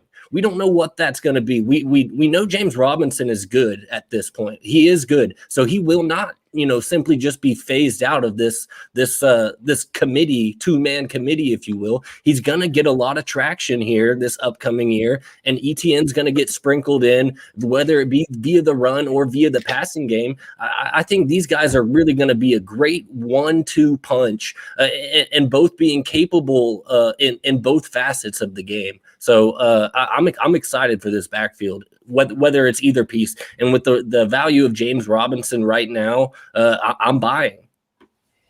No, I like that. Mike, what's your take on that too? Because I definitely see the 1-2 punch piece and maybe a little bit more run heavy, but they've got mouths to feed in the passing game too. And somebody in that passing game is going to suffer. So what do you think that running game looks like? And then how does it affect Trevor Lawrence's weapons in Marvin Jones, DJ Chark, who I personally like a lot, and then of course Laviska Shenault. Yeah, shout out to James Robinson, man. I was pumping that train all last year. I loved what I was seeing. I liked rooting for underdogs, man. I mean, we do this stuff for analyzing it, but we also do it for fun. And there was nothing that gave me more joy than watching James Robinson, undrafted free agent, just succeed and blow all expectation out of the water. Now, we got a little bit of a, I guess, reality check, right? When Urban came in and drafted Travis Etienne, which made really much no sense at all to me. And when he came out and said, he basically said we panic picked Travis Etienne because someone sniped us on Kadarius Toney, which from that point on, I was at first, I didn't really know. I watched college. And I'm like, okay, well, Urban seems to have a lot of success in college. Maybe he's good. So I went on Twitter and asked people, and I got a lot of mixed reviews, man. Some people that are native to Ohio said, look, he's a fraud. So, and then the more he comes out and says, the less confident I get in terms of what he's able to do. And we've seen college coaches come in and flame out. And that doesn't mean they won't produce fantasy relevant assets, but we've seen them come in and not be successful. And it does mean that. Sorry, Mike. It does mean that you shouldn't come out and say, "Yeah, we got Travis Etienne in the 1st round, which is awesome, but man, wish I got Kadarius Toney." That is something you don't do in the NFL, and you don't assume you're going to recruit during free agency, which he admitted he thought he could do. Yeah, and he comes out and says this stuff, and meanwhile, you got the monster Laviska Shenault back there, and you want Kadarius Toney. None of this made any sense to me. But we have to have a reality check. At the end of the day, Travis Etienne's a 1st round running back. They have the capital tied up in him. They have everything tied up with him there. So I have to have a little bit of sobering sadness to kind of let James Robinson go a little bit. But I do think it's going to be a little bit muddy, right? You have 2 extremes. On the one extreme, you have the draft capital enthusiasts that were like, look, drafted Travis Etienne, James Robinson's dead. Nothing more to say about it. Travis Etienne, pass catcher. I don't think he's a 3rd down back. I think Travis Etienne will be more involved in that, but they've already written off from dead. On the other side, you have the people that were like me, that were super James Robinson truthers, Travis Etienne sucks. James Robinson's still going to win the job. I think, the truth, as always, kind of lies in the middle, where it's going to be pretty frustrating usage from both guys. I mean, James and Robinson. LaVisca, throw LaVisca in there. Yeah, and James Robinson, even last year, there's frustrating usage when they would like march out Chris Thompson out there for the passing down. And now you have Travis Etienne, who we all believe is more explosive and a better player than Chris Thompson, and they have more capital invested in him, so I would expect him to get used more. And then, like, as you mentioned, LaVisca is going to take a lot of snaps out the backfield as well, just because of what he brings to the game. So it's going to be a very, very muddy offense. And a lot of people are like, hey, look, this is an up-and-coming offense. They're going to flip the script. It's going to be really, really good. I still think this is going to be like a bottom 10 offense. And as I said before, like, I like team, I like good offenses, and I get it. Look, they'll probably pass a lot, and that might be good for Travis Etienne in garbage time. Who knows? But more often than not, man, I like good offenses, and I like my players come from good offenses. But I have to say, I've been landing a lot of Travis Etienne just in Dynasty, just because of the cost. I mean, he's been falling to like the mid to like late first, and when you're a first round draft pick at the running back position, the hit rate is like absurdly high. So to it's just like incomparable to the other rounds. Yeah, it's incomparable. Like maybe second round, you could like in the last, like if we're gonna go just the last 5 years or decade, you could maybe make an argument for the second round being as valuable as the first. But like you're totally right that him being drafted in the first round, it's almost as simple as that when it comes to the math. Yeah. So I wanted to ask. Sorry, Mike, I just keep cutting you off. I really want to ask you, though, because you had a great tweet, and I thought it was just so well articulated, because I mentioned it with AJ Green. Like, I don't care about these wide receivers because they have no ceiling. What is their ceiling? A wide receiver 3, 4, maybe? I don't know. But you put a great tweet out about Marvin Jones and how, yes, we do often overvalue these late round wide receivers because of the lack of ceiling that exists. I thought you really laid that out well, but you also still took the time to go to bat for Marvin Jones. So do you think he can deliver like a wide receiver 2, wide receiver 3 season? And do you think that would be on the back of touchdowns? And what would that do for some of the guys we've been talking about? Yeah, it would absolutely be on the back of touchdowns. I don't know if I'm like, he's still cheap enough now where like you can fire a dart on him and it doesn't really matter. Like you're paying a wide receiver 62 price, maybe it works out, maybe it doesn't. But like how Marvin Jones gets there is he has high ADOT, and he's a lethal in the red zone. Like his contested catch ability is very, very much up there. So if you were to get there, it would be like that. Like if you were to tell me like, hey, Marvin Jones beat out DJ Chark for the job, would I be totally shocked? Like, I don't know. I mean, I feel like that's within the range of outcomes. I mean, he's been a good player that's outproduced his ADP every single time. And we fight about, people are always online arguing about like, oh, McCole Hardman, like wide receiver 6, but he's got like wide receiver 3 value. Like who gives a fuck? in Detroit with him. Like people were nobody like, cares. no, Nobody cares. Galladay's taking all that work. It's like, no, Marvin Jones is still getting this work. Yeah, guys. Marvin Jones has proven that he's a good guy, and he's been able to produce throughout his career for the last 4 years. He's been the best value at wide receiver, and that's why I pounded the table for him, because I saw that he had weekly wide receiver 2, wide receiver 1 upside, and that's really what you want. Like I said, from your flex position. So like spike week potentially. Yeah, you want spike week. I mean, people most of the time they avoid spike weeks. They're like, like this guy's he's not really like reliable. He might bust from week to week. But truth be told, every wide receiver busts. If your name's not Devonta Adams, you're busting like 20-30% of the time. So the key is like, when you're in a dynasty matchup week to week, people think that they're close games when in reality you're getting blown out more often than not. Go back and look at all your fantasy weekly matchups. Most of the time you're fucking blown out by like 20-30 points. That's how you win. We only remember the ones that we lose by like 2 points or 1 point, because those are painful. Those bring us an extreme amount of pain. And as human beings, we love bringing that pain upon ourselves. But if you step back and think about it rationally, you win matchups by blowouts. And the way to get the blowouts is to have guys with high ceilings. And especially in that wide receiver 4-5 flex position, you should not care about floor. You should really be shooting for ceiling. And guys like Marvin Jones absolutely give you that. That's something that I've been actually – sorry, Ty. I was just saying that I've been learning that from you, actually, Ty, as you've gotten me way more into best ball. I used to be very, very conservative, and I probably still am very risk averse, but I'm getting more okay with going out on a limb in my roster and just kind of riding with those players and taking the lumps where I do, but then taking those 20 to 30 point wins because I plunked that guy into my lineup and riding that guy to glory. So I've been liking that. And you think about Scott Fishbowl really quick. Sorry, I keep hijacking the Sunny Trap, but like I brought that up on the JGP show, because they were talking about kickers, and it's like, yeah, that's great that a kicker scores 10 points per game and this running back might score 8 or 7 points per game. But I am pretty confident that within these 3 picks, I can land somebody who blows up, like an Antonio Gibson last year, or like whoever.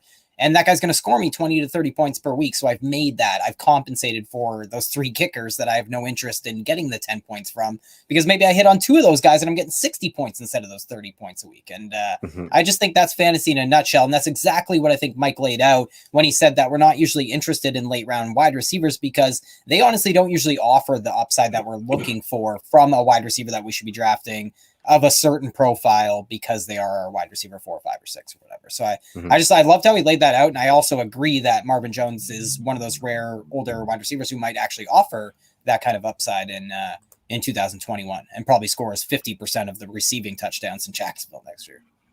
I like it. I like it. Okay, guys. So we only got like a little bit around 5 minutes or so, I guess, left. So I'm going to move on to the next musician and topic that we had on the docket. We were going to talk a little bit of New York Jets backfield, but I think like it's ambiguous, but I don't think it's on the same echelon as, say, the Ravens or the 49ers. We're not quite sure yet. So we're going to pass over them and talk about them later in the offseason, I'm sure. But we're going to talk a little Tom Cochran and his his main hit. He had some other good ones, but Life is a Highway, of course. And I don't know, maybe a couple more, but I digress. I want to hear who you guys are riding with in 2021. So somewhat of like a flag planting type deal, guys. I want to hear who you're riding with, who you're taking a lot in your best ball drafts. And D Brown, we're going to start with you. Who are you riding the highway with this year?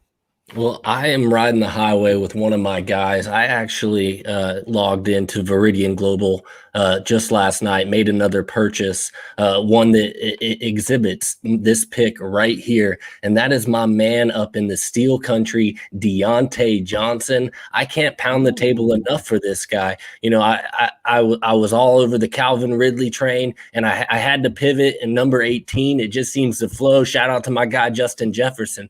But since coming into the league in 2019, Johnson leads the team in targets with 236, leads the team in receptions with 147, and receiving yards with 1,603. Tied for first in receiving touchdowns with 12 also during that span. Over his first 2 seasons in the league, he's been charted as open on 46 and 48% of his targets. That is to 6 to 8 percentage points higher than the league average. This guy is an absolute separation machine. And we saw that he absolutely gets peppered with targets by Ben Roethlisberger. No matter the context you want to put behind it, let guys keep chirping about the drops. With high volume, you might comes high volume drops potentially. And it's not a sticky stat that's going to come in and year out. It seems to be the focal point anytime Deontay Johnson comes up. Why? Because he had a primetime game where all eyes were watching, and we saw 2 drops in a 5-minute span and a half game benching. And now the whole world does not think about Deontay Johnson without talking about drops. I'm telling you, quiet that noise, invest in this guy. He still has a reasonable ADP in most formats, and I've soaked up as many shares as I can this offseason. I was pounding the table for this guy, in draft season 2 years ago, and I'm still doing it right now. I think this is the year that he really takes a step up. The community starts to take him a little bit more seriously, and we're talking about this guy being a top 12 wide receiver in the NFL. Ooh, where's Goat District with the air horn? Beep, beep, beep, beep, beep, beep, beep, beep, beep, beep. That was fantastic. D Brown, the only challenge I would offer there, like to play devil's advocate, is do you think this offense can support that type of player going forward? Just because like the Steelers were voluminous last year, no doubt about it, but nobody had 1,000 yards receiving in that offense. Nobody had 1,500 air yards. Nobody had 450 yards after the catch at wide receiver. So do you have any concerns that some of the ceiling might be the concern with Deontay Johnson? Yeah, no, or do you think it's as simple as he's the next great Steelers wide receiver? Because I would accept that answer. I do think that he is the next great Steelers wide receiver, and that's going to transition no matter with where they go. Post Ben Roethlisberger era there in Pittsburgh. Juju, while he's back in Pittsburgh, I don't think he'll be there next year. I think we're going to kind of see a major changing of the tides there in the Steelers country as far as the quarterback landscape goes. But what they know is that they have Deontay Johnson, Chase Claypool, who is another wide receiver that I'm really high on as well. Just unfortunately, I'm so high on Deontay that I'm not getting much Claypool exposure. So quick question. Who do you think with Matt Canada coming in, he's really famous for a lot of pre-snap motion, even letting wide receivers use a lot of jet screens and the touch pass and all that fancy stuff.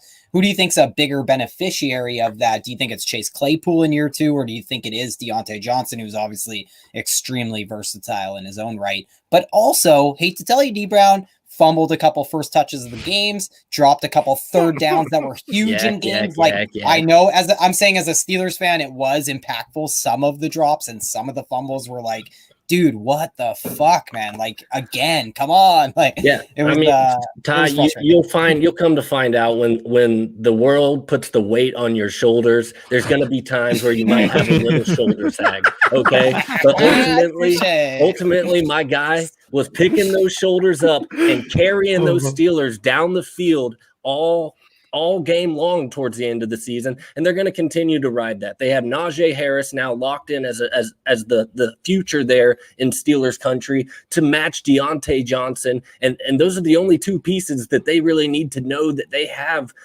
locked in. We'll give Claypool in there as well, like I mentioned, but those pieces are the future, and with the talent influx at the quarterback position in today's NFL, we're not looking at a 2 or 3 necessarily lull of piss poor quarterback play. A true contending quarterback, a Deshaun Watson, could very well step into Pittsburgh next year. So I'm not gonna sit here and pretend like I'm worried about Deontay Johnson's future. I believe in the talent, and that's what I'm gonna push my chips behind every time.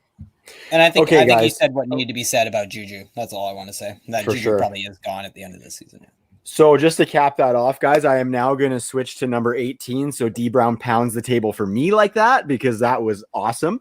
And Mike, I want to come to you and see, like, when you're hopping in the drop top Cadillac, being that you're in California, maybe in the 6 foe, and you're hitting the interstate, whose name are you singing when you're cruising down the highway, Mike?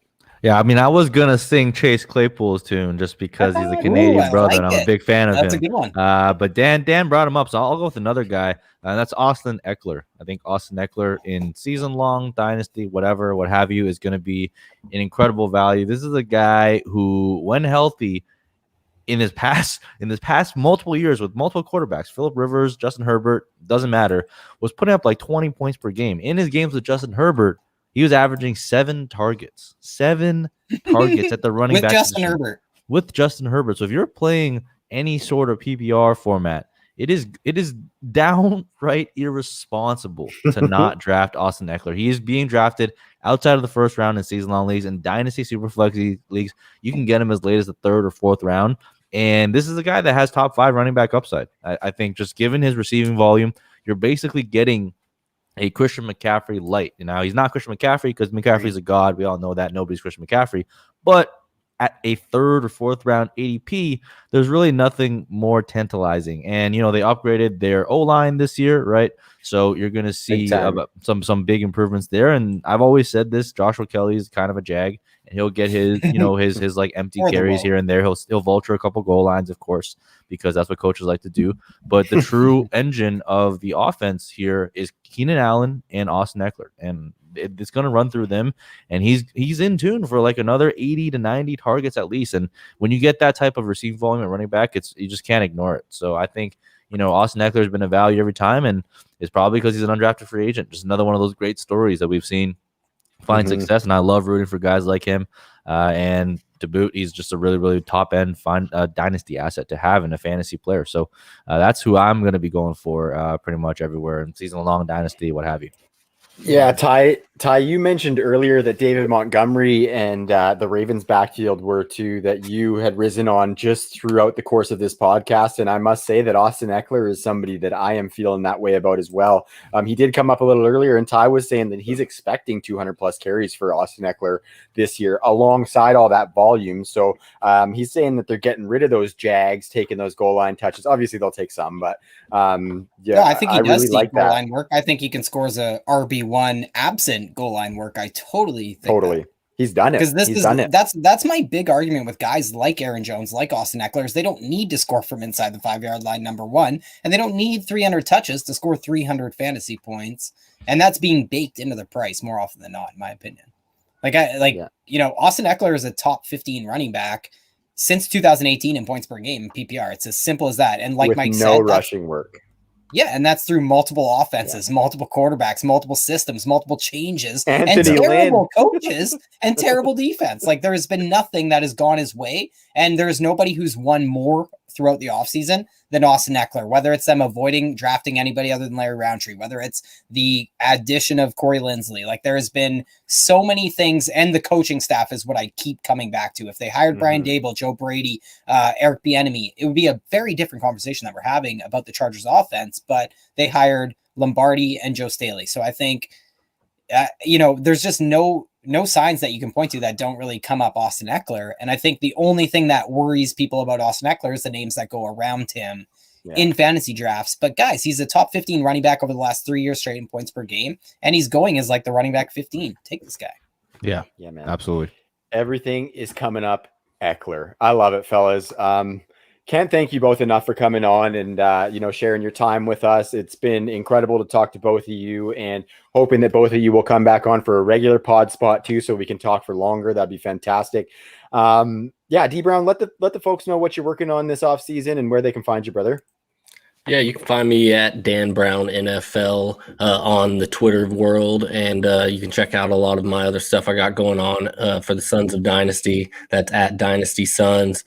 We got some DFS content coming up, a little Sons of Dynasty and True North collaboration for some DFS content coming up there. So be on the lookout for that. We'll be pushing it from both platforms, I'm sure.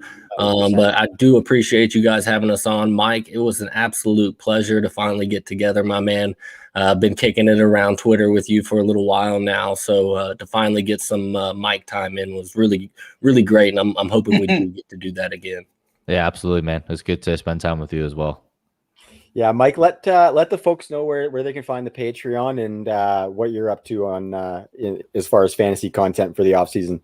Yeah, you can find me on Twitter at Mike Me Up with 2 P's. If you want to talk shit about football, holler at me. I usually try and respond whenever I can. And then, patreon.com/OurPack. It's a Wolfpack Patreon. That's just access to me and all Dynasty things, my ranks, etc., etc. And then I'm obviously always rocking with the BDG boys. So we got the BDG store over there. We got a draft guide that's out that we'll be updating lively. I'll be writing some strategy pieces for startups, which I think will be pretty interesting for this season on there. And then, I'll just be, doing my thing, man. Market Watch Mondays over on Bunk Bet Breakdowns every single week. Haven't missed an episode yet, even though I fucking moved this last week. It was a fucking grind, man. Me too, buddy. Moving, dude. Oh, man. That was a good epi. You couldn't tell from your most recent I hate epi. moving, man. But yeah, you find me out there and hop on. And Dan, for sure, man. Let's hop on the mic again sometime. And get on. I'll be back on the True North podcast too, hopefully, if you guys, whenever you'll have me. I'll definitely make that trip as well. Yeah, Mike and I are also in the Scott Fishbowl 103 chat together. So we've been chopping up a little strategy, and I don't know what division you guys are in or what draft place you guys have. So I'm 104, so I'm very interested. And I'm not going to say anything else at this time, but just beware is all I'm going to tell you, boys. Oh, really? So I'm going Dak. I'm going way off the board. Like, I'm going to try. I don't give a fuck who knows. I'm going to try and basically build the Cowboys passing game is my underlying strategy for Scott Fishbowl, just because I do pick fourth and I can land CeeDee Lamb and Amari in like that late round, like 5th, 6th, even after your reversal and everything. So That's my only little strategy, but I don't know what I would do if I was at the third pick, because then Dak would look egregious. Isn't that funny how fantasy football works? Yeah, we've talked about the resurgence of Lamar Miller. Maybe there at the 103. That's too bad, bud, because I'm taking him at 102. Oh, my poor Jared Patterson shares. Jay Ajayi, we're thinking about making a comeback for that old Miami backfield squad.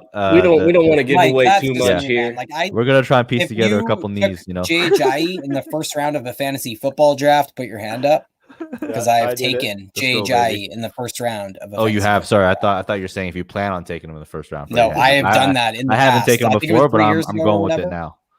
Yeah, it was a few years ago after his playoff run with Philly. You're hitting him right at his prime, Mike.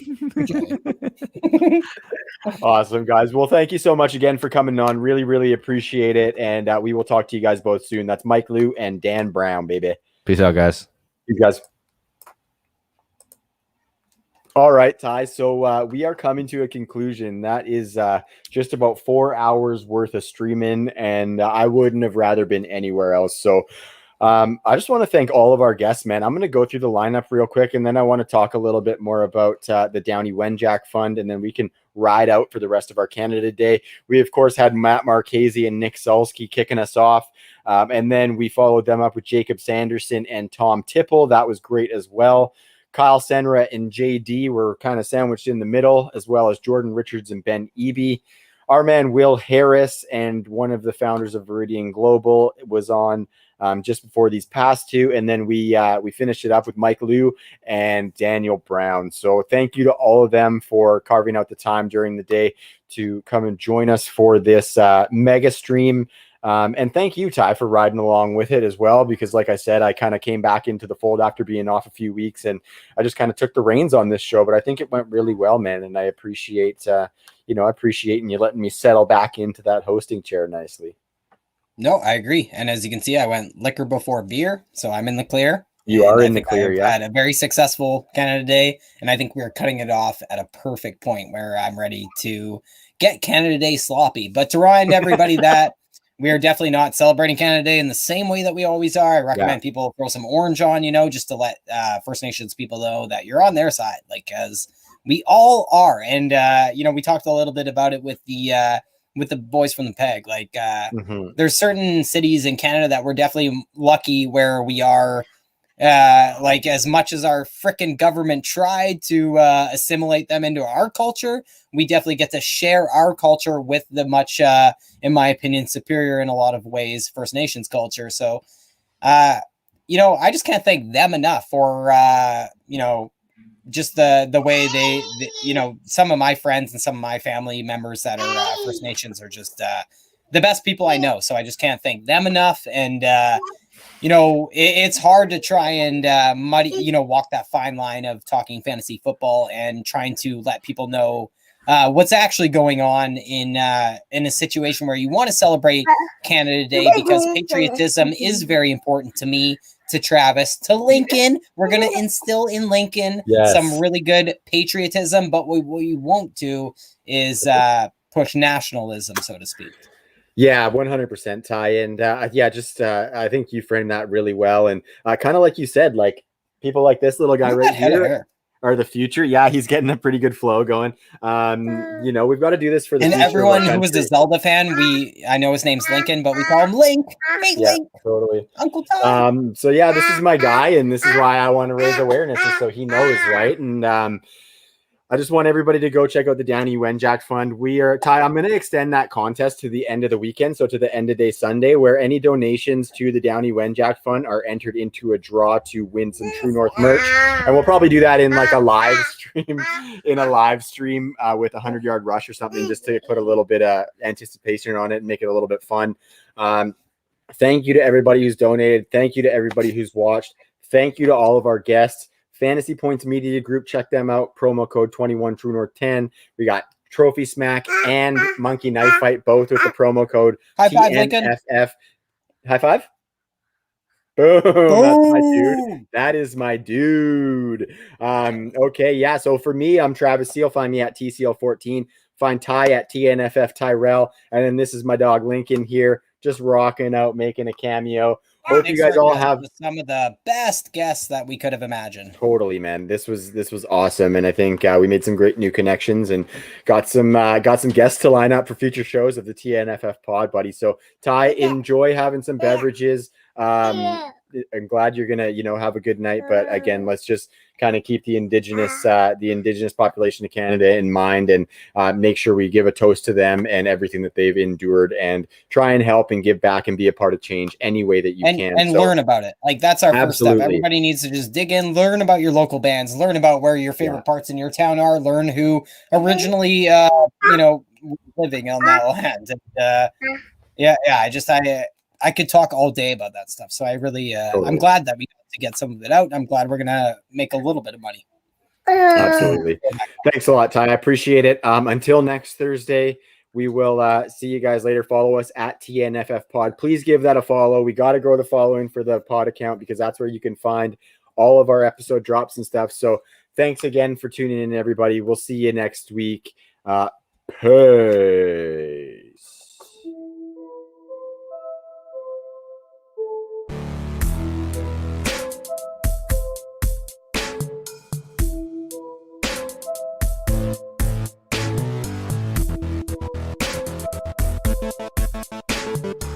Look at little Lincoln.